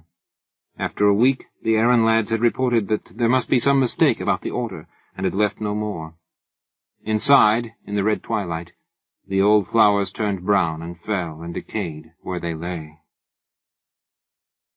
Gradually his power was draining away. The abomination fastened on Oleron's power. The steady sapping sometimes left him for many hours of prostration, gazing vacantly up at his red-tinged ceiling, idly suffering such fancies as came of themselves to have their way with him. Even the strongest of his memories had no more than a precarious hold upon his attention. Sometimes a flitting half-memory of a novel to be written, a novel it was important that he should write, tantalized him for a space before vanishing again. And sometimes whole novels, perfect, splendid, established to endure, rose magically before him. And sometimes the memories were absurdly remote and trivial, of garrets he had inhabited, and lodgings that had sheltered him, and so forth. Oleron had known a good deal about such things in his time, but all that was now past. He had at last found a place which he did not intend to leave until they fetched him out, a place that some might have thought a little on the green sick side, that others might have considered to be a little too redolent of long-dead and morbid things for a living man to be mewed up in. But so irresistible, with such an authority of its own, with such an associate of its own, and a place of such delights, when once a man had ceased to struggle against its inexorable will.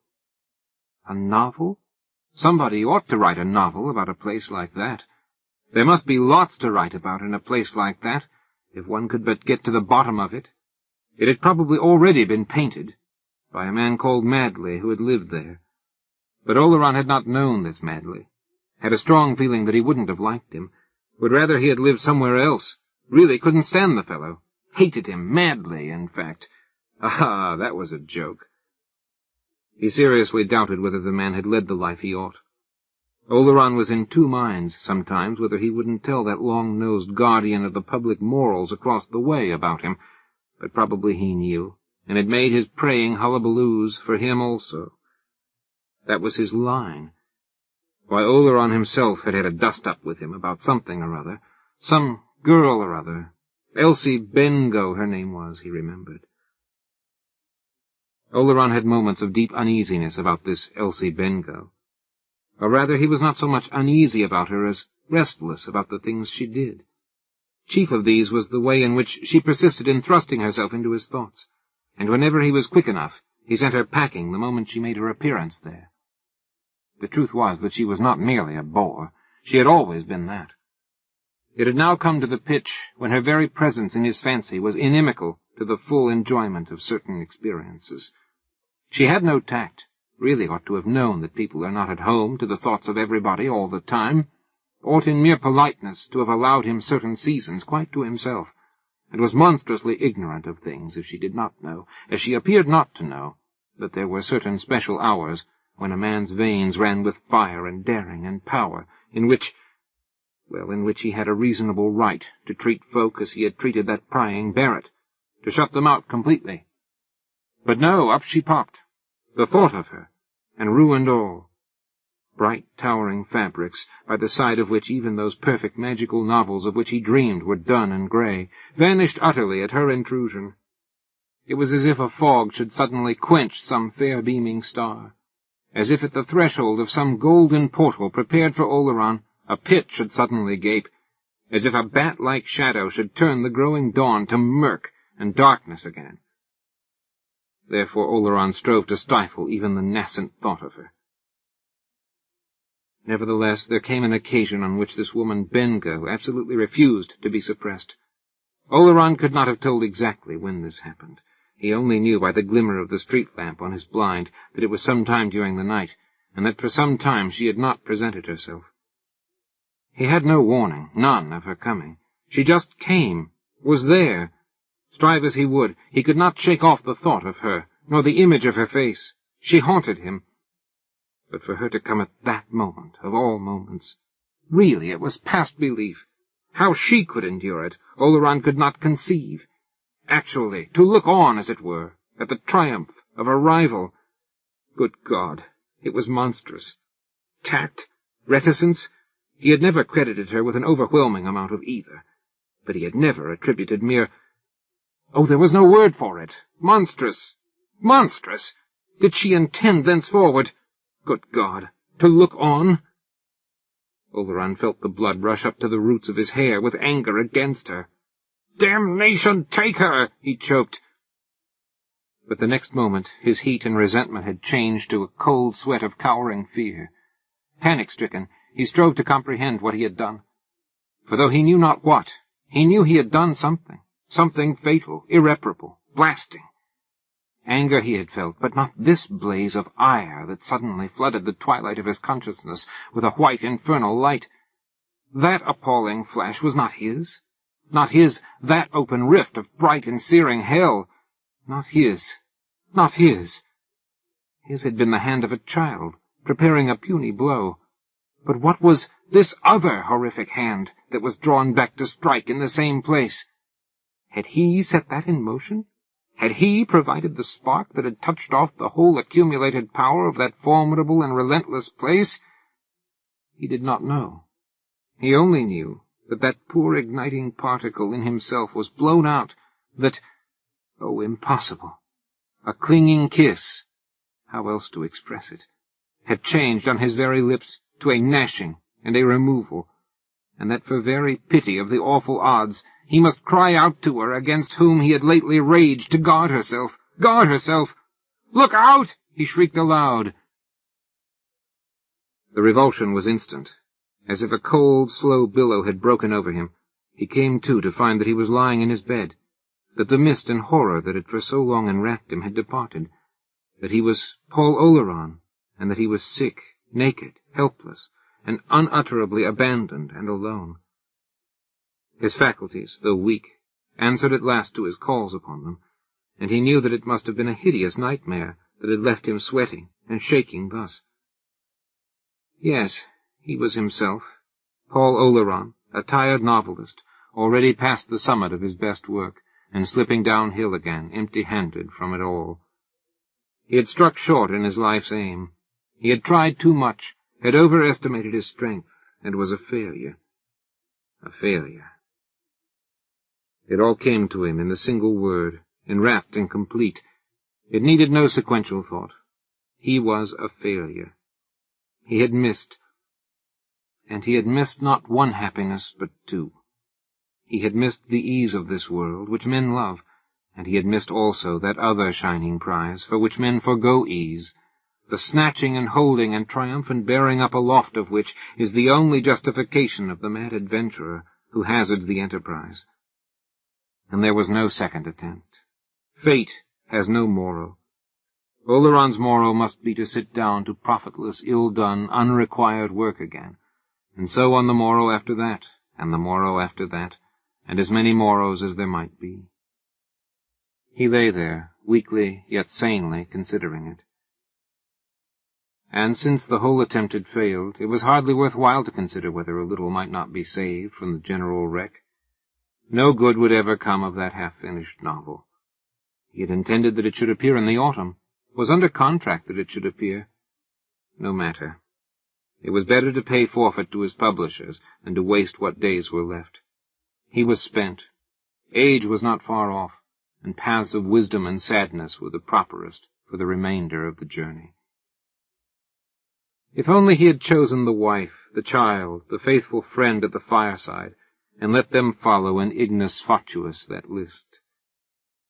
In the meantime, it began to puzzle him exceedingly why he should be so weak, that his room should smell so overpoweringly of decaying vegetable matter, and that his hand, chancing to stray to his face in the darkness, should encounter a beard.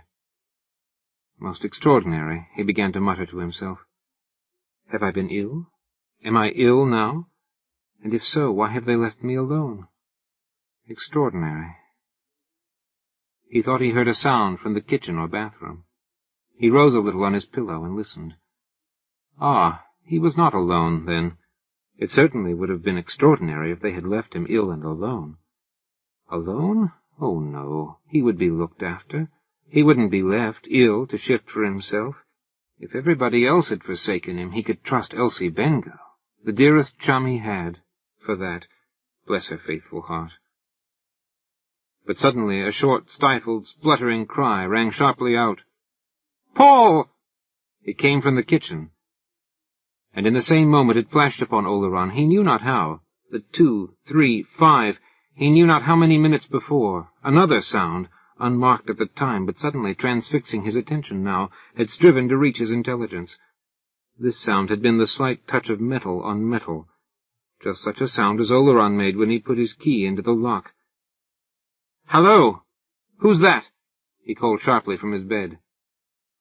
He had no answer. He called again. "Hello! Who's there? Who is it?" This time he was sure he heard noises, soft and heavy, in the kitchen.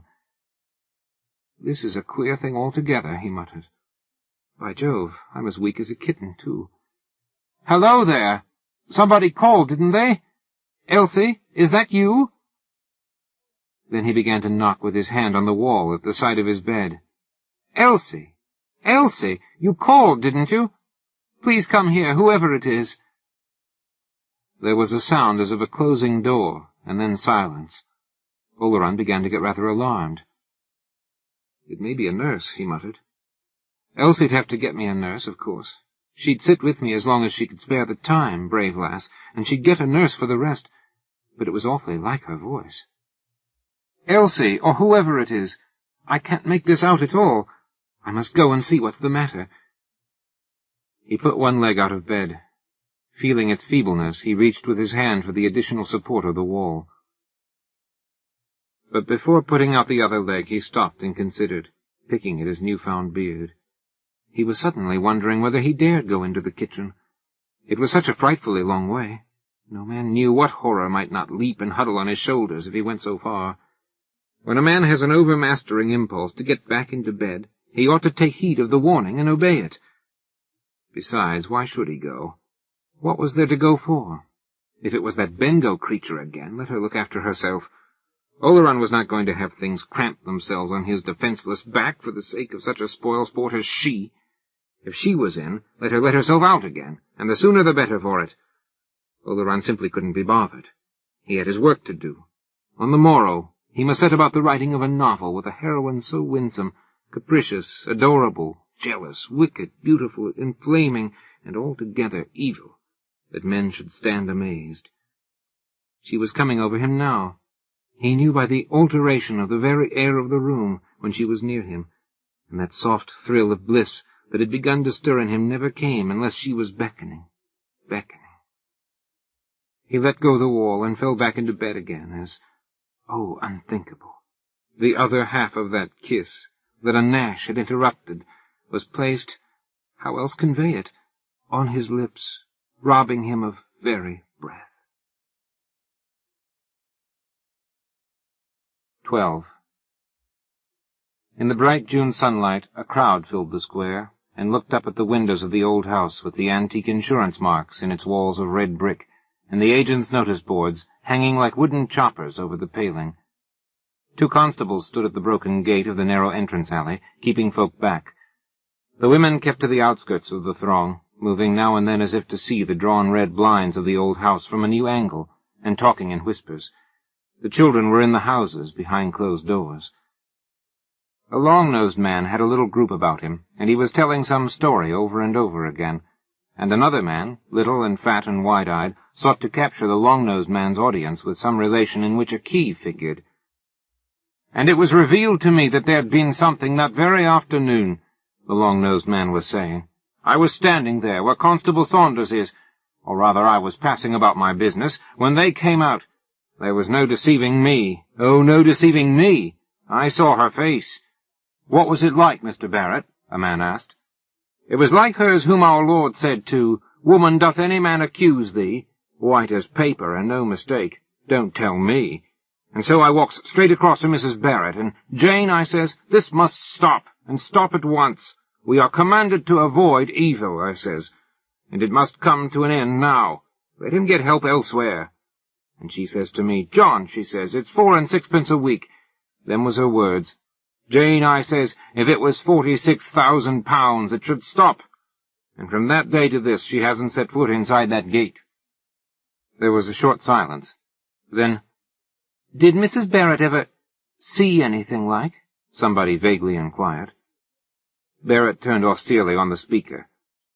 "What Mrs. Barrett saw and Mrs. Barrett didn't see shall not pass these lips, even as it is written, 'Keep thy tongue from speaking evil,'" he said.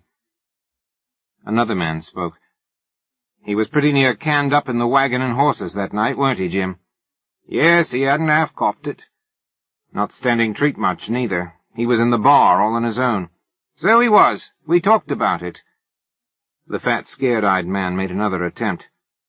"She got the key off of me. She'd had the number of it. She came into my shop of a Tuesday evening." Nobody heeded him. "Shut your heads," a heavy laborer commanded gruffly. "She hasn't been found yet. Here's the inspectors. We shall know more in a bit." 2 inspectors had come up and were talking to the constables who guarded the gate. The little fat man ran eagerly forward, saying that she had bought the key off him. "I remember the number because of its being 3 1s and 3 3s. 111333, he explained excitedly. An inspector put him aside. "Nobody's been in?" he asked of one of the constables. "No, sir." "Then you, Brackley, come with us. You, Smith, keep the gate. There's a squad on its way." The 2 inspectors and the constable passed down the alley and entered the house. They mounted the wide carved staircase. "This don't look as if he'd been out much lately," one of the inspectors muttered as he kicked aside a litter of dead leaves and paper that lay outside Oleron's door. "I don't think we need knock. Break a pane, Brackley." The door had 2 glazed panels. There was a sound of shattered glass, and Brackley put his hand through the hole his elbow had made and drew back the latch. "Faugh!" choked one of the inspectors as they entered. "Let some light and air in, quick. It stinks like a hearse." The assembly out in the square saw the red blinds go up, and the windows of the old house flung open. "That's better," said one of the inspectors, putting his head out of a window and drawing a deep breath. "That seems to be the bedroom in there. Will you go in, Sims, while I go over the rest?" They had drawn up the bedroom blind also, and the waxy-white, emaciated man on the bed had made a blinker of his hand against the torturing flood of brightness. Nor could he believe that his hearing was not playing tricks with him, for there were 2 policemen in his room, bending over him and asking where she was. He shook his head. "This woman, Bengo, goes by the name of Miss Elsie Bengo. Do you hear? Where is she?" "No good, Brackley. Get him up. Be careful with him. I'll just shove my head out of the window, I think." The other inspector had been through Oleron's study and had found nothing, and was now in the kitchen, kicking aside an ankle-deep mass of vegetable refuse that cumbered the floor. The kitchen window had no blind, and was overshadowed by the blank end of the house across the alley. The kitchen appeared to be empty. But the inspector, kicking aside the dead flowers, noticed that a shuffling track that was not of his making had been swept to a cupboard in the corner. In the upper part of the door of the cupboard was a square panel that looked as if it slid on runners. The door itself was closed. The inspector advanced, put out his hand to the little knob, and slid the hatch along its groove. Then he took an involuntary step back again. Framed in the aperture, and falling forward a little before it jammed again in its frame, was something that resembled a large lumpy pudding, done up in a pudding bag of faded browny-red frieze. "Ah!" said the inspector. To close the hatch again he would have had to thrust that pudding back with his hand, and somehow he did not quite like the idea of touching it. Instead he turned the handle of the cupboard itself. There was weight behind it, so much weight that, after opening the door 3 or 4 inches and peering inside, he had to put his shoulder to it in order to close it again. In closing it he left sticking out, a few inches from the floor, a triangle of black and white check skirt. He went into the small hall. "All right," he called. They had got Oleron into his clothes.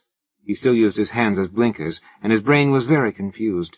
A number of things were happening that he couldn't understand. He couldn't understand the extraordinary mess of dead flowers there seemed to be everywhere. He couldn't understand why there should be police officers in his room. He couldn't understand why one of these should be sent for a 4-wheeler and a stretcher, and he couldn't understand what heavy article they seemed to be moving about in the kitchen. His kitchen. "What's the matter?" he muttered sleepily. Then he heard a murmur in the square, and the stopping of a 4-wheeler outside. A police officer was at his elbow again, and Oleron wondered why, when he whispered something to him, he should run off a string of words, something about "used in evidence against you." They had lifted him to his feet and were assisting him towards the door. No, Oleron couldn't understand it at all. They got him down the stairs and along the alley. Oleron was aware of confused, angry shoutings. He gathered that a number of people wanted to lynch somebody or other.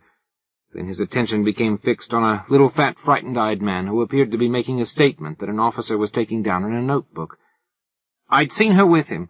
They was often together. She came into my shop and said it was for him. I thought it was all right. 111333 the number was," the man was saying. The people seemed to be very angry. Many police were keeping them back, but one of the inspectors had a voice that Oleron thought quite kind and friendly.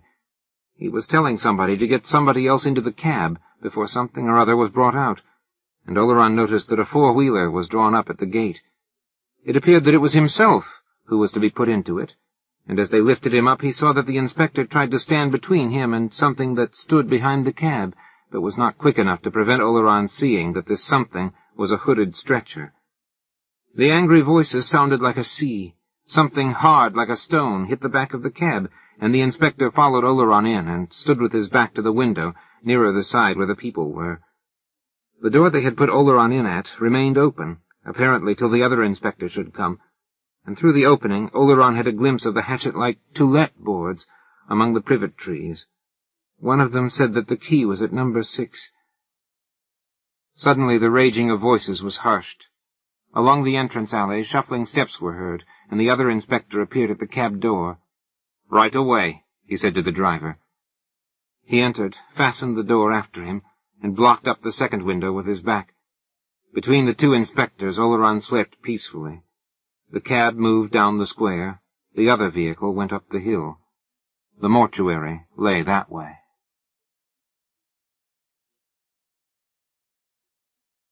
The Voice in the Night. William Hope Hodgson, 1877 to 1918. William Hope Hodgson, by far the greatest writer to use the sea as a vehicle for horror, was born in Essex, England, and died in the trenches of the French front near Ypres. He left behind a distinguished legacy of supernatural fiction, including the sea novels, The Boats of the Glen Carrig, and The Ghost Pirates, and the eerie, apocalyptic The House on the Borderland.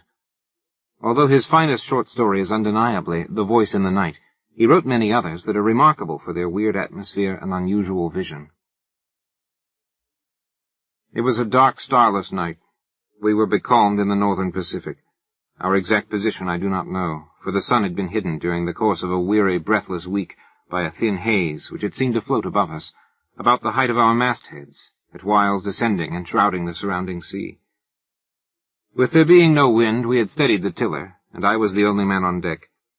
The crew, consisting of 2 men and a boy, were sleeping forward in their den, while Will, my friend and the master of our little craft, was aft in his bunk on the port side of the little cabin. Suddenly, from out of the surrounding darkness, there came a hail. "Schooner ahoy!" The cry was so unexpected that I gave no immediate answer because of my surprise. It came again, a voice curiously throaty and inhuman, calling from somewhere upon the dark sea away on our port broadside. "Schooner ahoy!" "Hello!" I sung out, having gathered my wits somewhat. "What are you? What do you want?" "You need not be afraid," answered the queer voice, having probably noticed some trace of confusion in my tone. "I am only an old man." The pause sounded oddly, but it was only afterwards that it came back to me with any significance. "Why don't you come alongside, then?" I queried somewhat snappishly, for I liked not his hinting at my having been a trifle shaken. I can't. It wouldn't be safe. The voice broke off, and there was silence. "What do you mean?" I asked, growing more and more astonished. "Why not safe? Where are you?" I listened for a moment, but there came no answer. And then a sudden, indefinite suspicion of I knew not what coming to me, I stepped swiftly to the binnacle and took out the lighted lamp. At the same time I knocked on the deck with my heel to waken Will. Then I was back at the side, throwing the yellow funnel of light out into the silent immensity beyond our rail. As I did so I heard a slight muffled cry, and then the sound of a splash, as though someone had dipped oars abruptly. Yet I cannot say that I saw anything with certainty, save it seemed to me that with the first flash of the light there had been something upon the waters, where now there was nothing. "Hello there," I called. "What foolery is this?" But there came only the indistinct sounds of a boat being pulled away into the night. Then I heard Will's voice from the direction of the after scuttle. "What's up, George?" "Come here, Will," I said. "What is it?" he asked, coming across the deck. I told him the queer things which had happened. He put several questions. Then, after a moment's silence, he raised his hands to his lips and hailed, "Boat ahoy!" From a long distance away there came back to us a faint reply, and my companion repeated his call. Presently, after a short period of silence, there grew on our hearing the muffled sound of oars, at which Will hailed again. This time there was a reply. "Put away the light." "I'm damned if I will," I muttered, but Will told me to do as the voice bade, and I shoved it down under the bulwarks. "Come nearer," he said, and the oar strokes continued. Then, when apparently some half-dozen fathoms distant, they again ceased. "Come alongside," exclaimed Will. "There's nothing to be frightened of aboard here." "Promise that you will not show the light?" "What's to do with you," I burst out, "that you're so infernally afraid of the light?" "Because—" began the voice and stopped short. "Because what?" I asked quickly. Will put his hand on my shoulder. "Shut up a minute, old man," he said in a low voice. "Let me tackle him." He leant more over the rail. "See here, mister," he said, "this is a pretty queer business, you coming upon us like this, right out in the middle of the blessed Pacific. How are we to know what sort of hanky-panky trick you're up to? You say there's only one of you. How are we to know unless we get a squint at you, eh? What's your objection to the light, anyway?" As he finished, I heard the noise of the oars again, and then the voice came, but now from a greater distance, and sounding extremely hopeless and pathetic. "I am sorry. Sorry. I would not have troubled you, only I am hungry, and so is she." The voice died away, and the sound of the oars, dipping irregularly, was borne to us. "Stop!" sung out Will. "I don't want to drive you away. Come back. We'll keep the light hidden if you don't like it." He turned to me. "It's a damned queer rig, this, but I think there's nothing to be afraid of." There was a question in his tone, and I replied, "No, I think the poor devil's been wrecked around here, and gone crazy." The sound of the oars drew nearer. "Shove that lamp back in the binnacle," said Will. Then he leaned over the rail and listened. I replaced the lamp, and came back to his side. The dipping of the oars ceased some dozen yards distant. "Won't you come alongside now?" asked Will in an even voice. "I've had the lamp put back in the binnacle." I cannot," replied the voice. "I dare not come nearer. I dare not even pay you for the provisions." "That's all right," said Will, and hesitated. "You're welcome to as much grub as you can take." Again he hesitated. "You are very good," exclaimed the voice. "May God, who understands everything, reward you." It broke off huskily. The lady," said Will abruptly. "Is she—" "I have left her behind upon the island," came the voice. "What island?" I cut in. "I know not its name," returned the voice. "I would to God—" it began, and checked itself as suddenly. "Could we not send a boat for her?" asked Will at this point. "No," said the voice with extraordinary emphasis. "My God, no." There was a moment's pause. Then it added, in a tone which seemed a merited reproach, "It was because of our want I ventured, because her agony tortured me." "I am a forgetful brute," exclaimed Will. "Just wait a minute, whoever you are, and I will bring you up something at once." In a couple of minutes he was back again, and his arms were full of various edibles. He paused at the rail. "Can't you come alongside for them?" he asked. "No, I dare not," replied the voice, and it seemed to me that in its tones I detected a note of stifled craving, as though the owner hushed a mortal desire. It came to me then in a flash that the poor old creature out there in the darkness was suffering for actual need of that which Will held in his arms, and yet because of some unintelligible dread, refraining from dashing to the side of our little schooner and receiving it. And with the lightning-like conviction there came the knowledge that the invisible was not mad, but sanely facing some intolerable horror. "Damn it, Will," I said, full of many feelings, over which predominated a vast sympathy. "Get a box. We must float off the stuff to him in it." This we did, propelling it away from the vessel, out into the darkness, by means of a boat-hook. In a minute, a slight cry from the invisible came to us, and we knew that he had secured the box.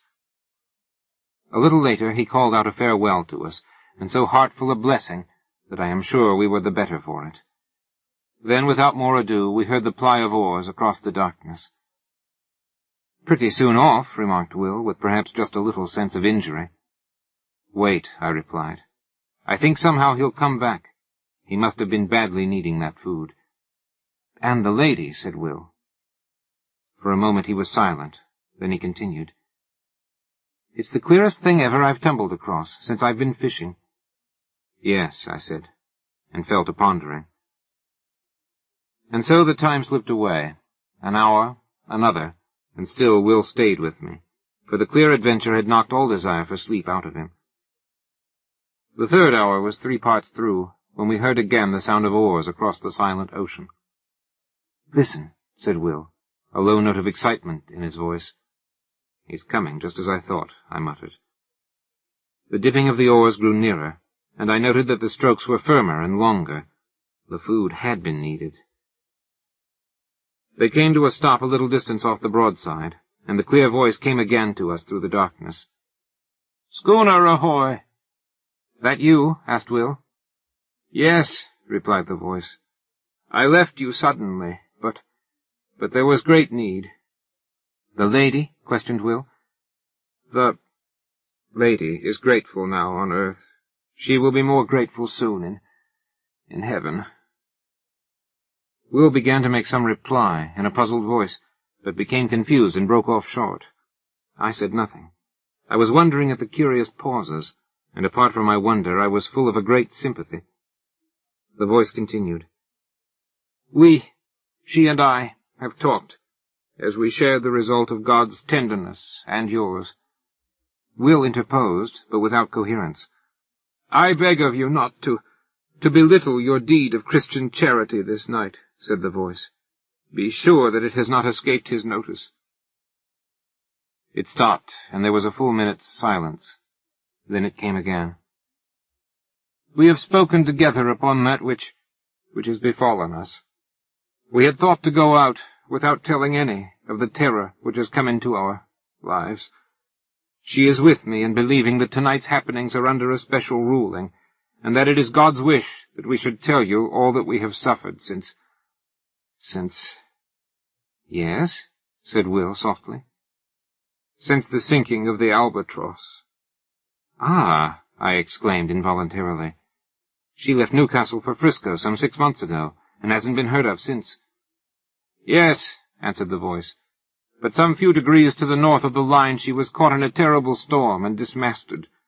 When the day came, it was found that she was leaking badly, and presently, it falling to a calm, the sailors took to the boats, leaving a young lady, my fiancée, and myself upon the wreck. We were below, gathering together a few of our belongings when they left.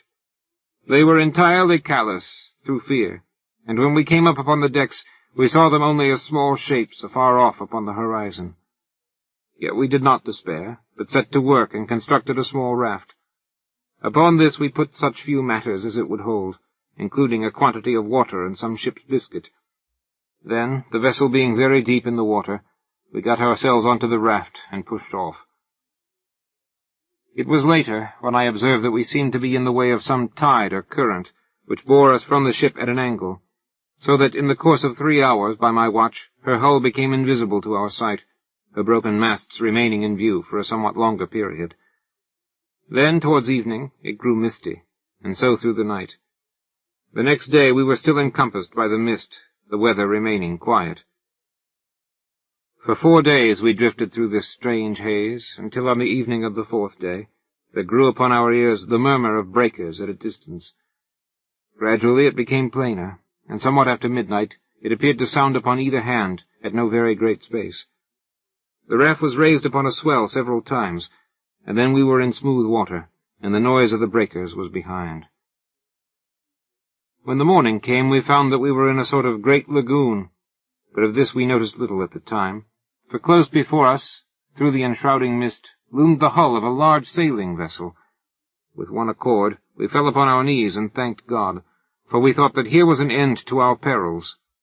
We had much to learn. The raft drew near to the ship, and we shouted on them to take us aboard, but none answered. Presently the raft touched the side of the vessel, and seeing a rope hanging downwards, I seized it and began to climb. Yet I had much ado to make my way up, because of a kind of grey lichenous fungus which had seized upon the rope, and which blotched the side of the ship lividly. I reached the rail and clambered over it onto the deck. Here I saw that the decks were covered in great patches with the grey masses, some of them rising into nodules several feet in height. But at the time I thought less of this matter than of the possibility of there being people aboard the ship. I shouted, but none answered. Then I went to the door below the poop deck. I opened it and peered in. There was a great smell of staleness, so that I knew in a moment that nothing living was within, and with the knowledge I shut the door quickly, for I felt suddenly lonely. I went back to the side, where I had scrambled up. My sweetheart was still sitting quietly upon the raft. Seeing me look down, she called up to know whether there were any aboard of the ship. I replied that the vessel had the appearance of having been long deserted, but that if she would wait a little, I would see whether there was anything in the shape of a ladder by which she could ascend to the deck. Then we would make a search through the vessel together. A little later, on the opposite side of the decks, I found a rope side ladder. This I carried across, and a minute afterwards she was beside me. Together we explored the cabins and apartments of the after part of the ship, but nowhere was there any sign of life. Here and there, within the cabins themselves, we came across odd patches of that queer fungus, but this, as my sweetheart said, could be cleansed away. In the end, having assured ourselves that the after portion of the vessel was empty, we picked our ways to the bows, between the ugly grey nodules of that strange growth, and here we made a further search, which told us that there was indeed none aboard but ourselves. This being now beyond any doubt, we returned to the stern of the ship, and proceeded to make ourselves as comfortable as possible. Together we cleared out and cleaned 2 of the cabins, and after that I made examination whether there was anything eatable in the ship. This I soon found was so, and thanked God in my heart for his goodness. In addition to this, I discovered the whereabouts of the fresh water pump, and having fixed it, I found the water drinkable, though somewhat unpleasant to the taste. For several days we stayed aboard the ship, without attempting to get to the shore. We were busily engaged in making the place habitable, yet even thus early we became aware that our lot was even less to be desired than might have been imagined. For though as a first step we scraped away the odd patches of growth that studded the floors and walls of the cabins and saloon, yet they returned almost to their original size within the space of 24 hours, which not only discouraged us, but gave us a feeling of vague unease. Still we would not admit ourselves beaten, so set to work afresh, and not only scraped away the fungus, but soaked the places where it had been with carbolic, a canful of which I had found in the pantry. Yet by the end of the week the growth had returned in full strength, and in addition it had spread to other places, as though our touching it had allowed germs from it to travel elsewhere. On the 7th morning my sweetheart woke to find a small patch of it growing on her pillow, close to her face. At that she came to me, so soon as she could get her garments upon her. I was in the galley at the time, lighting the fire for breakfast. "Come here, John," she said, and led me aft.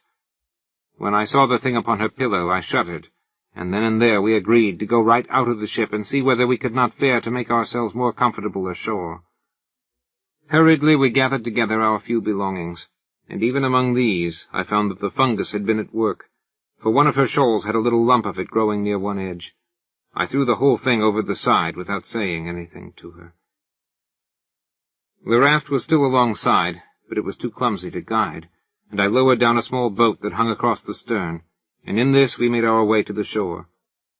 Yet as we drew near to it, I became gradually aware that here the vile fungus which had driven us from the ship was growing riot. In places it rose into horrible, fantastic mounds, which seemed almost to quiver, as with a quiet life, when the wind blew across them. Here and there it took on the forms of vast fingers, and in others it just spread out flat and smooth and treacherous. Odd places it appeared as grotesque stunted trees, seeming extraordinarily kinked and gnarled, the whole quaking vilely at times. At first it seemed to us that there was no single portion of the surrounding shore which was not hidden beneath the masses of the hideous lichen.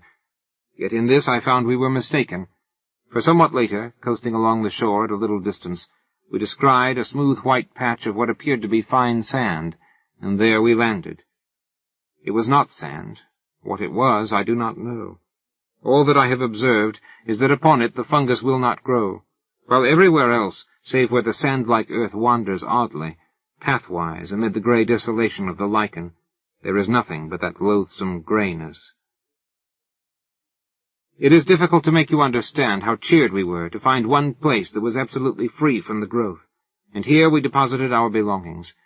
Then we went back to the ship for such things as it seemed to us we should need. Among other matters, I managed to bring ashore with me one of the ship's sails, with which I constructed 2 small tents, which, though exceedingly rough-shaped, served the purpose for which they were intended. In these we lived and stored our various necessities, and thus for a matter of some 4 weeks all went smoothly and without particular unhappiness. Indeed, I may say with much happiness, for we were together. It was on the thumb of her right hand that the growth first showed. It was only a small circular spot, much like a little grey mole. My God, how the fear leapt into my heart when she showed me the place. We cleaned it between us, washing it with carbolic and water. In the morning of the following day she showed her hand to me again. The grey warty thing had returned. For a little while we looked at one another in silence. Then, still wordless, we started again to remove it. In the midst of the operation, she spoke suddenly. "What's that on the side of your face, dear?" Her voice was sharp with anxiety. I put my hand up to feel. "There, under the hair by your ear. A little to the front a bit." My finger rested upon the place, and then I knew. "Let us get your thumb done first," I said. And she submitted, only because she was afraid to touch me until it was cleansed. I finished washing and disinfecting her thumb, and then she turned to my face. After it was finished, we sat together and talked a while of many things, for there had come into our lives sudden, very terrible thoughts. We were all at once afraid of something worse than death. We spoke of loading the boat with provisions and water and making our way out onto the sea, yet we were helpless for many causes, and the growth had attacked us already. We decided to stay. God would do with us what was his will. We would wait. A month, 2 months, 3 months passed, and the places grew somewhat, and there had come others. Yet we fought so strenuously with the fear that its headway was but slow, comparatively speaking. Occasionally we ventured off to the ship for such stores as we needed. There we found that the fungus grew persistently. One of the nodules on the main deck became soon as high as my head. We had now given up all thought or hope of leaving the island. We had realized that it would be unallowable to go among healthy humans with the thing from which we were suffering. With this determination and knowledge in our minds, we knew that we should have to husband our food and water, for we did not know at that time but that we should possibly live for many years. This reminds me that I have told you that I am an old man. Judged by years, this is not so, but... He broke off, then continued somewhat abruptly. As I was saying, we knew that we should have to use care in the matter of food, but we had no idea then how little food there was left of which to take care. It was a week later that I made the discovery that all the other bread tanks, which I had supposed full, were empty, and that beyond odd tins of vegetables and meat and some other matters, we had nothing on which to depend but the bread in the tank which I had already opened. After learning this, I bestirred myself to do what I could, and set to work at fishing in the lagoon, but with no success. At this I was somewhat inclined to feel desperate, until the thought came to me to try outside the lagoon, in the open sea. Here, at times, I caught odd fish, but so infrequently that they proved of but little help in keeping us from the hunger which threatened. It seemed to me that our deaths were likely to come by hunger, and not by the growth of the thing which had seized upon our bodies. We were in this state of mind when the 4th month wore out. Then I made a very horrible discovery. One morning, a little before midday, I came off from the ship with a portion of the biscuits which were left. In the mouth of her tent I saw my sweetheart sitting, eating something. "What is it, my dear?" I called out as I leapt ashore.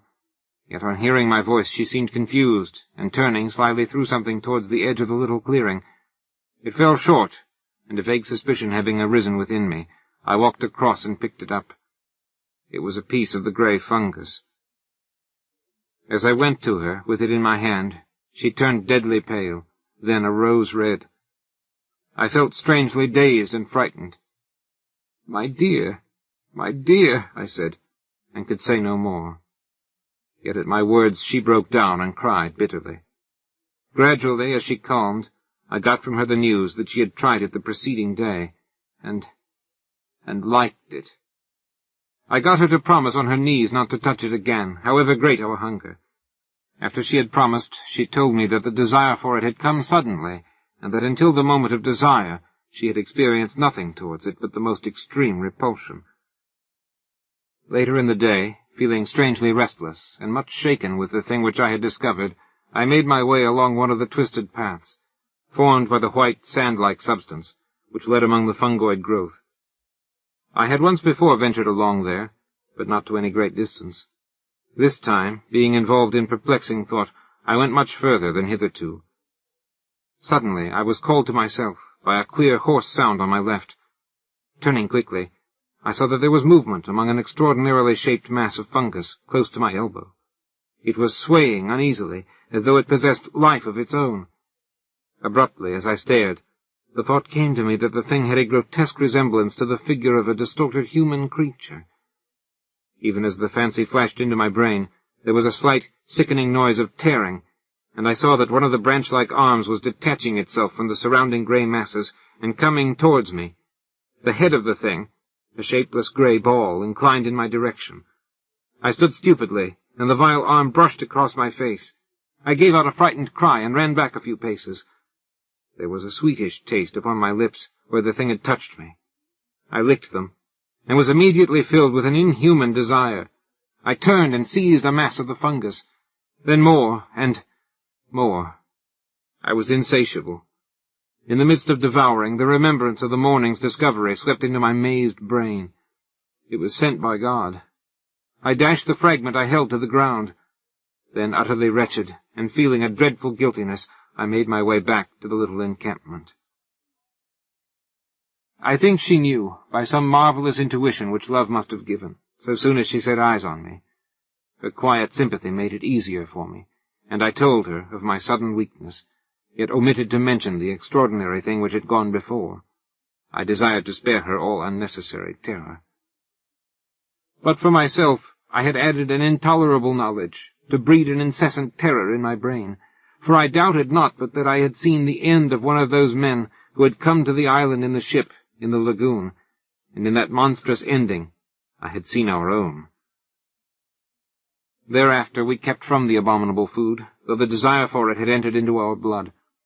Yet our drear punishment was upon us, for day by day, with monstrous rapidity, the fungoid growth took hold of our poor bodies. Nothing we could do would check it materially, and so, we, who had been human, became, well, it matters less each day. Only we had been man and maid. And day by day the fight is more dreadful, to withstand the hunger-lust for the terrible lichen. A week ago we ate the last of the biscuit, and since that time I have caught 3 fish. I was out here fishing tonight when your schooner drifted upon me out of the mist. I hailed you. You know the rest, and may God, out of his great heart, bless you for your goodness to a couple of poor outcast souls. There was the dip of an oar. Another. Then the voice came again, and for the last time, sounding through the slight surrounding mist, ghostly and mournful. God bless you. Goodbye. Goodbye, we shouted together, hoarsely, our hearts full of many emotions. I glanced about me. I became aware that the dawn was upon us. The sun flung a stray beam across the hidden sea, pierced the mist dully, and lit up the receding boat with a gloomy fire. Indistinctly I saw something nodding between the oars. I thought of a sponge, a great, grey, nodding sponge. The oars continued to ply. They were gray, as was the boat, and my eyes searched a moment, vainly, for the conjunction of hand and oar. My gaze flashed back to the head. It nodded forward as the oars went backward for the stroke. Then the oars were dipped, the boat shot out of the patch of light, and the thing went nodding into the mist.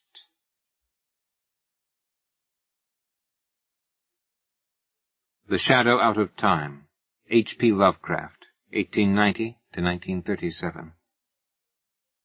The greatest American writer of ghostly horror since Poe was a retiring, eccentric, and ultimately sickly individual who never lived to see his stories reach the wide audience they have today. The tales and novellas that once brought in barely enough money to keep Lovecraft alive are now constantly reprinted and continually praised. The Shadow Out of Time, one of his very best, is a cornerstone in the elaborate Cthulhu mythos that became Lovecraft's primary contribution to the genre. This story displays Lovecraft's highly effective method of advancing supernatural material under the guise of an empirical scientific approach, a method that makes things all the more terrifying for readers of a century perhaps less affected by haunted castles and parlor ghosts. 1. After 22 years of nightmare and terror, saved only by a desperate conviction of the mythical source of certain impressions, I am unwilling to vouch for the truth of that which I think I found in Western Australia on the night of July 17, 18, 1935. There is reason to hope that my experience was wholly or partly an hallucination, for which indeed abundant causes existed, and yet its realism was so hideous that I sometimes find hope impossible. If the thing did happen, then man must be prepared to accept notions of the cosmos and of his own place in the seething vortex of time, whose merest mention is paralyzing. He must, too, be placed on guard against a specific lurking peril which, though it will never engulf the whole race, may impose monstrous and unguessable horrors upon certain venturesome members of it. It is for this latter reason that I urge, with all the force of my being, a final abandonment of all the attempts at unearthing those fragments of unknown primordial masonry which my expedition set out to investigate. Assuming that I was sane and awake, my experience on that night was such as has befallen no man before. It was, moreover, a frightful confirmation of all I had sought to dismiss as myth and dream. Mercifully, there is no proof, for in my fright I lost the awesome object which would, if real and brought out of that noxious abyss, have formed irrefutable evidence. When I came upon the horror, I was alone, and I have up to now told no one about it. I could not stop the others from digging in its direction, but chance and the shifting sand have so far saved them from finding it. Now I must formulate some definite statement, not only for the sake of my own mental balance, but to warn such others as may read it seriously. These pages, much in whose earlier parts will be familiar to close readers of the general and scientific press, are written in the cabin of the ship that is bringing me home. I shall give them to my son, Professor Wingate Peaslee of Miskatonic University, the only member of my family who stuck to me after my queer amnesia of long ago, and the man best informed on the inner facts of my case. Of all living persons, he is least likely to ridicule what I shall tell of that fateful night. I did not enlighten him orally before sailing, because I think he had better have the revelation in written form. Reading and rereading at leisure will leave with him a more convincing picture than my confused tongue could hope to convey. He can do anything that he thinks best with this account, showing it with suitable comment in any quarters where it will be likely to accomplish good. It is for the sake of such readers as are unfamiliar with the earlier phases of my case that I am prefacing the revelation itself with a fairly ample summary of its background. My name is Nathaniel Wingate Peaslee, and those who recall the newspaper tales of a generation back, or the letters and articles in psychological journals 6 or 7 years ago, will know who and what I am. The press was filled with the details of my strange amnesia in 1908 to 13, and much was made of the traditions of horror, madness, and witchcraft which lurked behind the ancient Massachusetts town, then and now forming my place of residence. Yet I would have it known that there is nothing whatever of the mad or sinister in my heredity and early life. This is a highly important fact in view of the shadow which fell so suddenly upon me from outside sources. It may be that centuries of dark brooding had given to crumbling, whisper-haunted Arkham a peculiar vulnerability as regards such shadows, though even this seems doubtful in the light of those other cases which I later came to study. But the chief point is that my own ancestry and background are altogether normal. What came from somewhere else, where I even now hesitate to assert in plain words. I am the son of Jonathan and Hannah Wingate Peasley, both of wholesome old Haverhill stock. I was born and reared in Haverhill, at the old homestead in Boardman Street, near Golden Hill, and did not go to Arkham till I entered Miskatonic University as instructor of political economy in 1895. For 13 years more, my life ran smoothly and happily. I married Alice Keyser of Haverhill in 1896, and my 3 children, Robert, Wingate, and Hannah, were born in 1898, 1900, and 1903, respectively. In 1898 I became an associate professor, and in 1902 a full professor. At no time had I the least interest in either occultism or abnormal psychology. It was on Thursday, May 14th, 1908, that the queer amnesia came.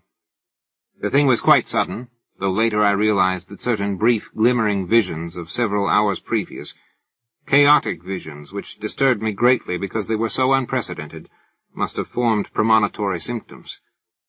My head was aching, and I had a singular feeling, altogether new to me, that someone else was trying to get possession of my thoughts.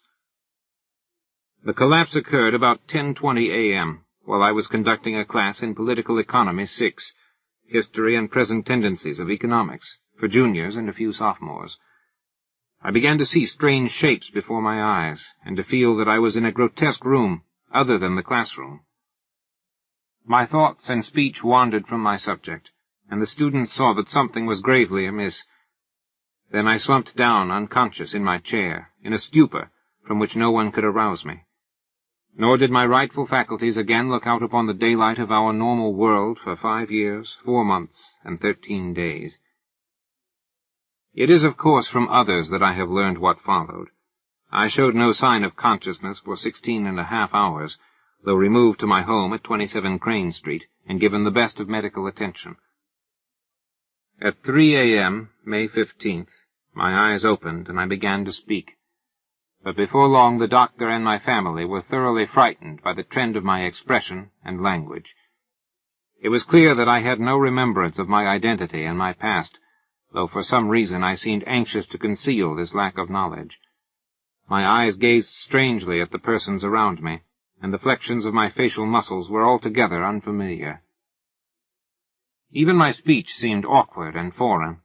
I used my vocal organs clumsily and gropingly, and my diction had a curiously stilted quality, as if I had laboriously learned the English language from books.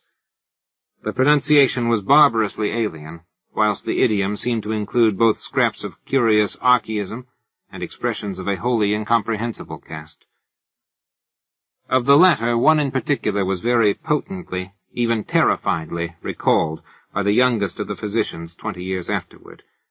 For at that late period such a phrase began to have an actual currency, first in England and then in the United States, and though of much complexity and indisputable newness, it reproduced in every least particular the mystifying words of the strange Arkham patient of 1908. Physical strength returned at once, although I required an odd amount of re-education in the use of my hands, legs, and bodily apparatus in general. Because of this and other handicaps inherent in the mnemonic lapse, I was for some time kept under strict medical care. When I saw that my attempts to conceal the lapse had failed, I admitted it openly, and became eager for information of all sorts.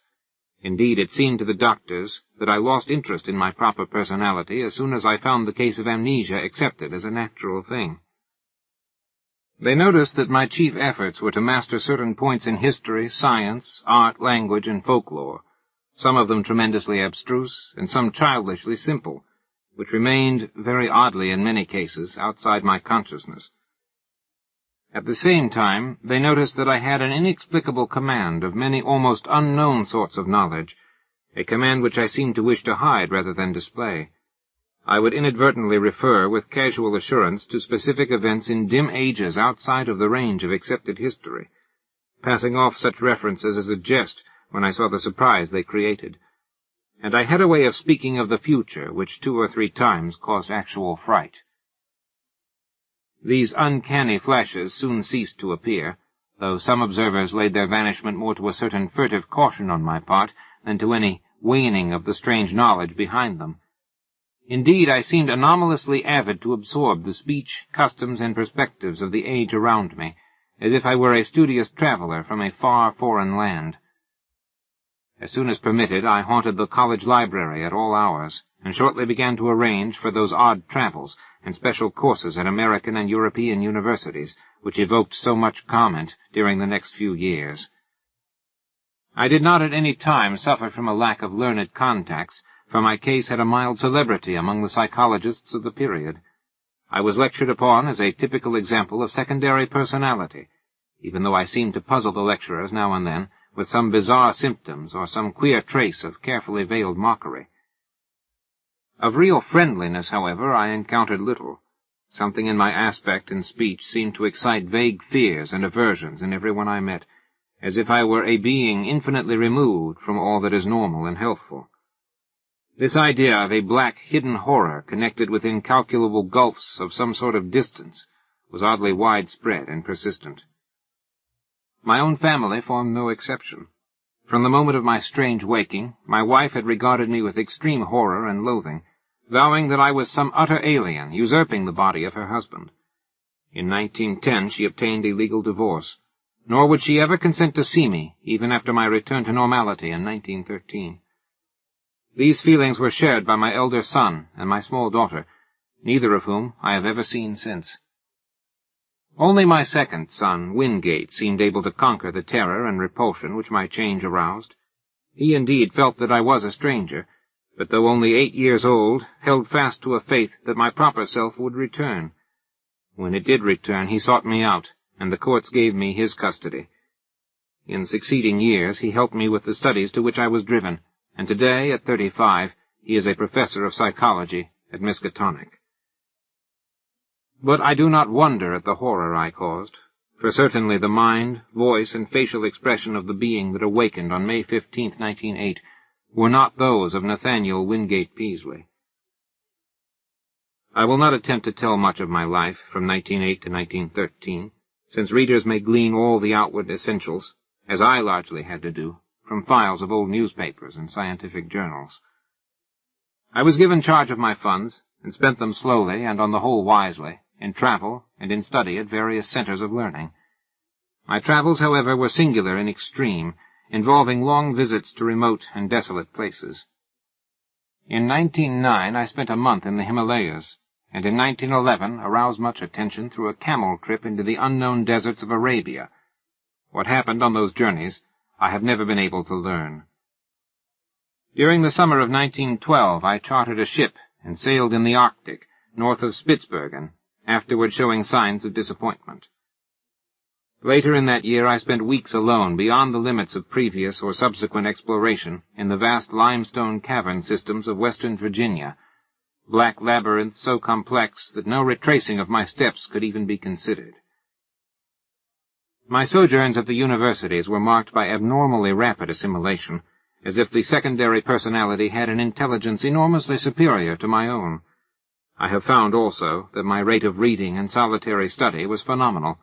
I could master every detail of a book merely by glancing over it as fast as I could turn the leaves, while my skill at interpreting complex figures in an instant was veritably awesome. At times there appeared almost ugly reports of my power to influence the thoughts and acts of others, though I seemed to have taken care to minimize displays of this faculty. Other ugly reports concerned my intimacy with leaders of occultist groups, and scholars suspected of connection with nameless bands of abhorrent elder-world hierophants. These rumors, though never proved at the time, were doubtless stimulated by the known tenor of some of my reading, for the consultation of rare books at libraries cannot be effected secretly. There is tangible proof, in the form of marginal notes, that I went minutely through such things as the Comte d'Erlet's Culte des Goules, Ludwig Prin's De Vermis Mysterius, the Unaussprechlichen Kulten von Junst, the surviving fragments of the puzzling Book of Iban, and the dreaded Necronomicon of the mad Arab Abdul al-Hazred. Then, too, it is undeniable that a fresh and evil wave of underground cult activity set in about the time of my odd mutation. In the summer of 1913, I began to display signs of ennui and flagging interest, and to hint to various associates that a change might soon be expected in me. I spoke of returning memories of my earlier life, though most auditors judged me insincere, since all the recollections I gave were casual, and such as might have been learned from my old private papers. About the middle of August I returned to Arkham and reopened my long-closed house in Crane Street. Here I installed a mechanism of the most curious aspect, constructed piecemeal by different makers of scientific apparatus in Europe and America, and guarded carefully from the sight of anyone intelligent enough to analyze it. Those who did see it, a workman, a servant, and the new housekeeper, say that it was a queer mixture of rods, wheels, and mirrors, though only about 2 feet tall, 1 foot wide, and 1 foot thick. The central mirror was circular and convex. All this is borne out by such makers of parts as can be located. On the evening of Friday, September 26th, I dismissed the housekeeper and the maid until noon of the next day. Lights burned in the house till late, and a lean, dark, curiously foreign-looking man called in an automobile. It was about 1 a.m. that the lights were last seen. At 2:15 a.m. a policeman observed the place in darkness, with the stranger's motor still at the curb. By 4 o'clock the motor was certainly gone. It was at 6 o'clock that a hesitant foreign voice on the telephone asked Dr. Wilson to call at my house and bring me out of a peculiar faint. This call, a long-distance one, was later traced to a public booth in the North Station in Boston, but no sign of the lean foreigner was ever unearthed. When the doctor reached my house, he found me unconscious in the sitting-room, in an easy chair with a table drawn up before it. On the polished top were scratches, showing where some heavy object had rested. The clear machine was gone, nor was anything afterward heard of it. Undoubtedly the dark, lean foreigner had taken it away. In the library grate were abundant ashes, evidently left from the burning of every remaining scrap of paper on which I had written since the advent of the amnesia. Dr. Wilson found my breathing very peculiar, but after a hypodermic injection it became more regular.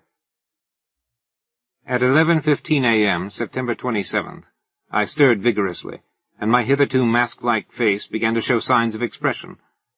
Dr. Wilson remarked that the expression was not that of my secondary personality, but seemed much like that of my normal self. About 11:30 I muttered some very curious syllables which seemed unrelated to any human speech. I appeared, too, to struggle against something. Then, just after noon, the housekeeper and the maid having meanwhile returned, I began to mutter in English. Of the orthodox economists of that period, Jevons typifies the prevailing trend toward scientific correlation. His attempt to link the commercial cycle of prosperity and depression with the physical cycle of the solar spots forms perhaps the apex of... Nathaniel Wingate Peaslee had come back, a spirit in whose time scale it was still Thursday morning in 1908, with the economics class gazing up at the battered desk on the platform. 2. My reabsorption into normal life was a painful and difficult process. The loss of over 5 years creates more complications than can be imagined, and in my case there were countless matters to be adjusted. What I heard of my actions since 1908 astonished and disturbed me, but I tried to view the matter as philosophically as I could. At last, regaining custody of my second son, Wingate, I settled down with him in the Crane Street house and endeavored to resume my teaching, my old professorship having been kindly offered me by the college. I began work with the February 1914 term, and kept at it just a year. By that time I realized how badly my experience had shaken me. Though perfectly sane, I hoped, and with no flaw in my original personality, I had not the nervous energy of the old days. Vague dreams and queer ideas continually haunted me, and when the outbreak of the World War turned my mind to history, I found myself thinking of periods and events in the oddest possible fashion. My conception of time my ability to distinguish between consecutiveness and simultaneousness, seemed subtly disordered, so that I formed chimerical notions about living in one age and casting one's mind all over eternity for knowledge of past and future ages. The war gave me strange impressions of remembering some of its far-off consequences, as if I knew how it was coming out, and could look back upon it in the light of future information. All such quasi-memories were attended with much pain, and with a feeling that some artificial psychological barrier was set against them. When I diffidently hinted to others about my impressions, I met with varied responses. Some persons looked uncomfortably at me, but men in the mathematics department spoke of new developments in those theories of relativity, then discussed only in learned circles, which were later to become so famous. Dr. Albert Einstein, they said, was rapidly reducing time to the status of a mere dimension. But the dreams and disturbed feelings gained on me, so that I had to drop my regular work in 1915. Certain of the impressions were taking an annoying shape, giving me the persistent notion that my amnesia had formed some unholy sort of exchange, that the secondary personality had indeed been an intruding force from unknown regions, and that my own personality had suffered displacement. Thus I was driven to vague and frightful speculations concerning the whereabouts of my true self during the years that another had held my body. The curious knowledge and strange conduct of my body's late tenant troubled me more and more, as I learned further details from persons, papers, and magazines. Queerness that had baffled others seemed to harmonize terribly with some background of black knowledge which festered in the chasms of my subconsciousness. I began to search feverishly for every scrap of information bearing on the studies and travels of that other one during the dark years. Not all of my troubles were as semi-abstract as this. There were the dreams, and these seemed to grow in vividness and concreteness. Knowing how most would regard them, I seldom mentioned them to anyone but my son, or certain trusted psychologists, but eventually I commenced a scientific study of other cases in order to see how typical or non-typical such visions might be among amnesia victims.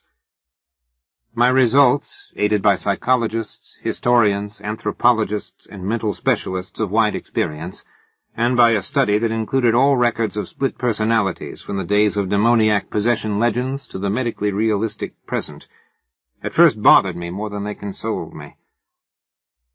I soon found that my dreams had indeed no counterpart in the overwhelming bulk of true amnesia cases.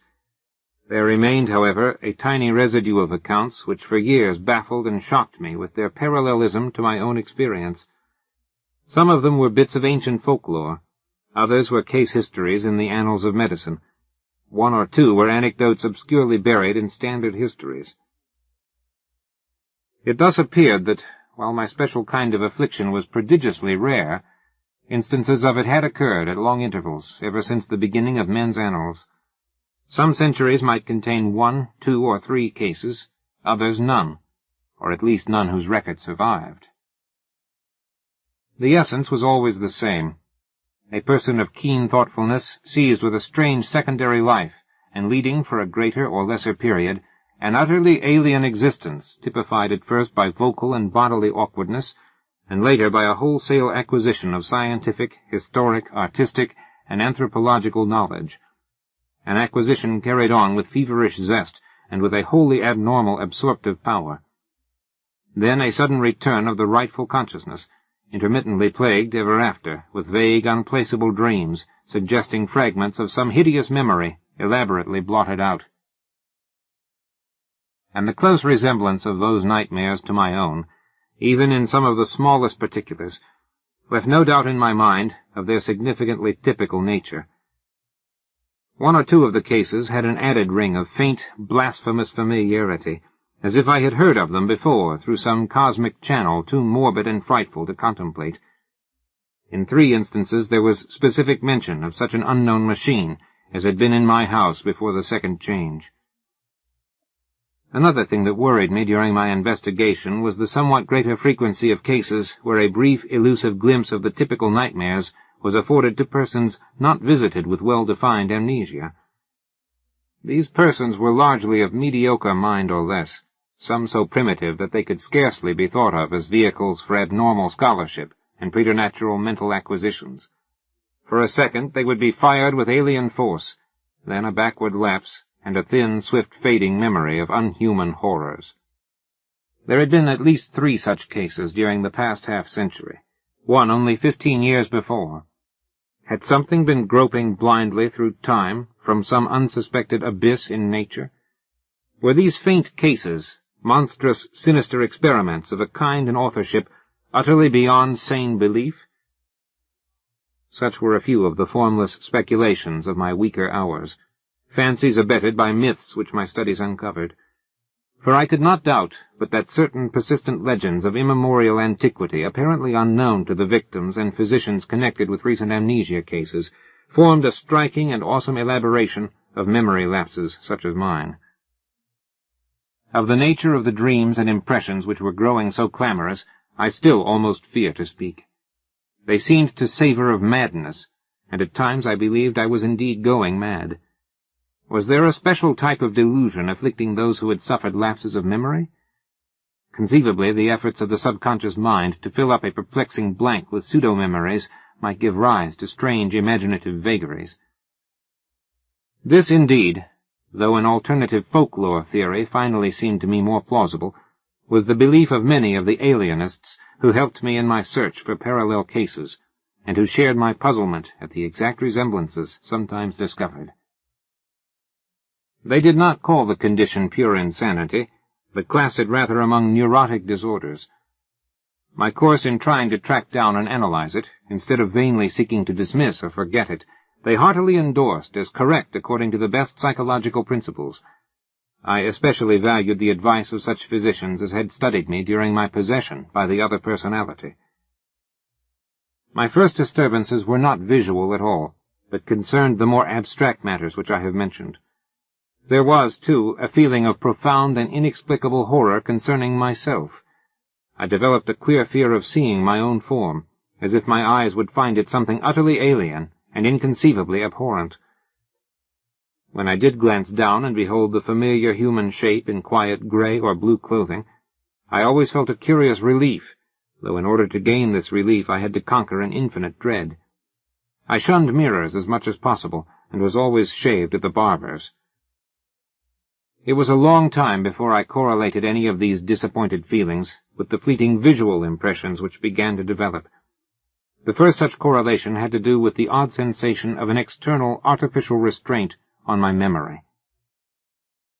I felt that the snatches of sight I experienced had a profound and terrible meaning, and a frightful connection with myself, but that some purposeful influence held me from grasping that meaning and that connection.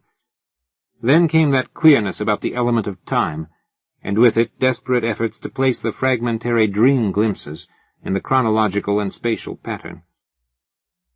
The glimpses themselves were at first merely strange rather than horrible. I would seem to be in an enormous vaulted chamber, whose lofty stone groinings were well nigh lost in the shadows overhead. In whatever time or place the scene might be, the principle of the arch was known as fully and used as extensively as by the Romans. There were colossal round windows and high arched doors, and pedestals or tables, each as tall as the height of an ordinary room. Vast shelves of dark wood lined the walls, holding what seemed to be volumes of immense size, with strange hieroglyphs on their backs. The exposed stonework held curious carvings, always in curvilinear mathematical designs, and there were chiseled inscriptions in the same characters that the huge books bore.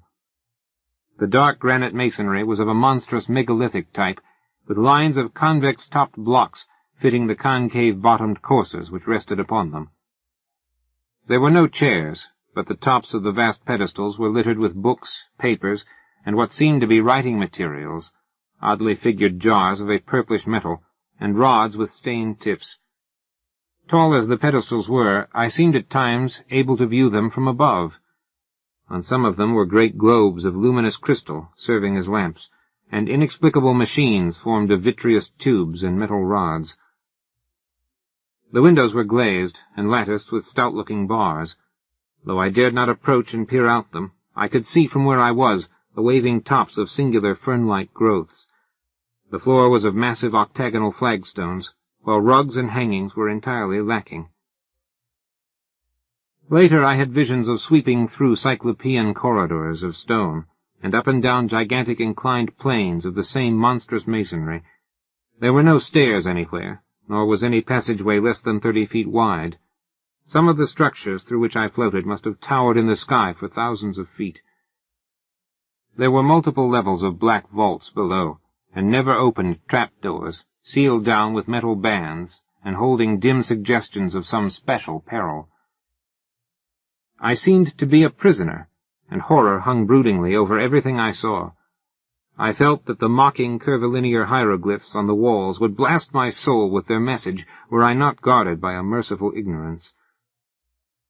Still later, my dreams included vistas from the great round windows, and from the titanic flat roof, with its curious gardens, wide barren area, and high scalloped parapet of stone, to which the topmost of the inclined planes led.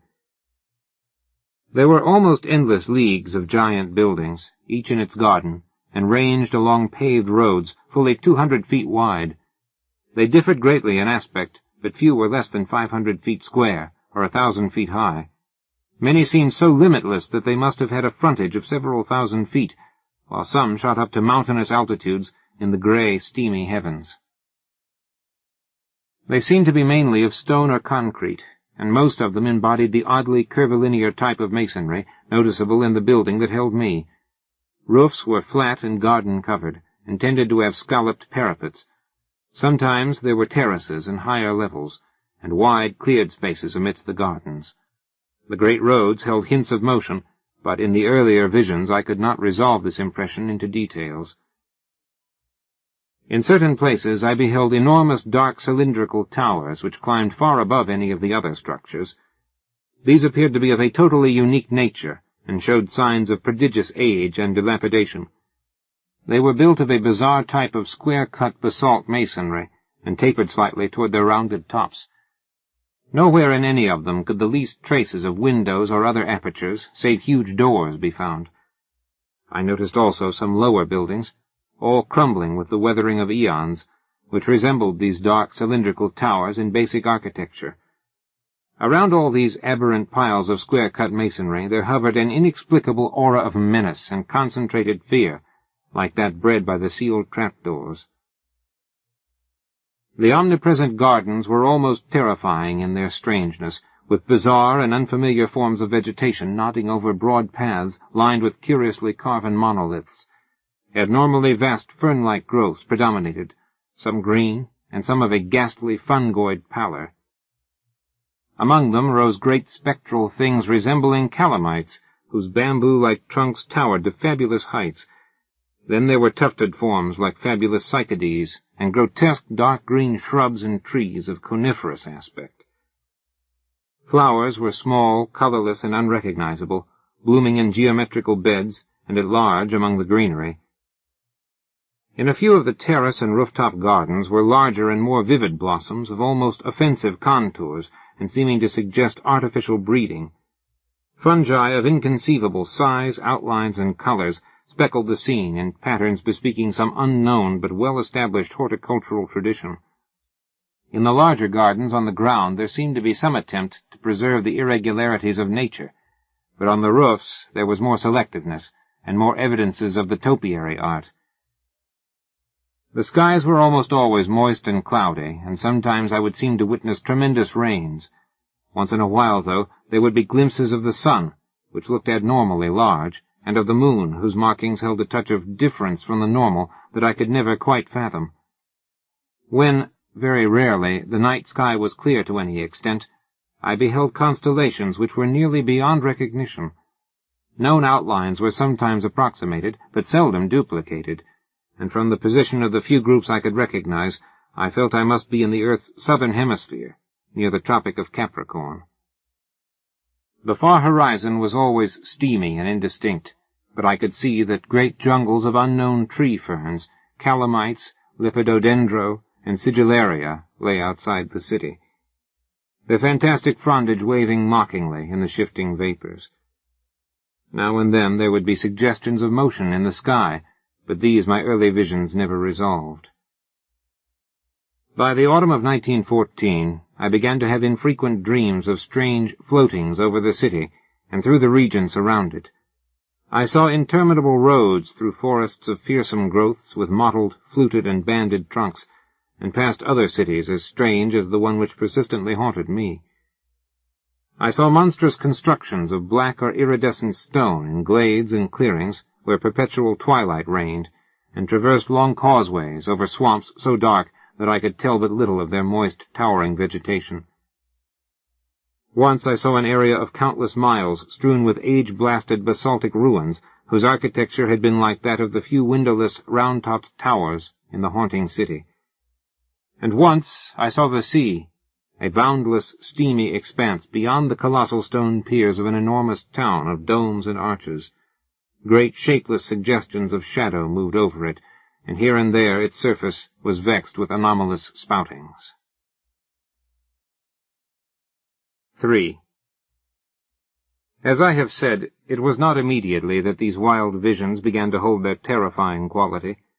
Certainly many persons have dreamed intrinsically stranger things, things compounded of unrelated scraps of daily life, pictures and reading, and arranged in fantastically novel forms by the unchecked caprices of sleep. For some time I accepted the visions as natural, even though I had never before been an extravagant dreamer.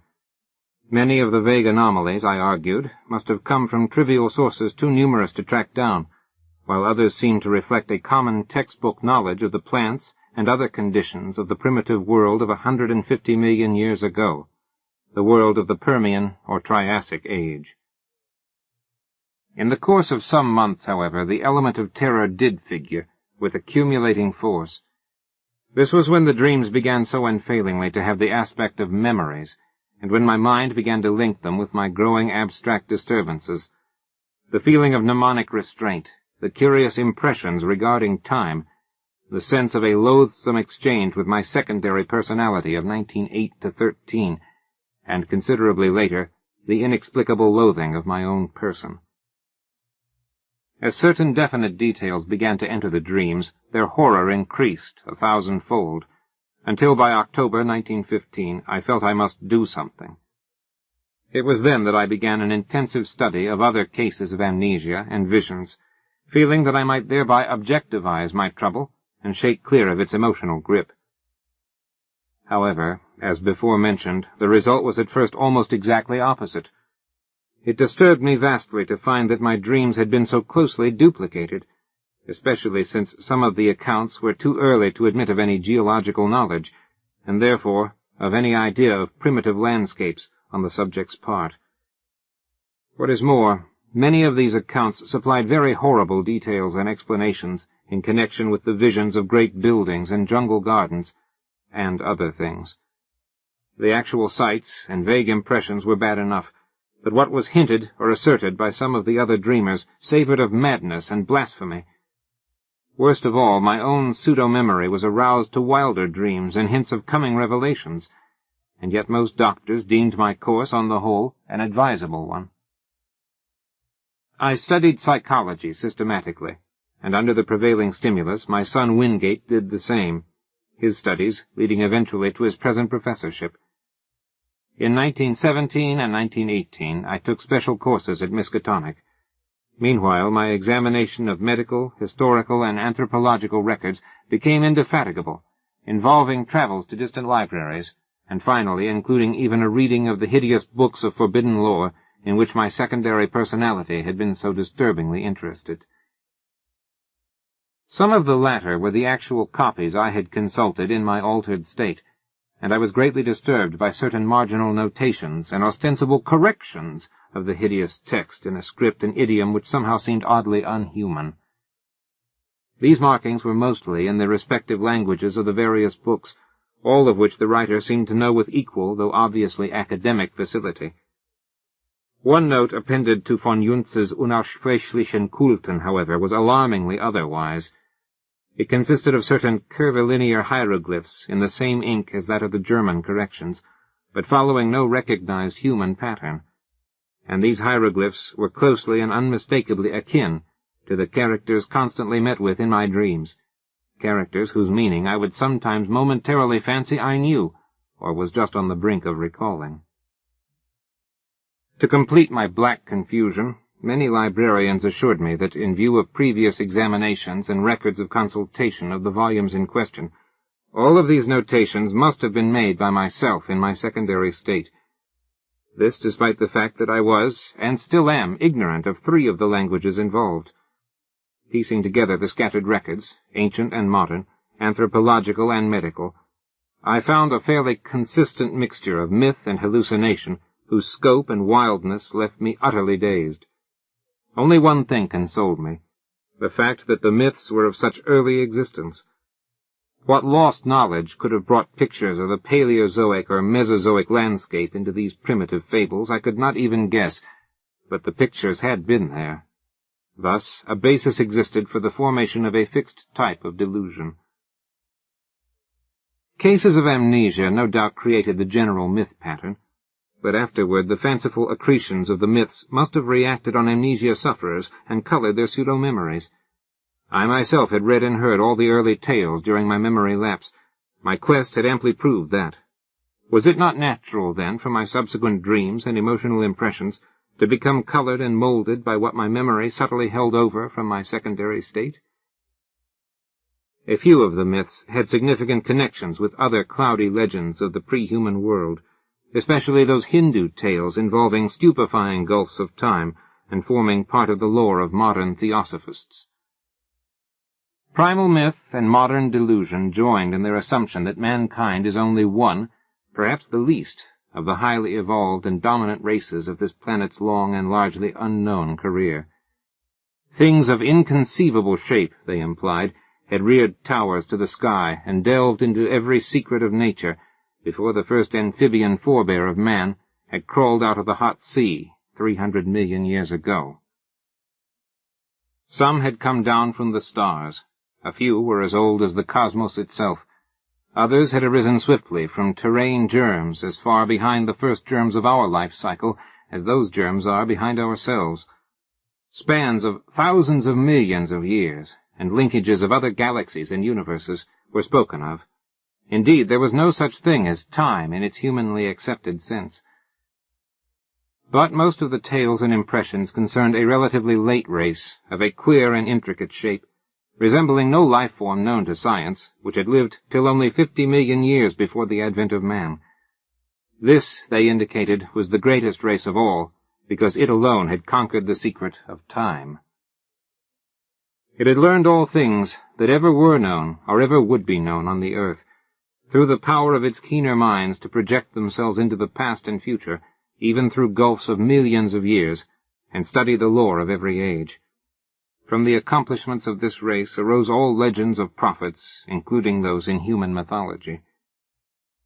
In its vast libraries were volumes of texts and pictures holding the whole of Earth's annals, histories and descriptions of every species that had ever been or that ever would be, with full records of their arts, their achievements, their languages, and their psychologies. With this eon-embracing knowledge, the great race chose from every era and life form such thoughts, arts, and processes as might suit its own nature and situation. Knowledge of the past, secured through a kind of mind-casting outside the recognized senses, was harder to glean than knowledge of the future. In the latter case, the course was easier and more material. With suitable mechanical aid, a mind would project itself forward in time, feeling its dim extrasensory way till it approached the desired period. Then, after preliminary trials, it would seize on the best discoverable representative of the highest of that period's life forms. It would enter the organism's brain and set up therein its own vibrations, while the displaced mind would strike back to the period of the displacer, remaining in the latter's body till a reverse process was set up. The projected mind, in the body of the organism of the future, would then pose as a member of the race whose outward form it wore, learning as quickly as possible all that could be learned of the chosen age and its massed information and techniques. Meanwhile, the displaced mind, thrown back to the displacer's age and body, would be carefully guarded. It would be kept from harming the body it occupied, and would be drained of all its knowledge by trained questioners. Often it could be questioned in its own language, when previous quests into the future had brought back records of that language. If the mind came from a body whose language the great race could not physically reproduce, clever machines would be made, on which the alien speech could be played, as on a musical instrument. The great race's members were immense rugose cones, 10 feet high, and with head and other organs attached to foot-thick distensible limbs spreading from the apices. They spoke by the clicking or scraping of huge paws or claws attached to the end of 2 of their 4 limbs, and walked by the expansion and contraction of a viscous layer attached to their vast 10-foot bases. When the captive mind's amazement and resentment had worn off, and when, assuming that it came from a body vastly different from the great race's, it had lost its horror at its unfamiliar, temporary form, it was permitted to study its new environment and experience a wonder and wisdom approximating that of its displacer. With suitable precautions, and in exchange for suitable services, it was allowed to rove all over the habitable world in Titan airships or on the huge boat-like atomic-engined vehicles which traversed the great roads, and to delve freely into the libraries containing the records of the planet's past and future. This reconciled many captive minds to their lot, since none were other than keen, and to such minds the unveiling of hidden mysteries of Earth, closed chapters of inconceivable pasts and dizzying vortices of future time, which include the years ahead of their own natural ages, forms always, despite the abysmal horrors often unveiled, the supreme experience of life. Now and then certain captives were permitted to meet other captive minds seized from the future, to exchange thoughts with consciousnesses living 100 or 1,000 or 1,000,000 years before or after their own ages, and all were urged to write copiously in their own languages of themselves and their respective periods, such documents to be filed in the great central archives. It may be added that there was one special type of captive whose privileges were far greater than those of the majority. These were the dying, permanent exiles, whose bodies in the future had been seized by keen-minded members of the great race who, faced with death, sought to escape mental extinction. Such melancholy exiles were not as common as might be expected, since the longevity of the great race lessened its love of life, especially among those superior minds capable of projection. From cases of the permanent projection of elder minds arose many of those lasting changes of personality noticed in later history, including mankind's. As for the ordinary cases of exploration, when the displacing mind had learned what it wished in the future, it would build an apparatus like that which had started its flight, and reverse the process of projection. Once more it would be in its own body, in its own age, while the lately captive mind would return to that body of the future to which it properly belonged.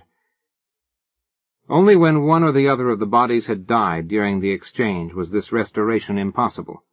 In such cases, of course, the exploring mind had, like those of the death-escapers, to live out an alien-bodied life in the future, or else the captive mind, like the dying permanent exiles, had to end its days in the form and past age of the great race.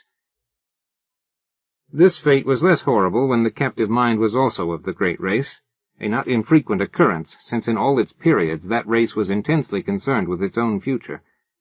The number of dying permanent exiles of the great race was very slight, largely because of the tremendous penalties attached to displacements of future great race minds by the moribund. Through projection, arrangements were made to inflict these penalties on the offending minds in their new future bodies, and sometimes forced re-exchanges were effected. Complex cases of the displacement of exploring or already captive minds by minds in various regions of the past had been known and carefully rectified.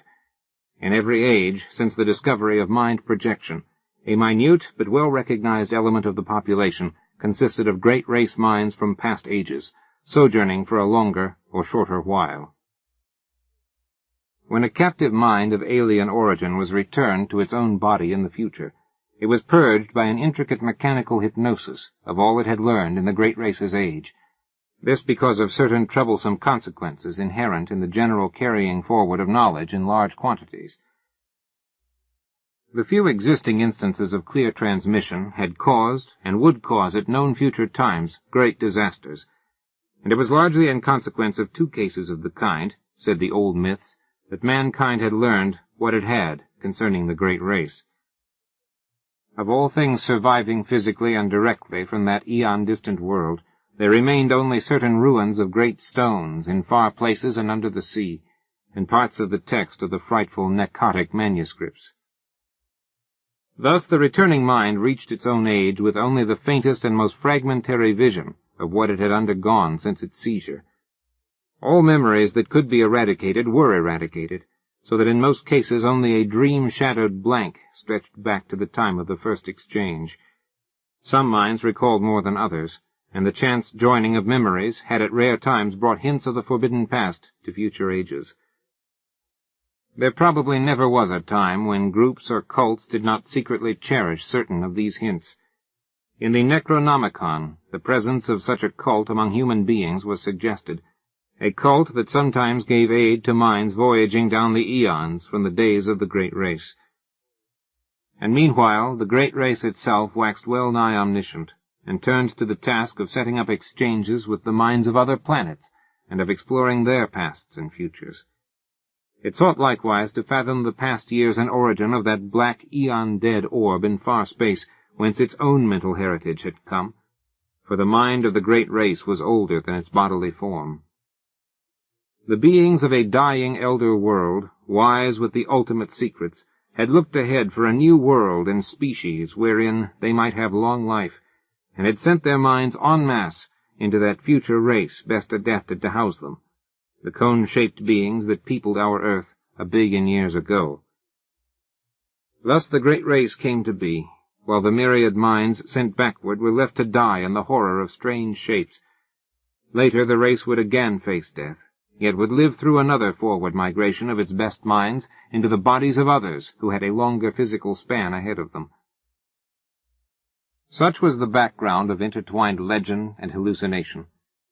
When, around 1920, I had my researches in coherent shape, I felt a slight lessening of the tension which their earlier stages had increased.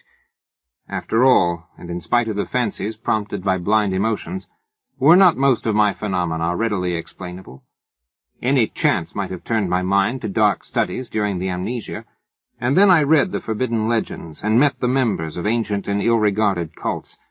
That, plainly, supplied the material for the dreams and disturbed feelings which came after the return of memory. As for the marginal notes in dream hieroglyphs and languages unknown to me, but laid at my door by librarians, I might easily have picked up a smattering of the tongues during my secondary state, while the hieroglyphs were doubtless coined by my fancy from descriptions in old legends, and afterward woven into my dreams. I tried to verify certain points through conversations with known cult leaders, but never succeeded in establishing the right connections. At times the parallelism of so many cases in so many distant ages continued to worry me, as it had at first, but on the other hand I reflected that the excitant folklore was undoubtedly more universal in the past than in the present. Probably all the other victims whose cases were like mine had had a long and familiar knowledge of the tales I had learned only when in my secondary state. When these victims had lost their memory, they had associated themselves with the creatures of their household myths, the fabulous invaders supposed to displace men's minds, and had thus embarked upon quests for knowledge which they thought they could take back to a fancied, non-human past. Then, when their memory returned, they reversed the associative process and thought of themselves as the former captive minds instead of as the displacers. Hence the dreams and pseudo-memories following the conventional myth pattern. Despite the seeming cumbrousness of these explanations, they came finally to supersede all others in my mind, largely because of the greater weakness of any rival theory, and a substantial number of eminent psychologists and anthropologists gradually agreed with me. The more I reflected, the more convincing did my reasoning seem, till in the end I had a really effective bulwark against the visions and impressions which still assailed me. Suppose I did see strange things at night. These were only what I had heard and read of. Suppose I did have odd loathings and perspectives and pseudo-memories. These, too, were only echoes of myths absorbed in my secondary state. Nothing that I might dream, nothing that I might feel, could be of any actual significance.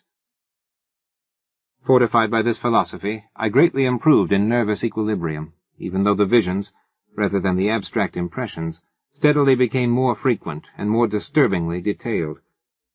In 1922, I felt able to undertake regular work again, and put my newly gained knowledge to practical use by accepting an instructorship in psychology at the university.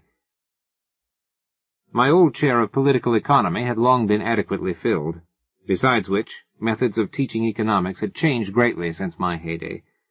My son was at this time just entering on the postgraduate studies leading to his present professorship, and we worked together a great deal. 4. I continued, however, to keep a careful record of the outre dreams which crowded upon me so thickly and vividly. Such a record, I argued, was of genuine value as a psychological document. The glimpses still seemed damnably like memories, though I fought off this impression with a goodly measure of success. In writing, I treated the phantasmata as things seen, but at all other times I brushed them aside like any gossamer illusions of the night. I had never mentioned such matters in common conversation, though reports of them, filtering out as such things will, had aroused sundry rumors regarding my mental health. It is amusing to reflect that these rumors were confined wholly to laymen, without a single champion among physicians or psychologists.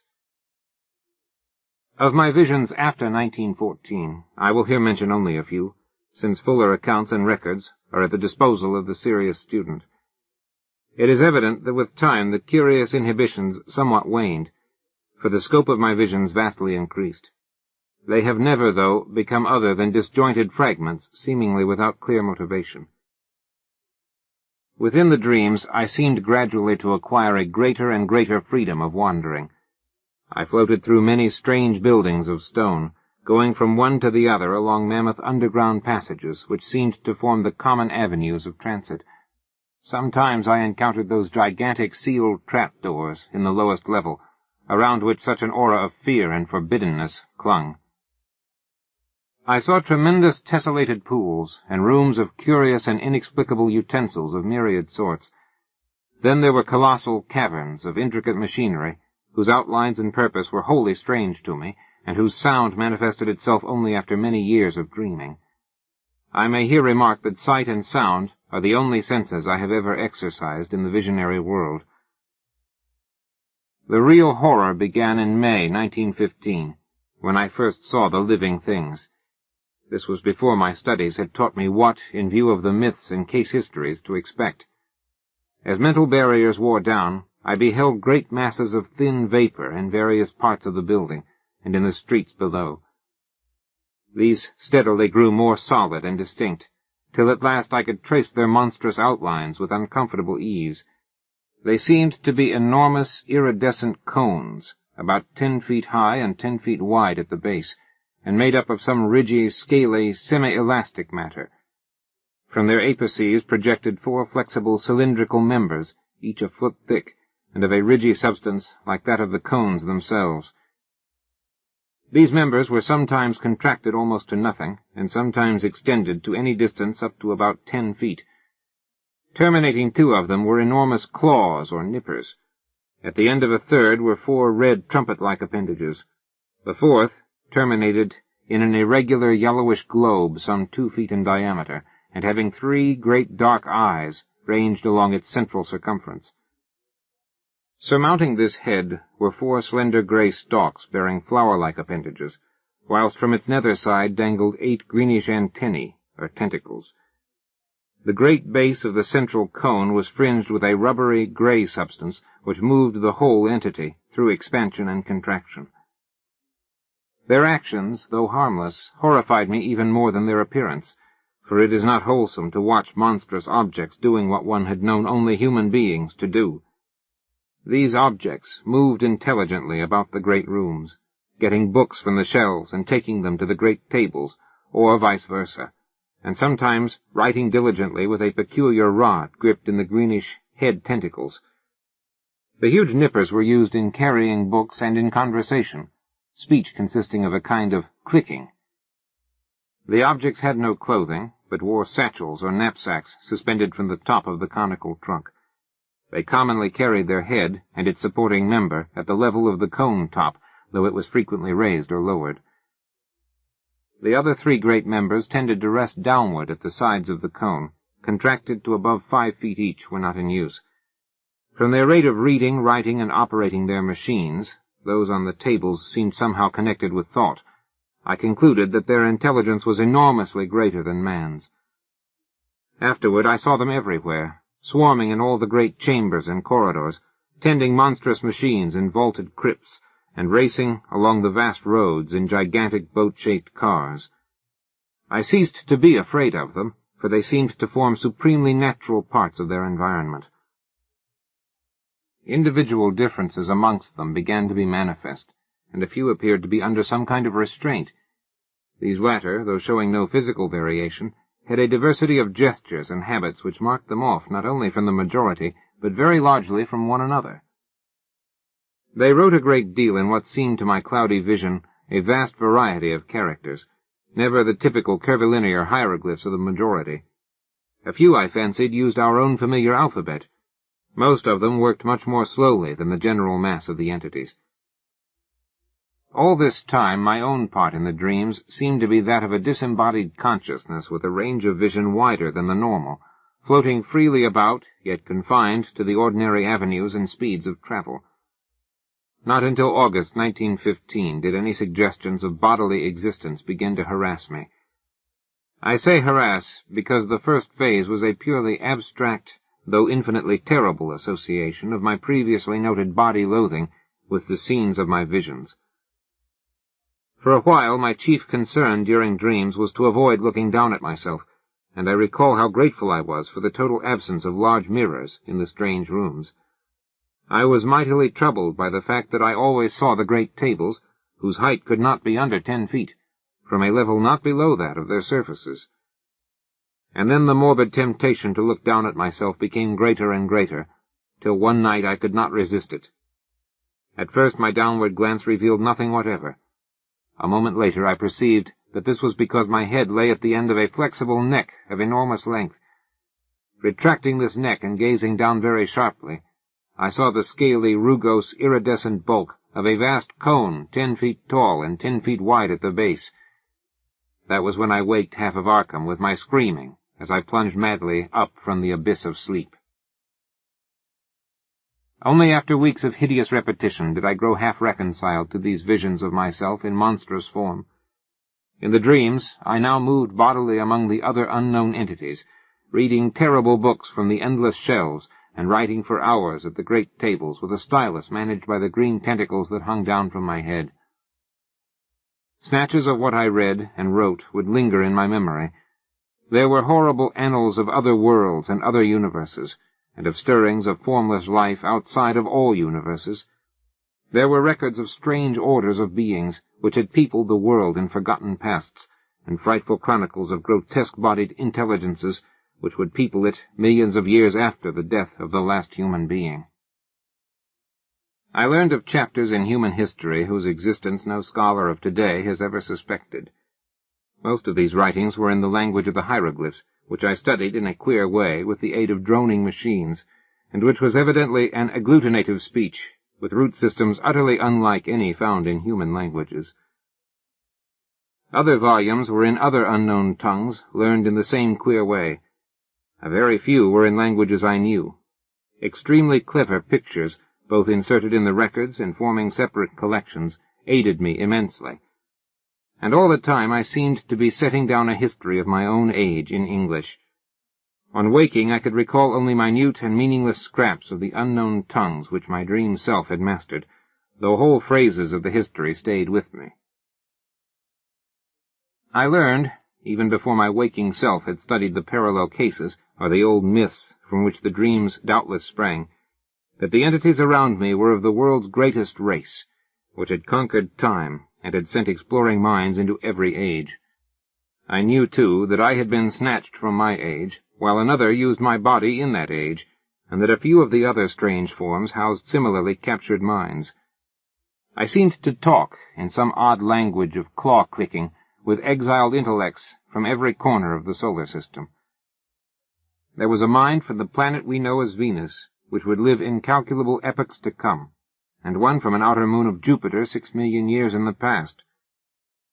Of earthly minds there were some from the winged, star-headed, half-vegetable race of Paleogean Antarctica, one from the reptile people of fabled Volusia, 3 from the furry pre-human Hyperborean worshippers of Sathagua, 1 from the wholly abominable Chochos, 2 from the arachnid denizens of Earth's last age, 5 from the hardy Coleopterous species immediately following mankind, to which the great race was some day to transfer its keenest minds en masse in the face of horrible peril, and several from different branches of humanity.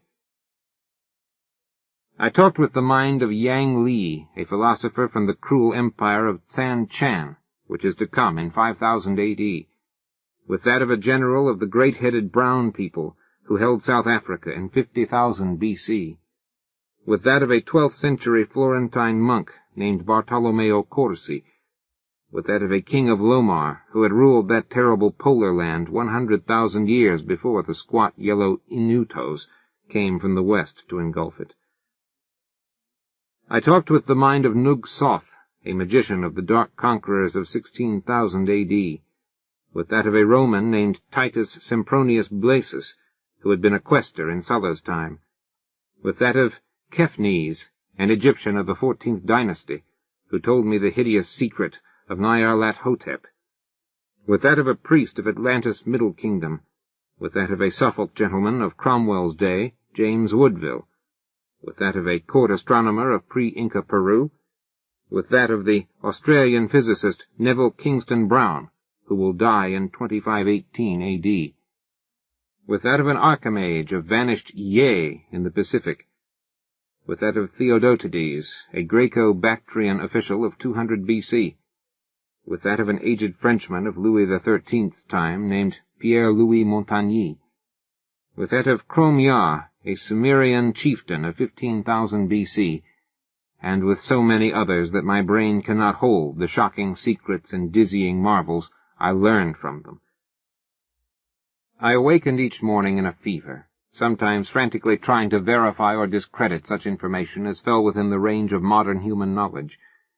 Traditional facts took on new and doubtful aspects, and I marveled at the dream fancy which could invent such surprising addenda to history and science. I shivered at the mysteries the past may conceal, and trembled at the menaces the future may bring forth. What was hinted in the speech of post-human entities of the fate of mankind produced such an effect on me that I will not set it down here.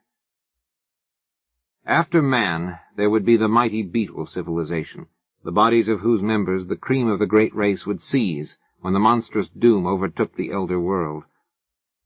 Later, as the earth's span closed, the transferred minds would again migrate through time and space to another stopping place in the bodies of the bulbous vegetable entities of Mercury.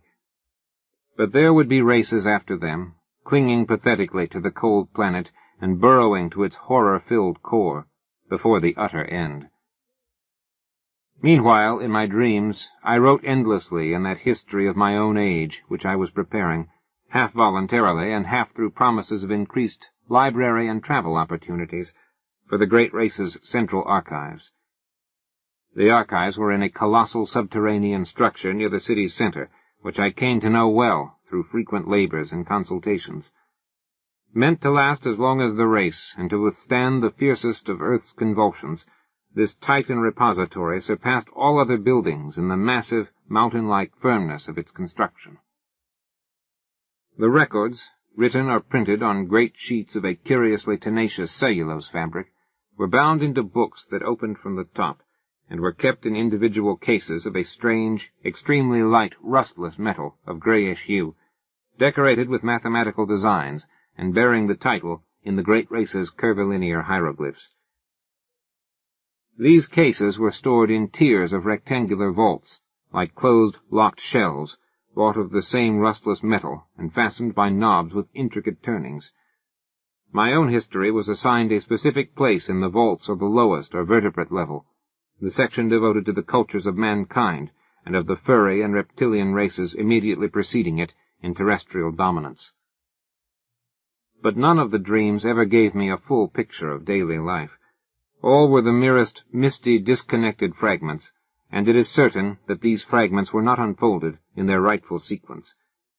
I have, for example, a very imperfect idea of my own living arrangements in the dream world, though I seem to have possessed a great stone room of my own. My restrictions as a prisoner gradually disappeared, so that some of the visions included vivid travels over the mighty jungle roads, sojourns in strange cities, and explorations of some of the vast, dark, windowless ruins from which the great race shrank in curious fear. There were also long sea voyages in enormous, many-decked boats of incredible swiftness, and trips over wild regions in closed projectile-like airships, lifted and moved by electrical repulsion. Beyond the wide, warm ocean were other cities of the great race, and in one far continent I saw the crude villages of the black-snouted, winged creatures who would evolve as a dominant stock after the great race had sent its foremost minds into the future to escape the creeping horror. Flatness and exuberant green life were always the keynote of the scene.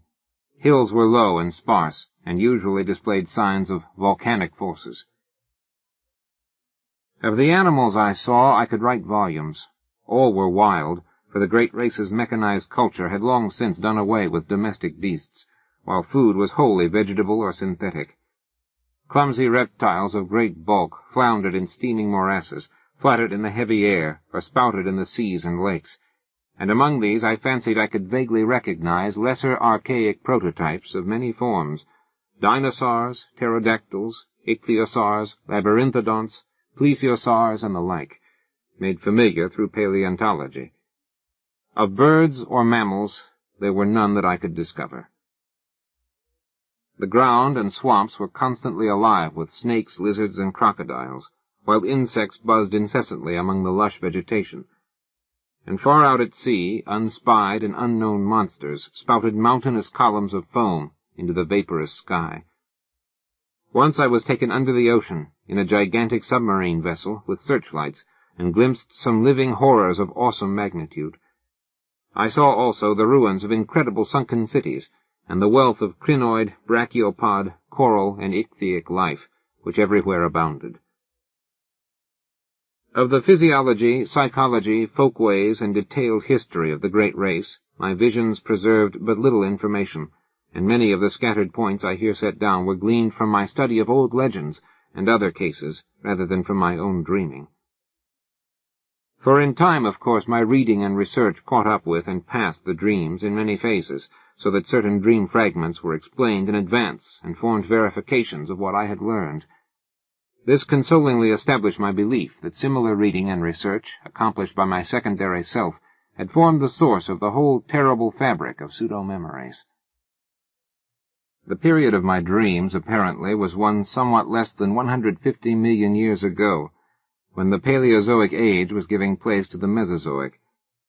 The bodies occupied by the great race represented no surviving, or even scientifically known, line of terrestrial evolution, but were of a peculiar, closely homogeneous, and highly specialized organic type, inclining as much to the vegetable as to the animal state. Cell action was of an unique sort, almost precluding fatigue, and wholly eliminating the need of sleep. Nourishment, assimilated through the red trumpet-like appendages on one of the great flexible limbs, was always semi-fluid, and in many aspects wholly unlike the food of existing animals. The beings had but two of the senses which we recognize, sight and hearing, the latter accomplished through the flower-like appendages on the gray stalks above their heads. Of other and incomprehensible senses, not however well utilized by alien captive minds inhabiting their bodies, they possessed many. Their 3 eyes were so situated as to give them a range of vision wider than the normal. Their blood was a sort of deep greenish ichor of great thickness. They had no sex, but reproduced through seeds or spores which clustered on their bases and could be developed only under water.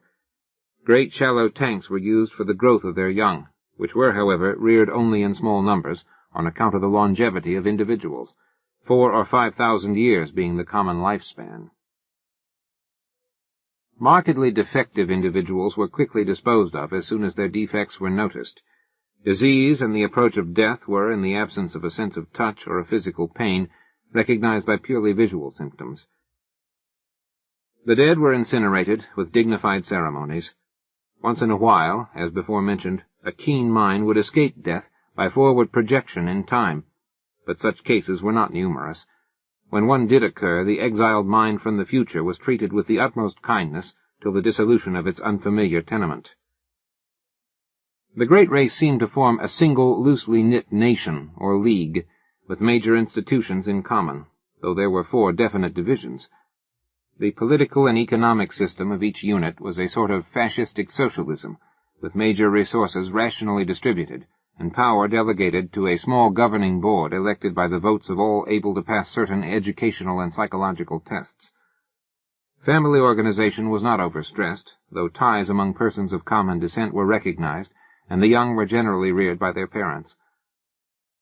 Resemblances to human attitudes and institutions were of course most marked in those fields where on the one hand highly abstract elements were concerned, or where on the other hand there was a dominance of the basic unspecialized urges common to all organic life. A few added likenesses came through conscious adoption, as the great race probed the future and copied what it liked. Industry, highly mechanized, demanded but little time from each citizen, and the abundant leisure was filled with intellectual and aesthetic activities of various sorts. The sciences were carried to an unbelievable height of development, and art was a vital part of life, though at the period of my dreams it had passed its crest and meridian. Technology was enormously stimulated through the constant struggle to survive, and to keep in existence the physical fabric of great cities, imposed by the prodigious geologic upheavals of those primal days. Crime was surprisingly scant, and was dealt with through highly efficient policing. Punishments ranged from privilege deprivation and imprisonment to death or major emotion-wrenching, and were never administered without a careful study of the criminal's motivations. Warfare, largely civil for the last few millennia, though sometimes waged against the winged, star-headed old ones who centered in the Antarctic, was infrequent, though infinitely devastating. An enormous army, using camera-like weapons which produced tremendous electrical effects, was kept on hand for purposes seldom mentioned, but obviously connected with the ceaseless fear of the dark, windowless elder ruins and the great sealed trap-doors in the lowest subterranean levels. This fear of the basalt ruins and trapdoors was largely a matter of unspoken suggestion, or at most of furtive quasi-whispers. Everything specific which bore on it was significantly absent from such books as were on the common shelves. It was the one subject lying altogether under a taboo among the great race, and seemed to be connected alike with horrible bygone struggles and with that future peril which would some day force the race to send its keener minds ahead en masse in time. Imperfect and fragmentary as were the other things presented by dreams and legends, this matter was still more bafflingly shrouded. The vague old myths avoided it, or perhaps all illusions had for some reason been excised, and in the dreams of myself and others the hints were peculiarly few. Members of the great race never intentionally referred to the matter, and what could be gleaned came only from some of the more sharply observant captive minds. According to these scraps of information, the basis of the fear was a horrible elder race of half-polypous, utterly alien entities, which had come through space from immeasurably distant universes, and had dominated the Earth and 3 other solar planets about 600 million years ago. They were only partly material, as we understand matter, and their type of consciousness and media of perception differed widely from those of terrestrial organisms. For example, their senses did not include that of sight, their mental world being a strange, non-visual pattern of impressions. They were, however, sufficiently material to use implements of normal matter when in cosmic areas containing it, and they required housing, albeit of a peculiar kind. Though their senses could penetrate all material barriers, their substance could not, and certain forms of electrical energy could wholly destroy them. They had the power of aerial motion, despite the absence of wings or any other visible means of levitation. Their minds were of such texture that no exchange with them could be effected by the great race. When these things had come to the earth, they had built mighty basalt cities of windowless towers, and had preyed horribly upon the beings they found.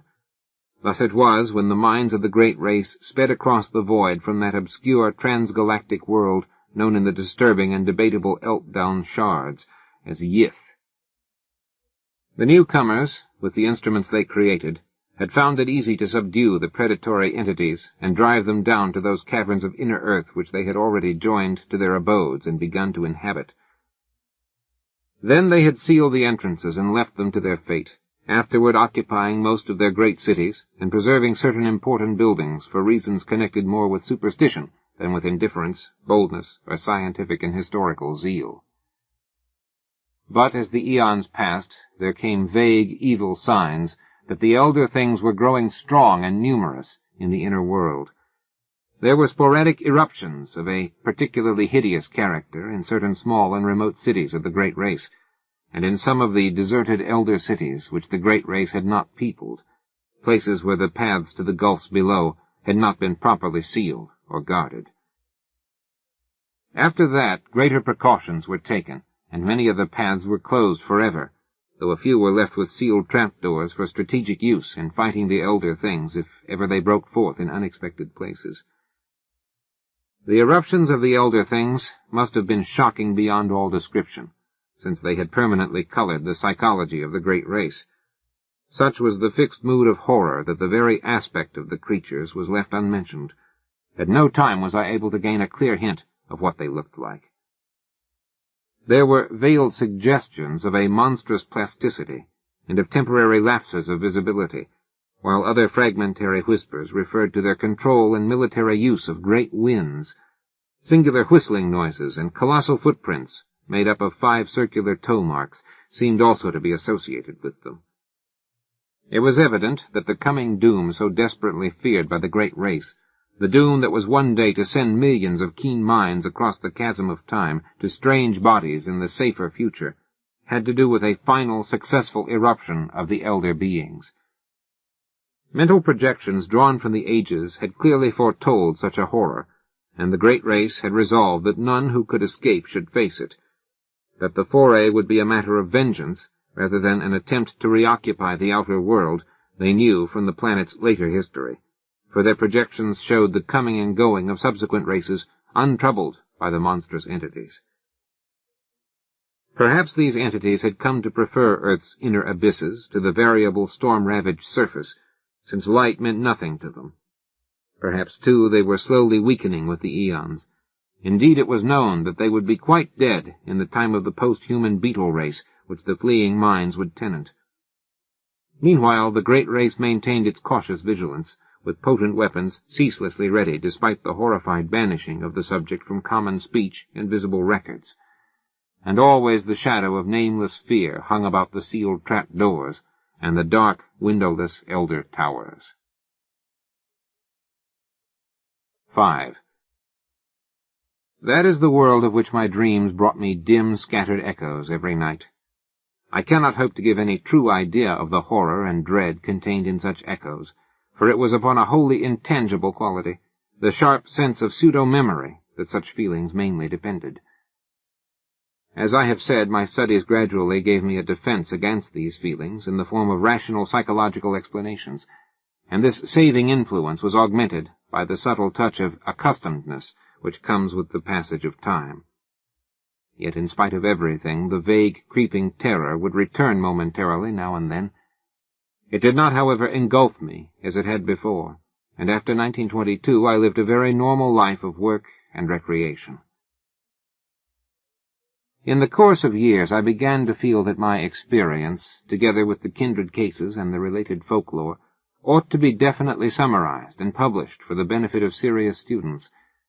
Hence I prepared a series of articles briefly covering the whole ground, and illustrated with crude sketches of some of the shapes, scenes, decorative motifs, and hieroglyphs remembered from the dreams.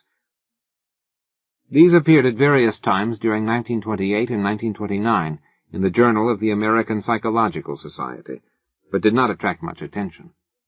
Meanwhile, I continued to record my dreams with the minutest care, even though the growing stack of reports attained troublesomely vast proportions. On July 10th, 1934, there was forwarded to me by the Psychological Society the letter which opened the culminating and most horrible phase of the whole mad ordeal. It was postmarked Pilbara, Western Australia, and bore the signature of one whom I found upon inquiry to be a mining engineer of considerable prominence. Enclosed were some very curious snapshots. I will reproduce the text in its entirety, and no reader can fail to understand how tremendous an effect it and the photographs had upon me. I was for a time almost stunned and incredulous. For although I had often thought that some basis of fact must underlie certain phases of the legends which had colored my dreams, I was none the less unprepared for anything like a tangible survival from a lost world remote beyond all imagination. Most devastating of all were the photographs, for here, in cold, incontrovertible realism, there stood out against a background of sand certain worn-down, water-ridged, storm-weathered blocks of stone, whose slightly convex tops and slightly concave bottoms told their own story. And when I studied them with a magnifying glass, I could see all too plainly, amidst the batterings and pittings, the traces of those vast curvilinear designs and occasional hieroglyphs whose significance had become so hideous to me. But here is the letter which speaks for itself. 49 Dampier Street, Kilbarra, Western Australia, May 18, 1934. Professor N.W. Peasley, care of American Psychological Society, 30 East 41st Street, New York City, USA. My dear Sir, a recent conversation with Dr. E. M. Boyle of Perth, and some papers with your articles, which he has just sent me, make it advisable for me to tell you about certain things I have seen in the great sandy desert east of our gold field here. It would seem, in view of the peculiar legends about old cities with huge stonework and strange designs and hieroglyphs which you describe, that I have come upon something very important. The blackfellows have always been full of talk about great stones with marks on them, and seem to have a terrible fear of such things. They connect them in some way with their common racial legends about Budai, the gigantic old man who lies asleep for ages underground with his head on his arm, and who will some day awake and eat up the world. There are some very old and half-forgotten tales of enormous underground huts of great stones, where passages lead down and down, and where horrible things have happened. The blackfellows claim that once some warriors, fleeing in battle, went down into one and never came back, but that frightful winds began to blow from the place soon after they went down. However, there usually isn't much in what these natives say. But what I have to tell is more than this. 2 years ago, when I was prospecting about 500 miles east in the desert, I came on a lot of queer pieces of dressed stone, perhaps 3 by 2 by 2 feet in size, and weathered and pitted to the very limit. At first I couldn't find any of the marks the blackfellows told about, but when I looked close enough I could make out some deeply carved lines in spite of the weathering. There were peculiar curves, just like what the blackfellows had tried to describe. I imagine there must have been 30 or 40 blocks, some nearly buried in the sand, and all within a circle perhaps 1/4 of a mile in diameter. When I saw some, I looked round closely for more, and made a careful reckoning of the place with my instruments. I also took pictures of 10 or 12 of the most typical blocks, and will enclose the prints for you to see. I turned my information and pictures over to the government at Perth, but they have done nothing about them. Then I met Dr. Boyle, who had read your articles in the Journal of the American Psychological Society, and in time happened to mention the stones. He was enormously interested, and became quite excited when I showed him my snapshots, saying that the stones and the markings were just like those of the masonry you had dreamed about and seen described in legends. He meant to write you, but was delayed. Meanwhile, he sent me most of the magazines with your articles, and I saw at once, from your drawings and descriptions, that my stones are certainly the kind you mean. You can appreciate this from the enclosed prints. Later on you will hear directly from Dr. Boyle. Now I can understand how important all this will be to you. Without question we are faced with the remains of an unknown civilization, older than any dreamed of before, and forming a basis for your legends. As a mining engineer I have some knowledge of geology, and can tell you that these blocks are so ancient they frighten me. They are mostly sandstone and granite, though one is almost certainly made of a queer sort of cement or concrete. They bear evidence of water action, as if this part of the world had been submerged and come up again after long ages, all since those blocks were made and used. It is a matter of hundreds of thousands of years, or heaven knows how much more. I don't like to think about it. In view of your previous diligent work in tracking down the legends and everything connected with them, I cannot doubt but that you will want to lead an expedition to the desert and make some archaeological excavations. Both Dr. Boyle and I are prepared to cooperate in such work if you, or organizations known to you, can furnish the funds. I can get together a dozen miners for the heavy digging.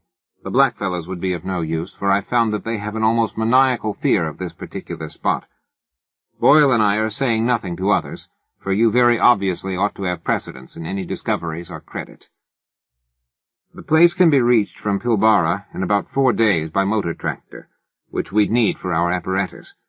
It is somewhat west and south of Warburton's path of 1873, and 100 miles southeast of Joanna Spring. We could float things up the De Grey River instead of starting from Pilbara, but all that can be talked over later.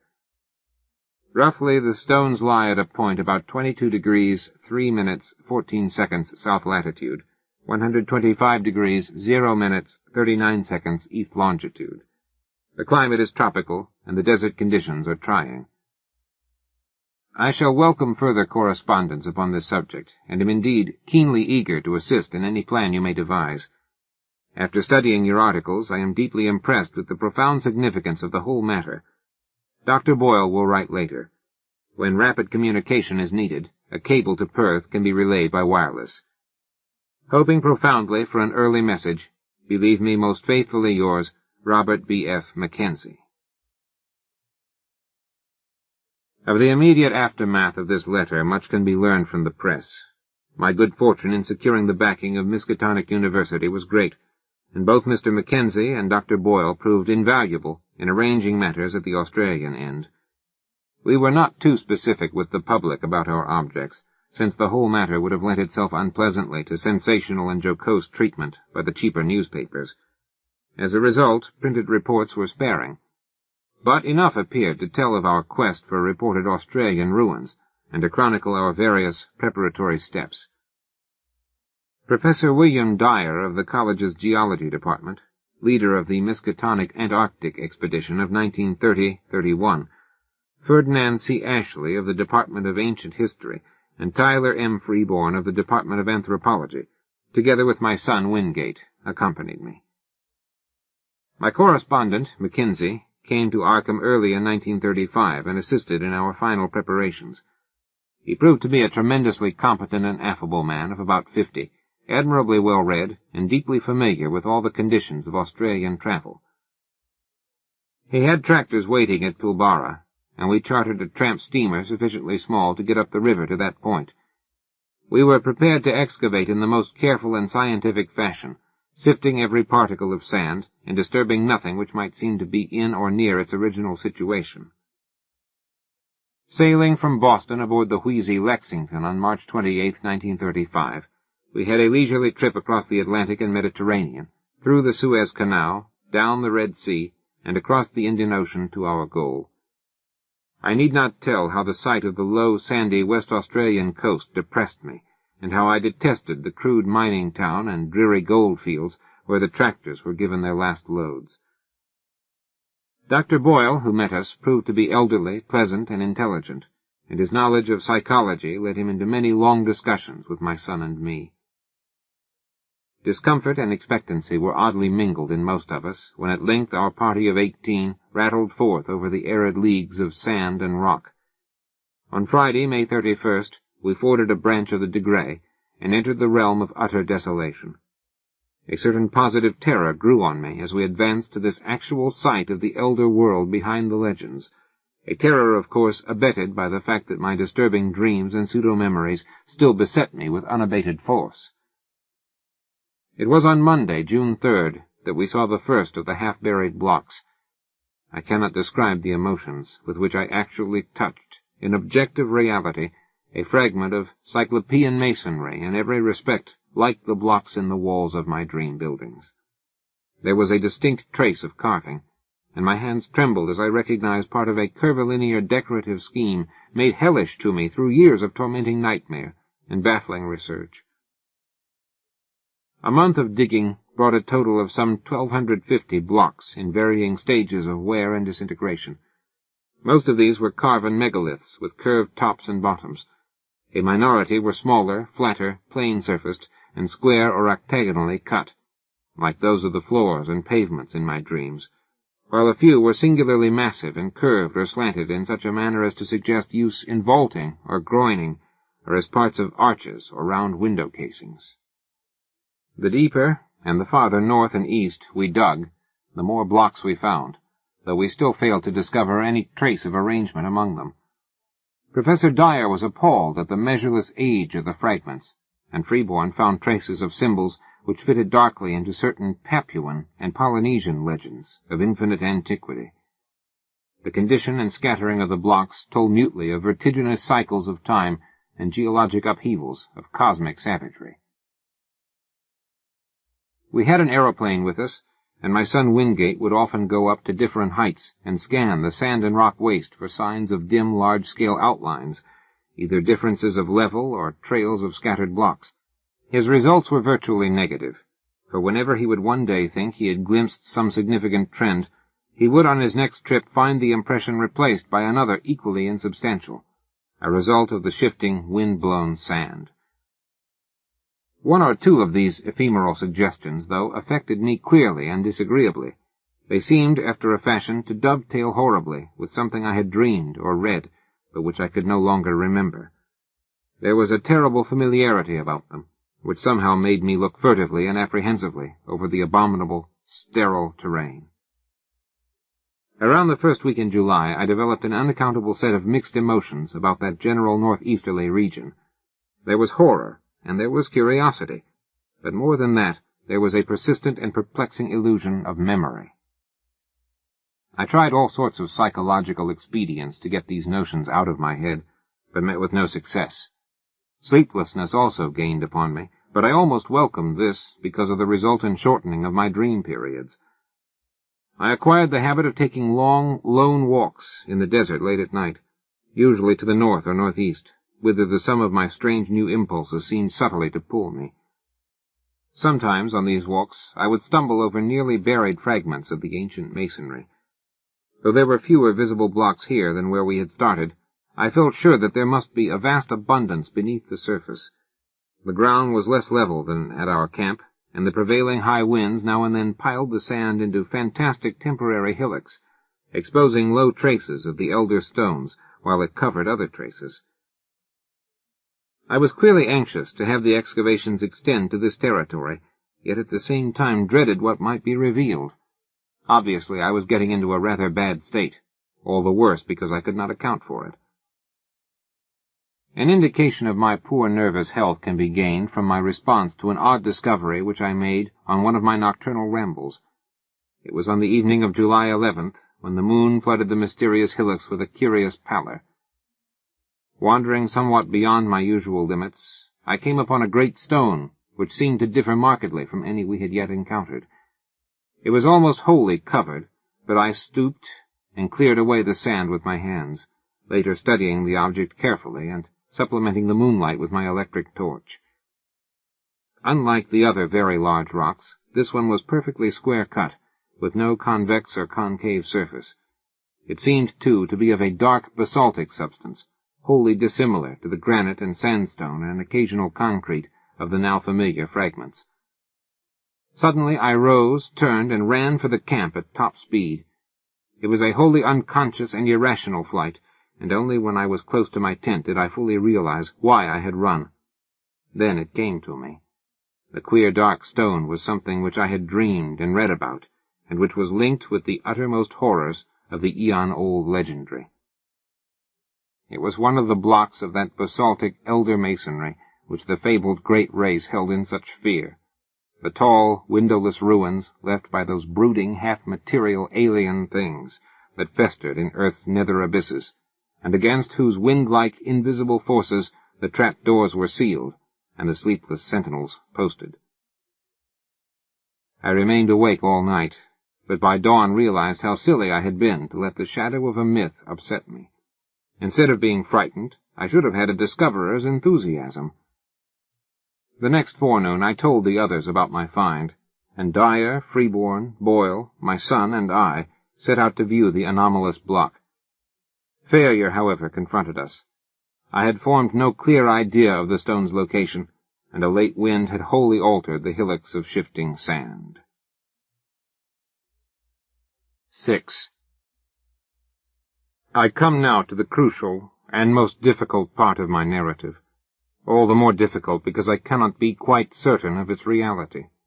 At times I feel uncomfortably sure that I was not dreaming or deluded, and it is this feeling, in view of the stupendous implications which the objective truth of my experience would raise, which impels me to make this record.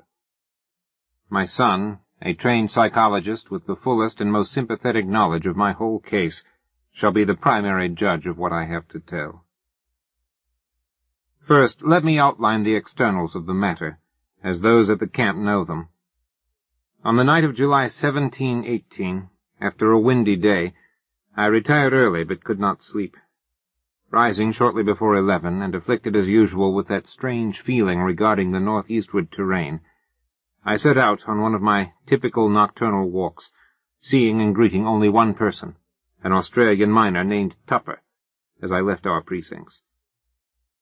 The moon, slightly past full, shone from a clear sky, and drenched the ancient sands with a white, leprous radiance, which seemed to me somehow infinitely evil.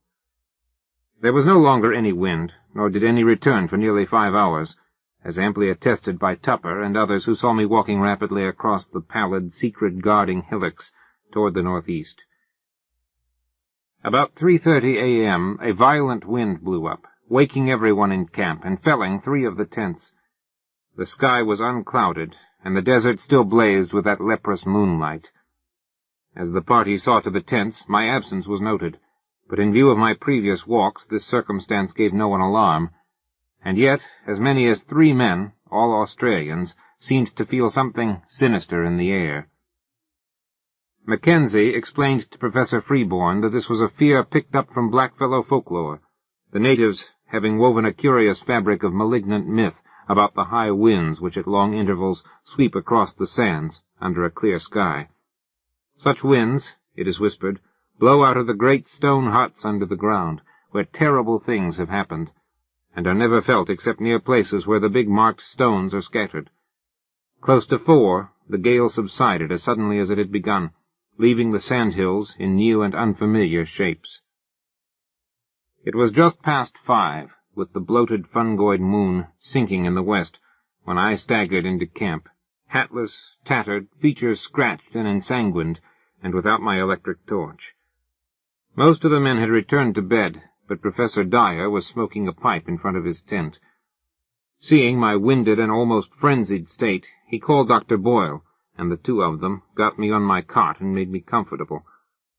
My son, roused by the stir, soon joined them, and they all tried to force me to lie still and attempt sleep. But there was no sleep for me. My psychological state was very extraordinary, different from anything I had previously suffered. After a time I insisted upon talking, nervously and elaborately explaining my condition. I told them I had become fatigued and had lain down in the sand for a nap. There had, I said, been dreams even more frightful than usual, and when I was awakened by the sudden high wind, my overwrought nerves had snapped. I had fled in panic, frequently falling over half-buried stones, and thus gaining my tattered and bedraggled aspect. I must have slept long, hence the hours of my absence. Of anything strange, either seen or experienced, I hinted absolutely nothing, exercising the greatest self-control in that respect. But I spoke of a change of mind regarding the whole work of the expedition, and urged a halt in all digging toward the northeast. My reasoning was patently weak, for I mentioned a dearth of blocks, a wish not to offend the superstitious miners, a possible shortage of funds from the college, and other things either untrue or irrelevant. Naturally, no one paid the least attention to my new wishes, not even my son, whose concern for my health was obvious. The next day I was up and around the camp, but took no part in the excavations. I decided to return home as soon as possible for the sake of my nerves, and my son promised to fly me in the plane to Perth, 1,000 miles to the southwest, as soon as he had surveyed the region I wished let alone. If, I reflected, the thing I had seen was still visible, I might decide to attempt a specific warning, even at the cost of ridicule. It was just conceivable that the miners who knew the local folklore might back me up. Humoring me, my son made the survey that very afternoon, flying over all the terrain my walk could possibly have covered. Yet nothing of what I had found remained in sight. It was the case of the anomalous basalt block all over again. The shifting sand had wiped out every trace. For an instant I half regretted having lost a certain awesome object in my stark fright. But now I know that the loss was merciful. I can still believe my whole experience an illusion, especially if, as I devoutly hope, that hellish abyss is never found. Wingate took me to Perth on July 20th, though declining to abandon the expedition and return home. He stayed with me until the 25th, when the steamer for Liverpool sailed. Now, in the cabin of the Empress, I am pondering long and frantically upon the entire matter, and have decided that my son at least must be informed. It shall rest with him whether to diffuse the matter more widely. In order to meet any eventuality, I have prepared this summary of my background, as already known in a scattered way to others, and will now tell as briefly as possible what seemed to happen during my absence from the camp that hideous night. Nerves on edge, and whipped into a kind of perverse eagerness by that inexplicable, dread-mingled mnemonic urge toward the northeast, I plodded on beneath the evil burning moon. Here and there I saw, half-shrouded by sand, those primal cyclopean blocks left for nameless and forgotten eons. The incalculable age and brooding horror of this monstrous waste began to oppress me as never before, and I could not keep from thinking of my maddening dreams, of the frightful legends which lay behind them, and of the present fears of natives and miners concerning the desert and its carven stones. And yet I plodded on, as if to some eldritch rendezvous, more and more assailed by bewildering fancies, compulsions, and pseudo-memories. I thought of some of the possible contours of the lines of stones, as seen by my son from the air, and wondered why they seemed at once so ominous and so familiar. Something was fumbling and rattling at the latch of my recollection, while another unknown force sought to keep the portal barred. The night was windless, and the pallid sand curved upward and downward like frozen waves of the sea. I had no goal, but somehow ploughed along as if with fate-bound assurance. My dreams welled up into the waking world, so that each sand-embedded megalith seemed part of endless rooms and corridors of pre-human masonry, carved and hieroglyphed with symbols that I knew too well from years of custom as a captive mind of the great race. At moments I fancied I saw those omniscient, conical horrors moving about at their accustomed tasks, and I feared to look down lest I find myself one with them in aspect. Yet all the while I saw the sand-covered blocks as well as the rooms and corridors, evil burning moon as well as the lamps of luminous crystal, the endless desert as well as the waving ferns beyond the windows. I was awake and dreaming at the same time. I do not know how long or how far, or indeed in just what direction, I had walked when I first spied the heap of blocks bared by the day's wind. It was the largest group in one place that I had seen so far, and so sharply did it impress me that the visions of fabulous eons faded suddenly away. Again there were only the desert and the evil moon and the shards of an unguessed past. I drew close and paused, and cast the added light of my electric torch over the tumbled pile. A hillock had blown away, leaving a low, irregularly round mass of megaliths and smaller fragments, some 40 feet across and from 2 to 8 feet high. From the very outset I realized that there was some utterly unprecedented quality about those stones.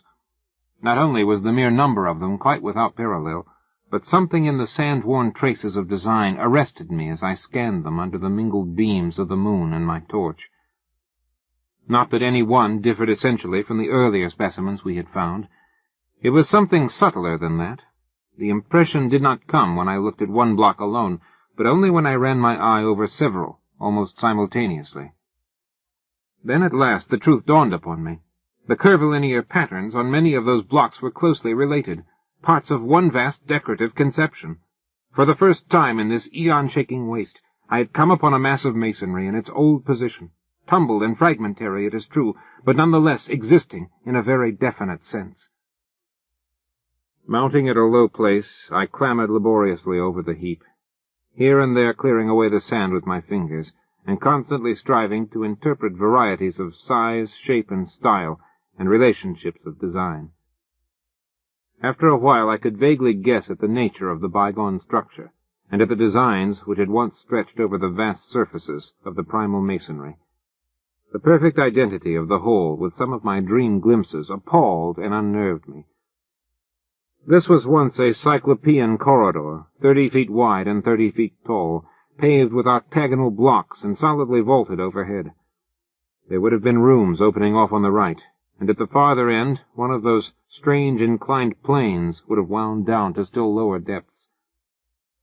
I started violently as these conceptions occurred to me, for there was more in them than the blocks themselves had supplied. How did I know that this level should have been far underground?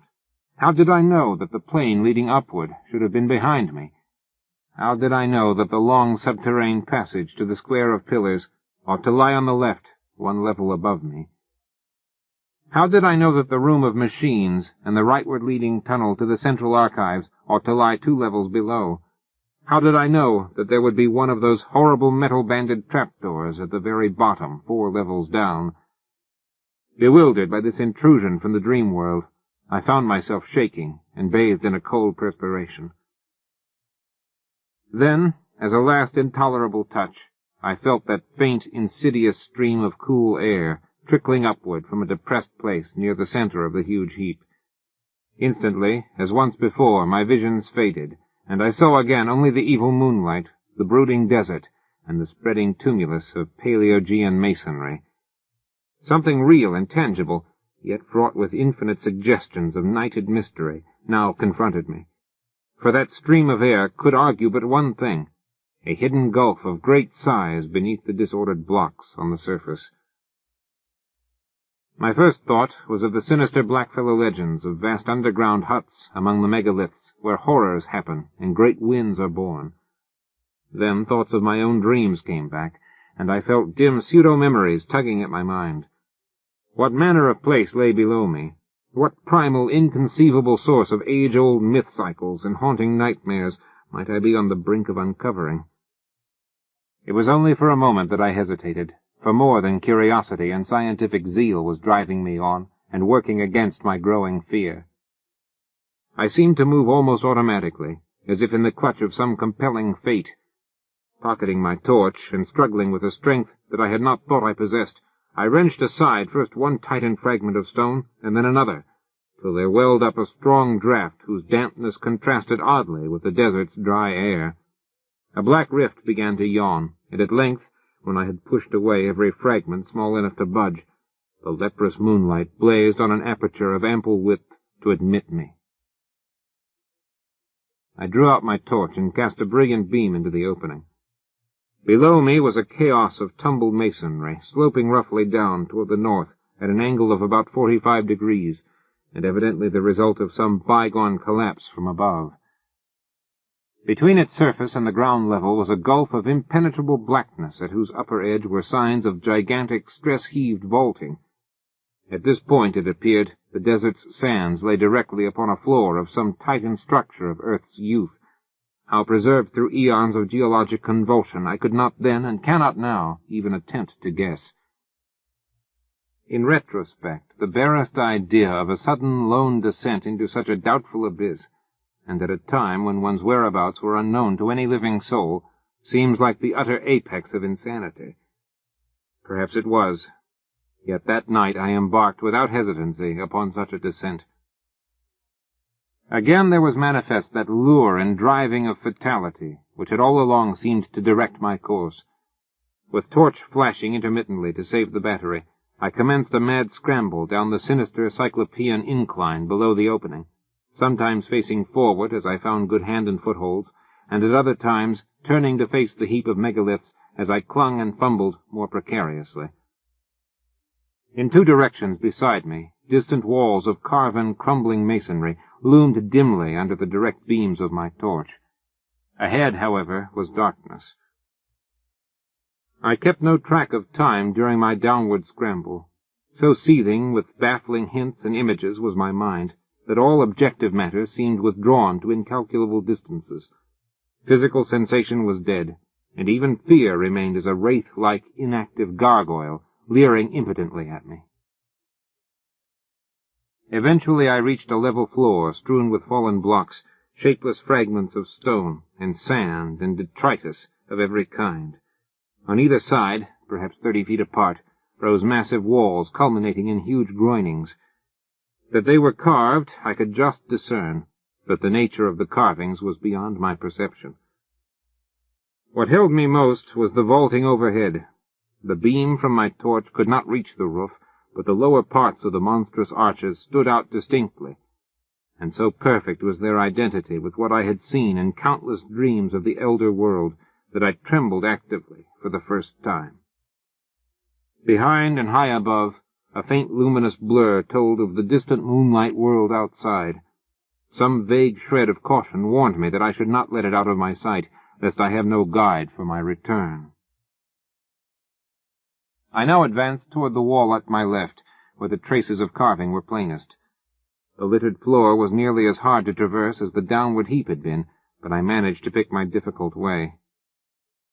At one place I heaved aside some blocks and kicked away the detritus to see what the pavement was like, and shuddered at the utter, fateful familiarity of the great octagonal stones whose buckled surface still held roughly together. Reaching a convenient distance from the wall, I cast the searchlight slowly and carefully over its worn remnants of carving. Some bygone influx of water seemed to have acted on the sandstone surface, while there were curious incrustations which I could not explain. In places the masonry was very loose and distorted, and I wondered how many eons more this primal hidden edifice could keep its remaining traces of form amidst earth's heavings. But it was the carvings themselves that excited me most. Despite their time-crumbled state, they were relatively easy to trace at close range, and the complete, intimate familiarity of every detail almost stunned my imagination. That the major attributes of this hoary masonry should be familiar was not beyond normal credibility. Powerfully impressing the weavers of certain myths, they had become embodied in a stream of cryptic lore which, somehow, coming to my notice during the amnesic period, had evoked vivid images in my subconscious mind. But how could I explain the exact and minute fashion in which each line and spiral of these strange designs tallied with what I had dreamed for more than a score of years? What obscure, forgotten iconography could have reproduced each subtle shading and nuance which so persistently, exactly, and unvaryingly besieged my sleeping vision, night after night? For this was no chance or remote resemblance. Definitely and absolutely, the millennially ancient, eon-hidden corridor in which I stood was the original of something I knew in sleep as intimately as I knew my own house in Crane Street, Arkham. True, my dreams showed the place in its undecayed prime, but the identity was no less real on that account. I was wholly and horribly oriented. The particular structure I was in was known to me. Known, too, was its place in that terrible elder city of dream.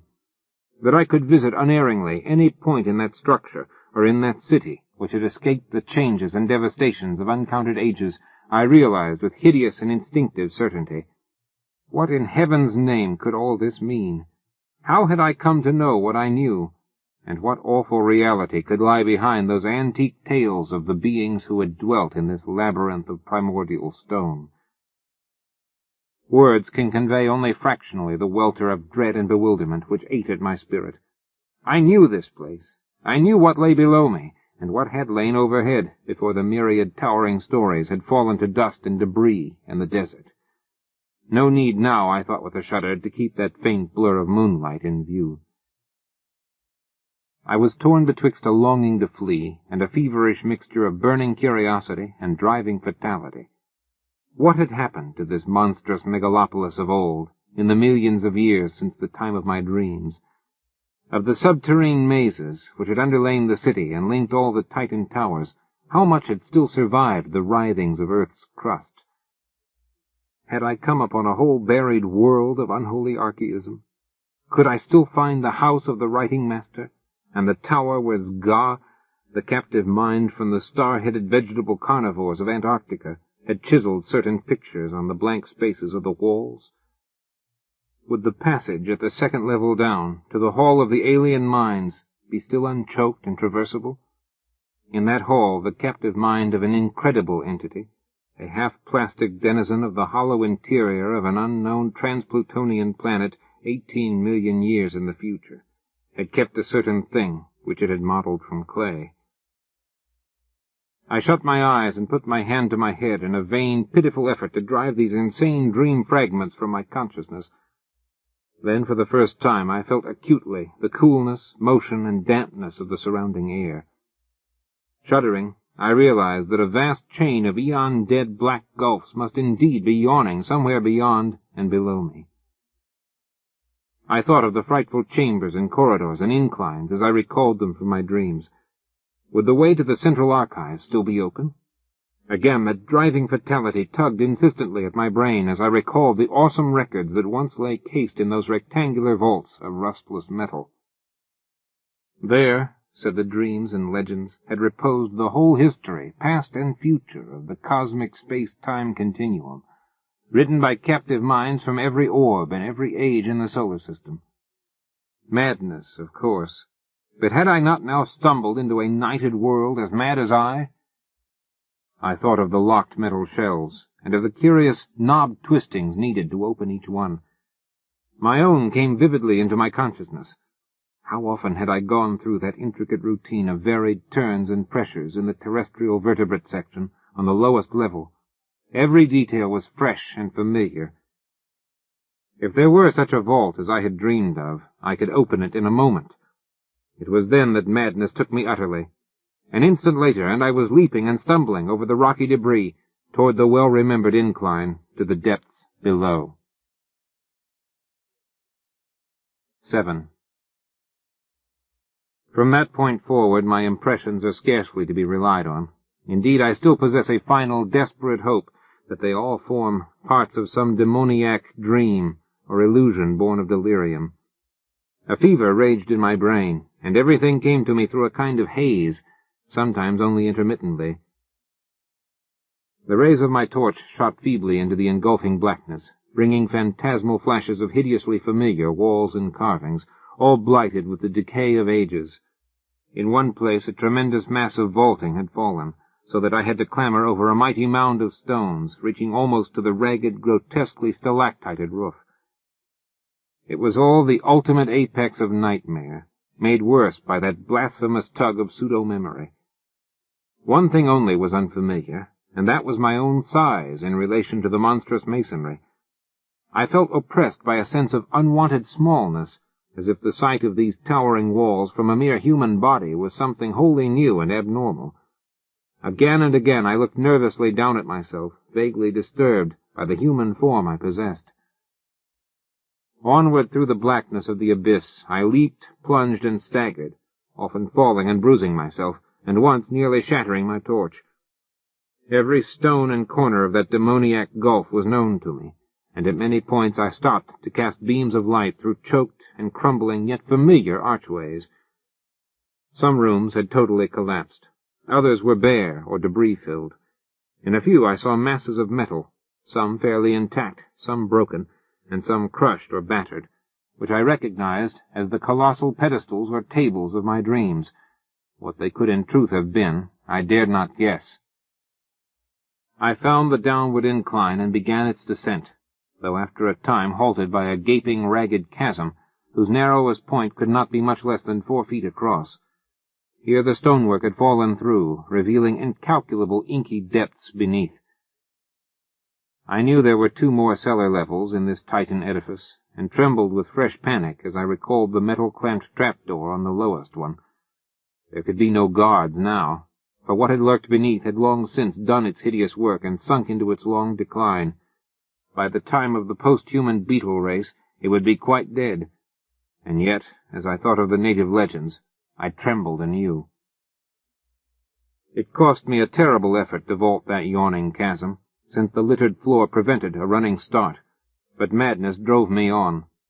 I chose a place close to the left-hand wall, where the rift was least wide and the landing spot reasonably clear of dangerous debris, and after one frantic moment reached the other side in safety. At last, gaining the lower level, I stumbled on past the archway of the room of machines, within which were fantastic ruins of metal, half buried beneath fallen vaulting. Everything was where I knew it would be, and I climbed confidently over the heaps which barred the entrance of a vast transverse corridor. This, I realized, would take me under the city to the central archives. Endless ages seemed to unroll as I stumbled, leaped, and crawled along that debris-cluttered corridor. Now and then I could make out carvings on the age-stained walls, some familiar, others seemingly added since the period of my dreams. Since this was a subterrane house-connecting highway, there were no archways, save when the route led through the lower levels of various buildings. At some of these intersections I turned aside long enough to look down well-remembered rooms. Twice only did I find any radical changes from what I had dreamed of, and in one of these cases I could trace the sealed-up outlines of the archway I remembered. I shook violently, and felt a curious surge of retarding weakness as I steered a hurried and reluctant course through the crypt of one of those great, windowless, ruined towers, whose alien basalt masonry bespoke a whispered and horrible origin. This primal vault was round and fully 200 feet across, with nothing carved upon the dark-hued stonework. The floor was here free from anything save dust and sand, and I could see the apertures leading upward and downward. There were no stairs nor inclines. Indeed, my dreams had pictured those elder towers as wholly untouched by the fabulous great race. Those who had built them had not needed stairs or inclines. In the dreams, the downward aperture had been tightly sealed and nervously guarded. Now it lay open, black and yawning, and giving forth a current of cool, damp air. Of what limitless caverns of eternal night might brood below, I would not permit myself to think. Later, clawing my way along a badly heaped section of the corridor, I reached a place where the roof had wholly caved in. The debris rose like a mountain, and I climbed up over it, passing through a vast empty space where my torchlight could reveal neither walls nor vaulting. This, I reflected, must be the cellar of the house of the metal purveyors, fronting on the third square not far from the archives. What had happened to it I could not conjecture. I found the corridor again beyond the mountain of detritus and stone, but after a short distance encountered a wholly choked place where the fallen vaulting almost touched the perilously sagging ceiling. How I managed to wrench and tear aside enough blocks to afford a passage, and how I dared disturb the tightly packed fragments when the least shift of equilibrium might have brought down all the tons of superincumbent masonry to crush me to nothingness, I do not know. It was sheer madness that impelled and guided me, if indeed my whole underground adventure was not, as I hope, a hellish delusion or phase of dreaming.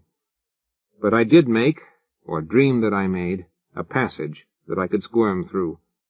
As I wriggled over the mound of debris, my torch, switched continuously on, thrust deeply in my mouth. I felt myself torn by the fantastic stalactites of the jagged floor above me. I was now close to the great underground archival structure which seemed to form my goal. Sliding and clambering down the farther side of the barrier, and picking my way along the remaining stretch of corridor with hand-held, intermittently flashing torch, I came at last to a low circular crypt with arches, still in a marvelous state of preservation, opening off on every side. The walls, or such parts of them as lay within reach of my torchlight, were densely hieroglyphed and chiseled with typical curvilinear symbols, some added since the period of my dreams. This, I realized, was my fated destination, and I turned at once through a familiar archway on my left. That I could find a clear passage up and down the incline to all the surviving levels, I had oddly little doubt. This vast earth-protected pile, housing the annals of all the solar system, had been built with supernal skill and strength to last as long as the system itself. Blocks of stupendous size, poised with mathematical genius and bound with cements of incredible toughness, had combined to form a mass as firm as the planet's rocky core. Here, after ages more prodigious than I could sanely grasp, its buried bulk stood in all its essential contours, the vast, dust-drifted floors scarce sprinkled with the litter elsewhere so dominant. The relatively easy walking from this point onward went curiously to my head. All the frantic eagerness hitherto frustrated by obstacles now took itself out in a kind of febrile speed, and I literally raced along the low-roofed, monstrously well-remembered aisles beyond the archway. I was past being astonished by the familiarity of what I saw. On every hand the great hieroglyphed metal shelf doors loomed monstrously, some yet in place, others sprung open, and still others bent and buckled under bygone geological stresses not quite strong enough to shatter the Titan masonry. Here and there a dust-covered heap beneath a gaping, empty shelf seemed to indicate where cases had been shaken down by earth tremors. On occasional pillars were great symbols and letters proclaiming classes and subclasses of volumes.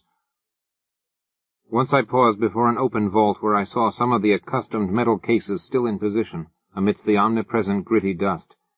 Reaching up, I dislodged one of the thinner specimens with some difficulty and rested it on the floor for inspection. It was titled in the prevailing curvilinear hieroglyphs, though something in the arrangement of the characters seemed subtly unusual. The odd mechanism of the hooked fastener was perfectly well known to me, and I snapped up the still rustless and workable lid and drew out the book within. The latter, as expected, was some 20 by 15 inches in area and 2 inches thick, the thin metal covers opening at the top. Its tough cellulose pages seemed unaffected by the myriad cycles of time they had lived through, and I studied the queerly pigmented, brush-drawn letters of the text, symbols unlike either the usual curved hieroglyphs or any alphabet known to human scholarship, with a haunting, half-aroused memory. It came to me that this was the language used by a captive mind I had known slightly in my dreams, a mind from a large asteroid on which had survived much of the archaic life and lore of the primal planet whereof it formed a fragment. At the same time I recalled that this level of the archives was devoted to volumes dealing with the non-terrestrial planets. As I ceased poring over this incredible document, I saw that the light of my torch was beginning to fail, hence quickly inserted the extra battery I always had with me. Then, armed with the stronger radiance, I resumed my feverish racing through unending tangles of aisles and corridors, recognizing now and then some familiar shelf, and vaguely annoyed by the acoustic conditions which made my footfalls echo incongruously in these catacombs. The very prints of my shoes behind me in the millennially untrodden dust made me shudder. Never before, if my mad dreams held anything of truth, had human feet pressed upon those immemorial pavements. Of the particular goal of my insane racing, my conscious mind held no hint. There was, however, some force of evil potency pulling at my dazed will and buried recollection, so that I vaguely felt I was not running at random. I came to a downward incline and followed it to profound depths. Floors flashed by me as I raced, but I did not pause to explore them. In my whirling brain there had begun to beat a certain rhythm which set my right hand twitching in unison. I wanted to unlock something, and felt that I knew all the intricate twists and pressures needed to do it. It would be like a modern safe with a combination lock. Dream or not, I had once known, and still knew. How any dream, or any scrap of unconsciously absorbed legend, could have taught me a detail so minute, so intricate, and so complex, I did not attempt to explain to myself. I was beyond all coherent thought, for was not this whole experience, this shocking familiarity with a set of unknown ruins, and this monstrously exact identity of everything before me with what only dreams and scraps of myth could have suggested, a horror beyond all reason? Probably it was my basic conviction then, as it is now during my saner moments, that I was not awake at all, and that the entire buried city was a fragment of febrile hallucination. Eventually I reached the lowest level and struck off to the right of the incline. For some shadowy reason I tried to soften my steps, even though I lost speed thereby. There was a space I was afraid to cross on this last deeply buried floor. As I drew near it, I recalled what thing in that space I feared. It was merely one of the metal-barred and closely guarded trapdoors. There would be no guards now, and on that account I trembled and tiptoed as I had done in passing through that black basalt vault where a similar trapdoor had yawned. I felt a current of cold, damp air, as I had felt there, and wished that my course led in another direction. Why I had to take the particular course I was taking I did not know. When I came to the space, I saw that the trapdoor yawned wildly open. Ahead, the shelves began again, and I glimpsed on the floor before one of them a heap very thinly covered with dust, where a number of cases had recently fallen. At the same moment, a fresh wave of panic clutched me, though for some time I could not discover why. Heaps of fallen cases were not uncommon, for all through the eons this lightless labyrinth had been racked by the heavings of earth, and had echoed at intervals to the deafening clatter of toppling objects. It was only when I was nearly across the space that I realized why I shook so violently. Not the heap, but something about the dust of the level floor was troubling me. In the light of my torch it seemed as if that dust were not as even as it ought to be. There were places where it looked thinner, as if it had been disturbed not many months before. I could not be sure, for even the apparently thinner places were dusty enough, yet a certain suspicion of regularity in the fancied unevenness was highly disquieting. When I brought the torchlight close to one of the queer places, I did not like what I saw, for the illusion of regularity became very great.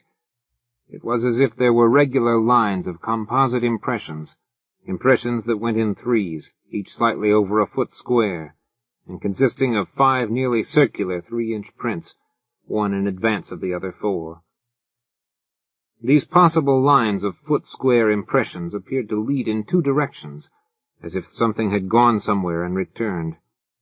They were, of course, very faint, and may have been illusions or accidents, but there was an element of dim, fumbling terror about the way I thought they ran. For at one end of them was the heap of cases which must have clattered down not long before, while at the other end was the ominous trap-door with the cool, damp wind, yawning unguarded down to abysses past imagination.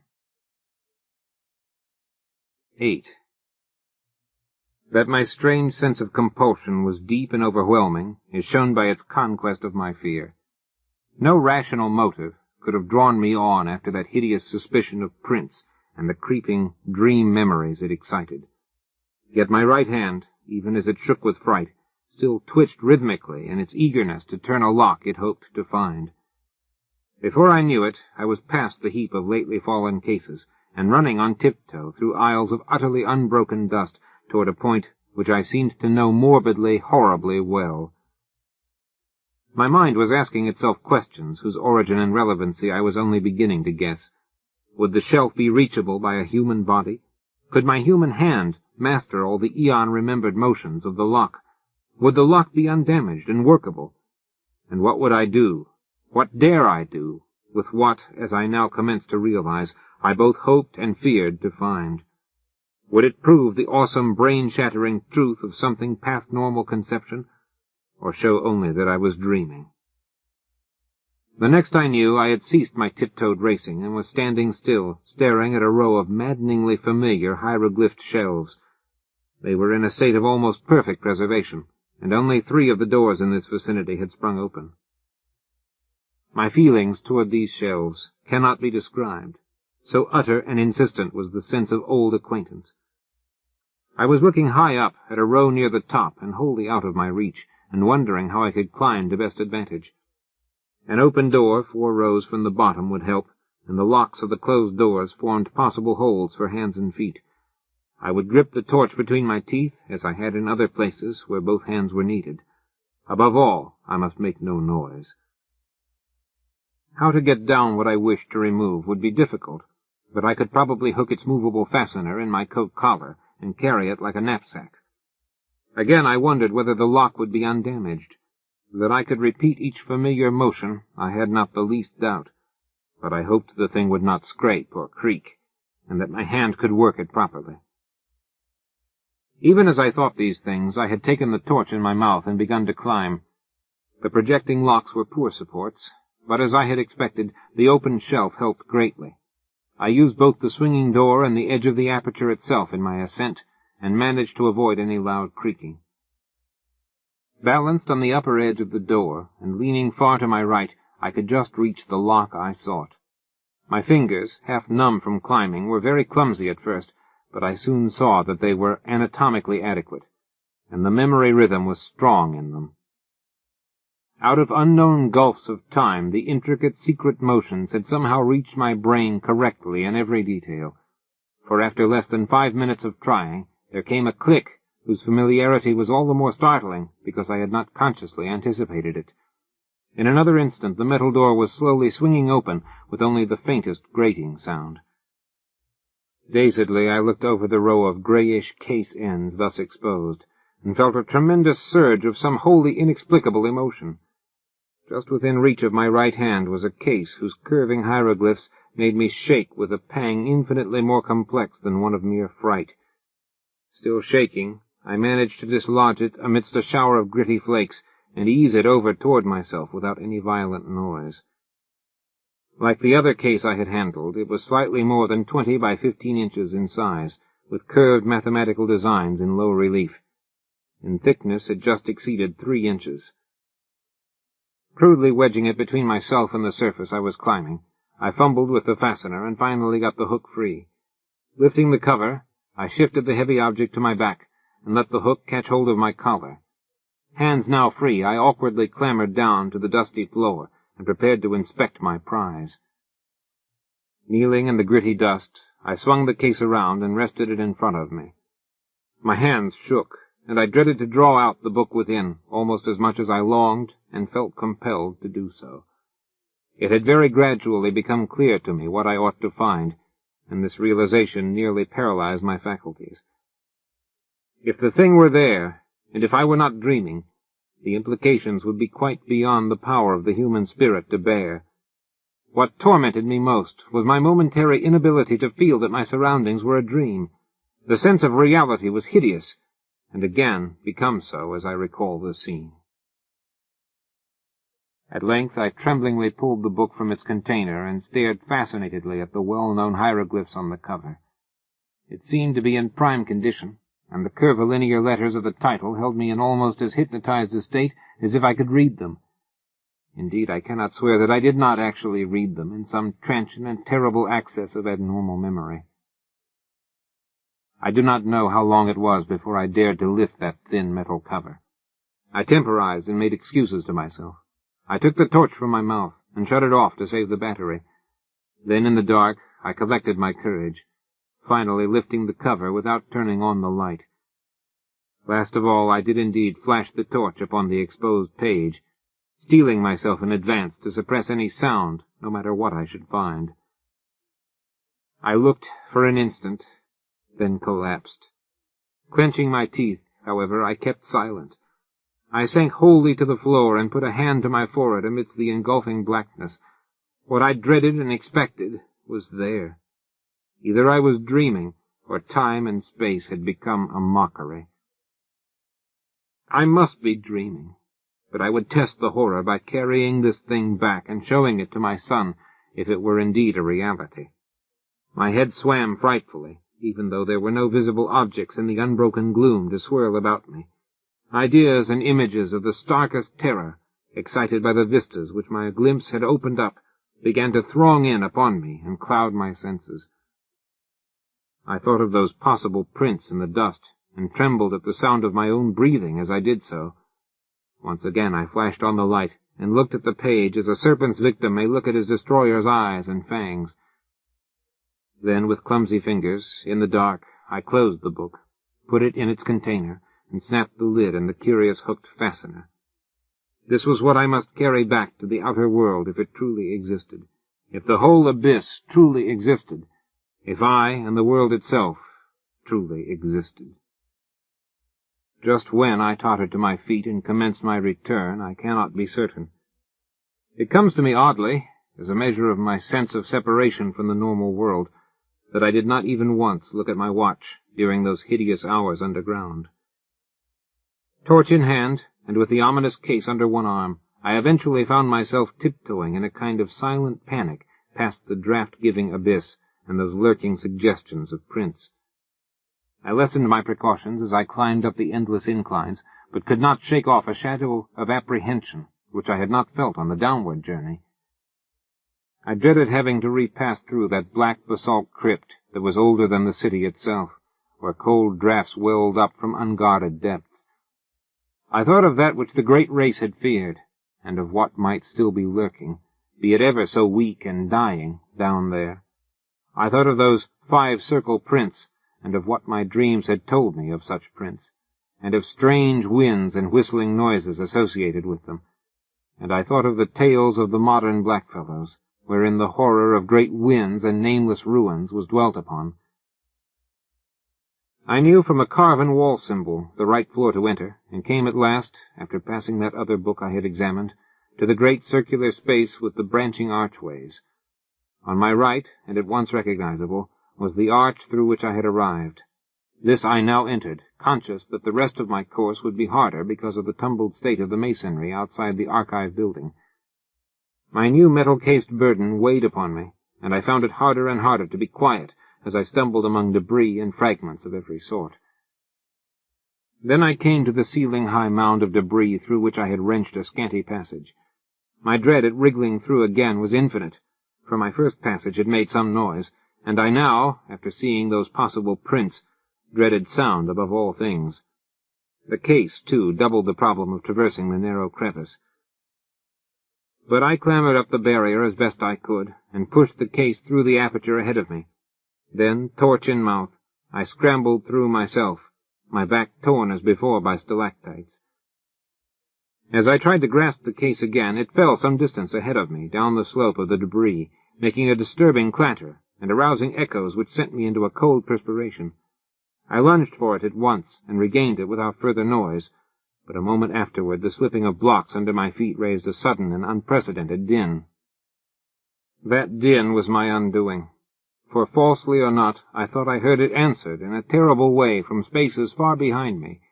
I thought I heard a shrill whistling sound, like nothing else on earth, and beyond any adequate verbal description.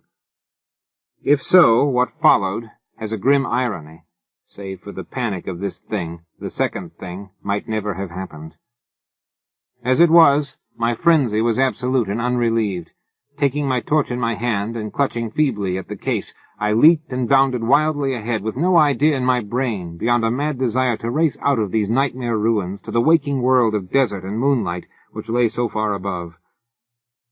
I hardly knew it when I reached the mountain of debris which towered into the vast blackness beyond the caved-in roof, and bruised and cut myself repeatedly in scrambling up its steep slope of jagged blocks and fragments. Then came the great disaster.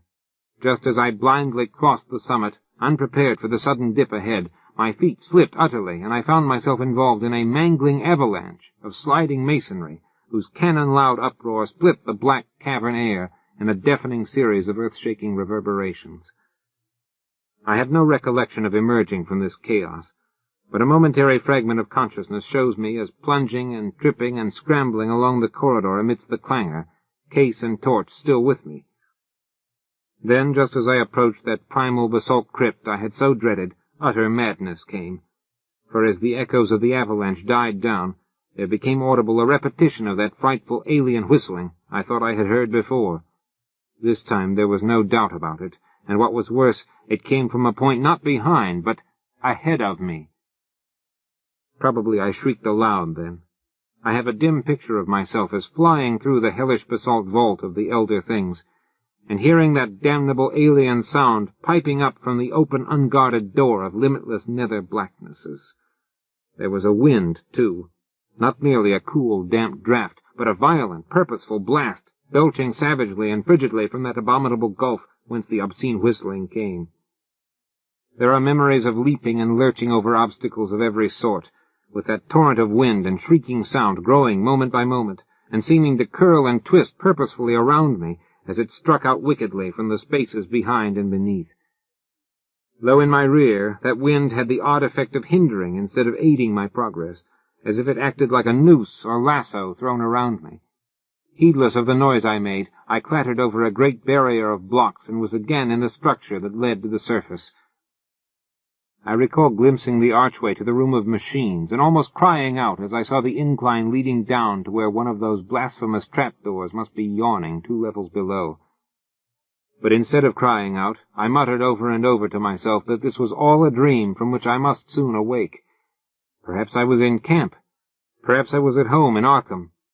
As these hopes bolstered up my sanity, I began to mount the incline to the higher level. I knew, of course, that I had the 4-foot cleft to recross, yet was too racked by other fears to realize the full horror until I came almost upon it. On my descent, the leap across had been easy, but could I clear the gap as readily when going uphill, and hampered by fright, exhaustion, the weight of the metal case, and the anomalous backward tug of that demon wind? I thought of these things at the last moment, and thought also of the nameless entities which might be lurking in the black abysses below the chasm. My wavering torch was growing feeble, but I could tell by some obscure memory when I neared the cleft. The chill blasts of wind and the nauseous whistling shrieks behind me were for the moment like a merciful opiate, dulling my imagination to the horror of the yawning gulf ahead. And then I became aware of the added blasts and whistling in front of me, tides of abomination surging up through the cleft itself from depths unimagined and unimaginable. Now, indeed, the essence of pure nightmare was upon me. Sanity departed, and ignoring everything except the animal impulse of flight, I merely struggled and plunged upward over the incline's debris as if no gulf had existed. Then I saw the chasm's edge, leaped frenziedly with every ounce of strength I possessed, and was instantly engulfed in a pandemoniac vortex of loathsome sound and utter, materially tangible blackness. That is the end of my experience, so far as I can recall. Any further impressions belong wholly to the domain of phantasmagoric delirium. Dream, madness, and memory merged wildly together in a series of fantastic, fragmentary delusions which can have no relation to anything real. There was a hideous fall through incalculable leagues of viscous, sentient darkness, and a babel of noises utterly alien to all that we know of the earth and its organic life. Dormant, rudimentary senses seemed to start into vitality within me, telling of pits and voids peopled by floating horrors, and leading to sunless crags and oceans and teeming cities of windowless basalt towers upon which no light ever shone. Secrets of the primal planet and its immemorial eons flashed through my brain without the aid of sight or sound, and there were known to me things which not even the wildest of former dreams had ever suggested, and all the while cold fingers of damp vapor clutched and picked at me, and that eldritch, damnable whistling shrieked fiendishly above all the alterations of babel and silence in the whirlpools of darkness around. Afterward there were visions of the Cyclopean city of my dreams, not in ruins, but just as I had dreamed of it. I was in my conical, non-human body again, and mingled with crowds of the great race and the captive minds who carried books up and down the lofty corridors and vast inclines. Then, superimposed upon these pictures, were frightful, momentary flashes of a non-visual consciousness involving desperate struggles, a writhing free from clutching tentacles of whistling wind, an insane bat-like flight through half-solid air, a feverish burrowing through the cyclone-whipped dark, and a wild stumbling and scrambling over fallen masonry. Once there was a curious, intrusive flash of half-sight, a faint, diffuse suspicion of bluish radiance far overhead. Then there came a dream of wind-pursued climbing and crawling, of wriggling into a blaze of sardonic moonlight through a jumble of debris which slid and collapsed after me amidst a morbid hurricane. It was the evil, monotonous beating of that maddening moonlight which at last told me of the return of what I had once known as the objective, waking world. I was clawing prone through the sands of the Australian desert, and around me shrieked such a tumult of wind as I had never before known on our planet's surface. My clothing was in rags, and my whole body was a mass of bruises and scratches. Full consciousness returned very slowly, and at no time could I tell just where delirious dream left off and true memory began. There had seemed to be a mound of tightened blocks, an abyss beneath it, a monstrous revelation from the past, and a nightmare horror at the end. But how much of this was real? My flashlight was gone, and likewise my metal case I may have discovered. Had there been such a case, or any abyss, or any mound? Raising my head, I looked behind me, and saw only the sterile, undulant sands of the desert. The demon wind died down, and the bloated, fungoid moon sank reddeningly in the west. I lurched to my feet and began to stagger southwestward toward the camp. What in truth had happened to me? Had I merely collapsed in the desert and dragged a dream-racked body over miles of sand and buried blocks? If not, how could I bear to live any longer?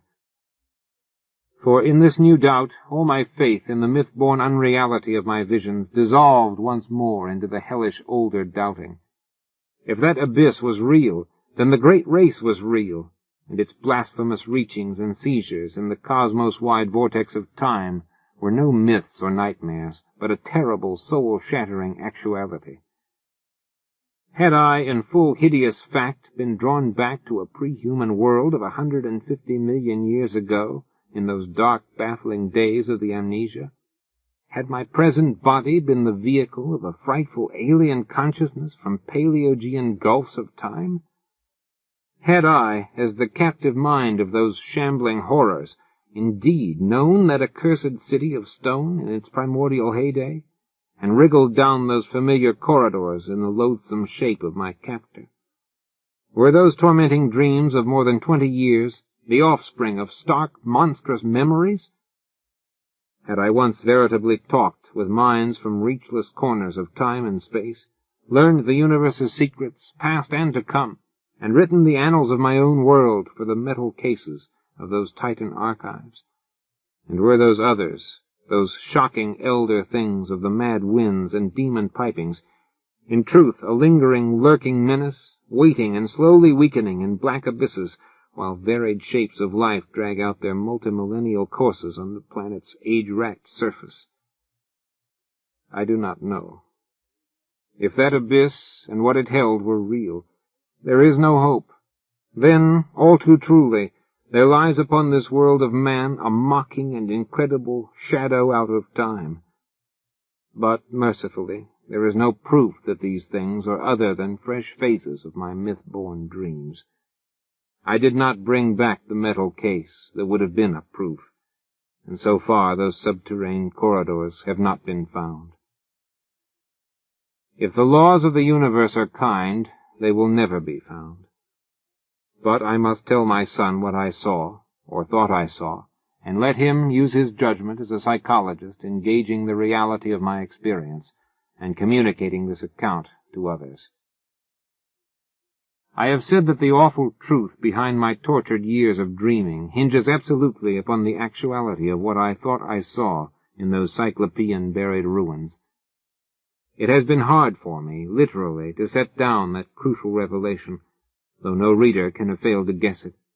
Of course, it lay in that book within the metal case, the case which I pried out of its lair amidst the dust of 1,000,000 centuries. No eye had seen, no hand had touched that book since the advent of man to this planet. And yet, when I flashed my torch upon it in that frightful abyss, I saw that the queerly pigmented letters on the brittle, eon-brown cellulose pages were not indeed any nameless hieroglyphs of Earth's youth. They were instead the letters of our familiar alphabet, spelling out the words of the English language in my own handwriting. End of Dark Company, The 10 Greatest Ghost Stories. Edited by Lincoln Child. Narrated by James DeLotel, in the studios of the American Printing House for the Blind, Louisville, Kentucky, for the Library of Congress, July 1984. Reproduced by the CNIB Library for the Blind, Toronto, exclusively for the use of individuals unable to read print due to a visual or physical handicap. This book is protected by copyright and may not be duplicated.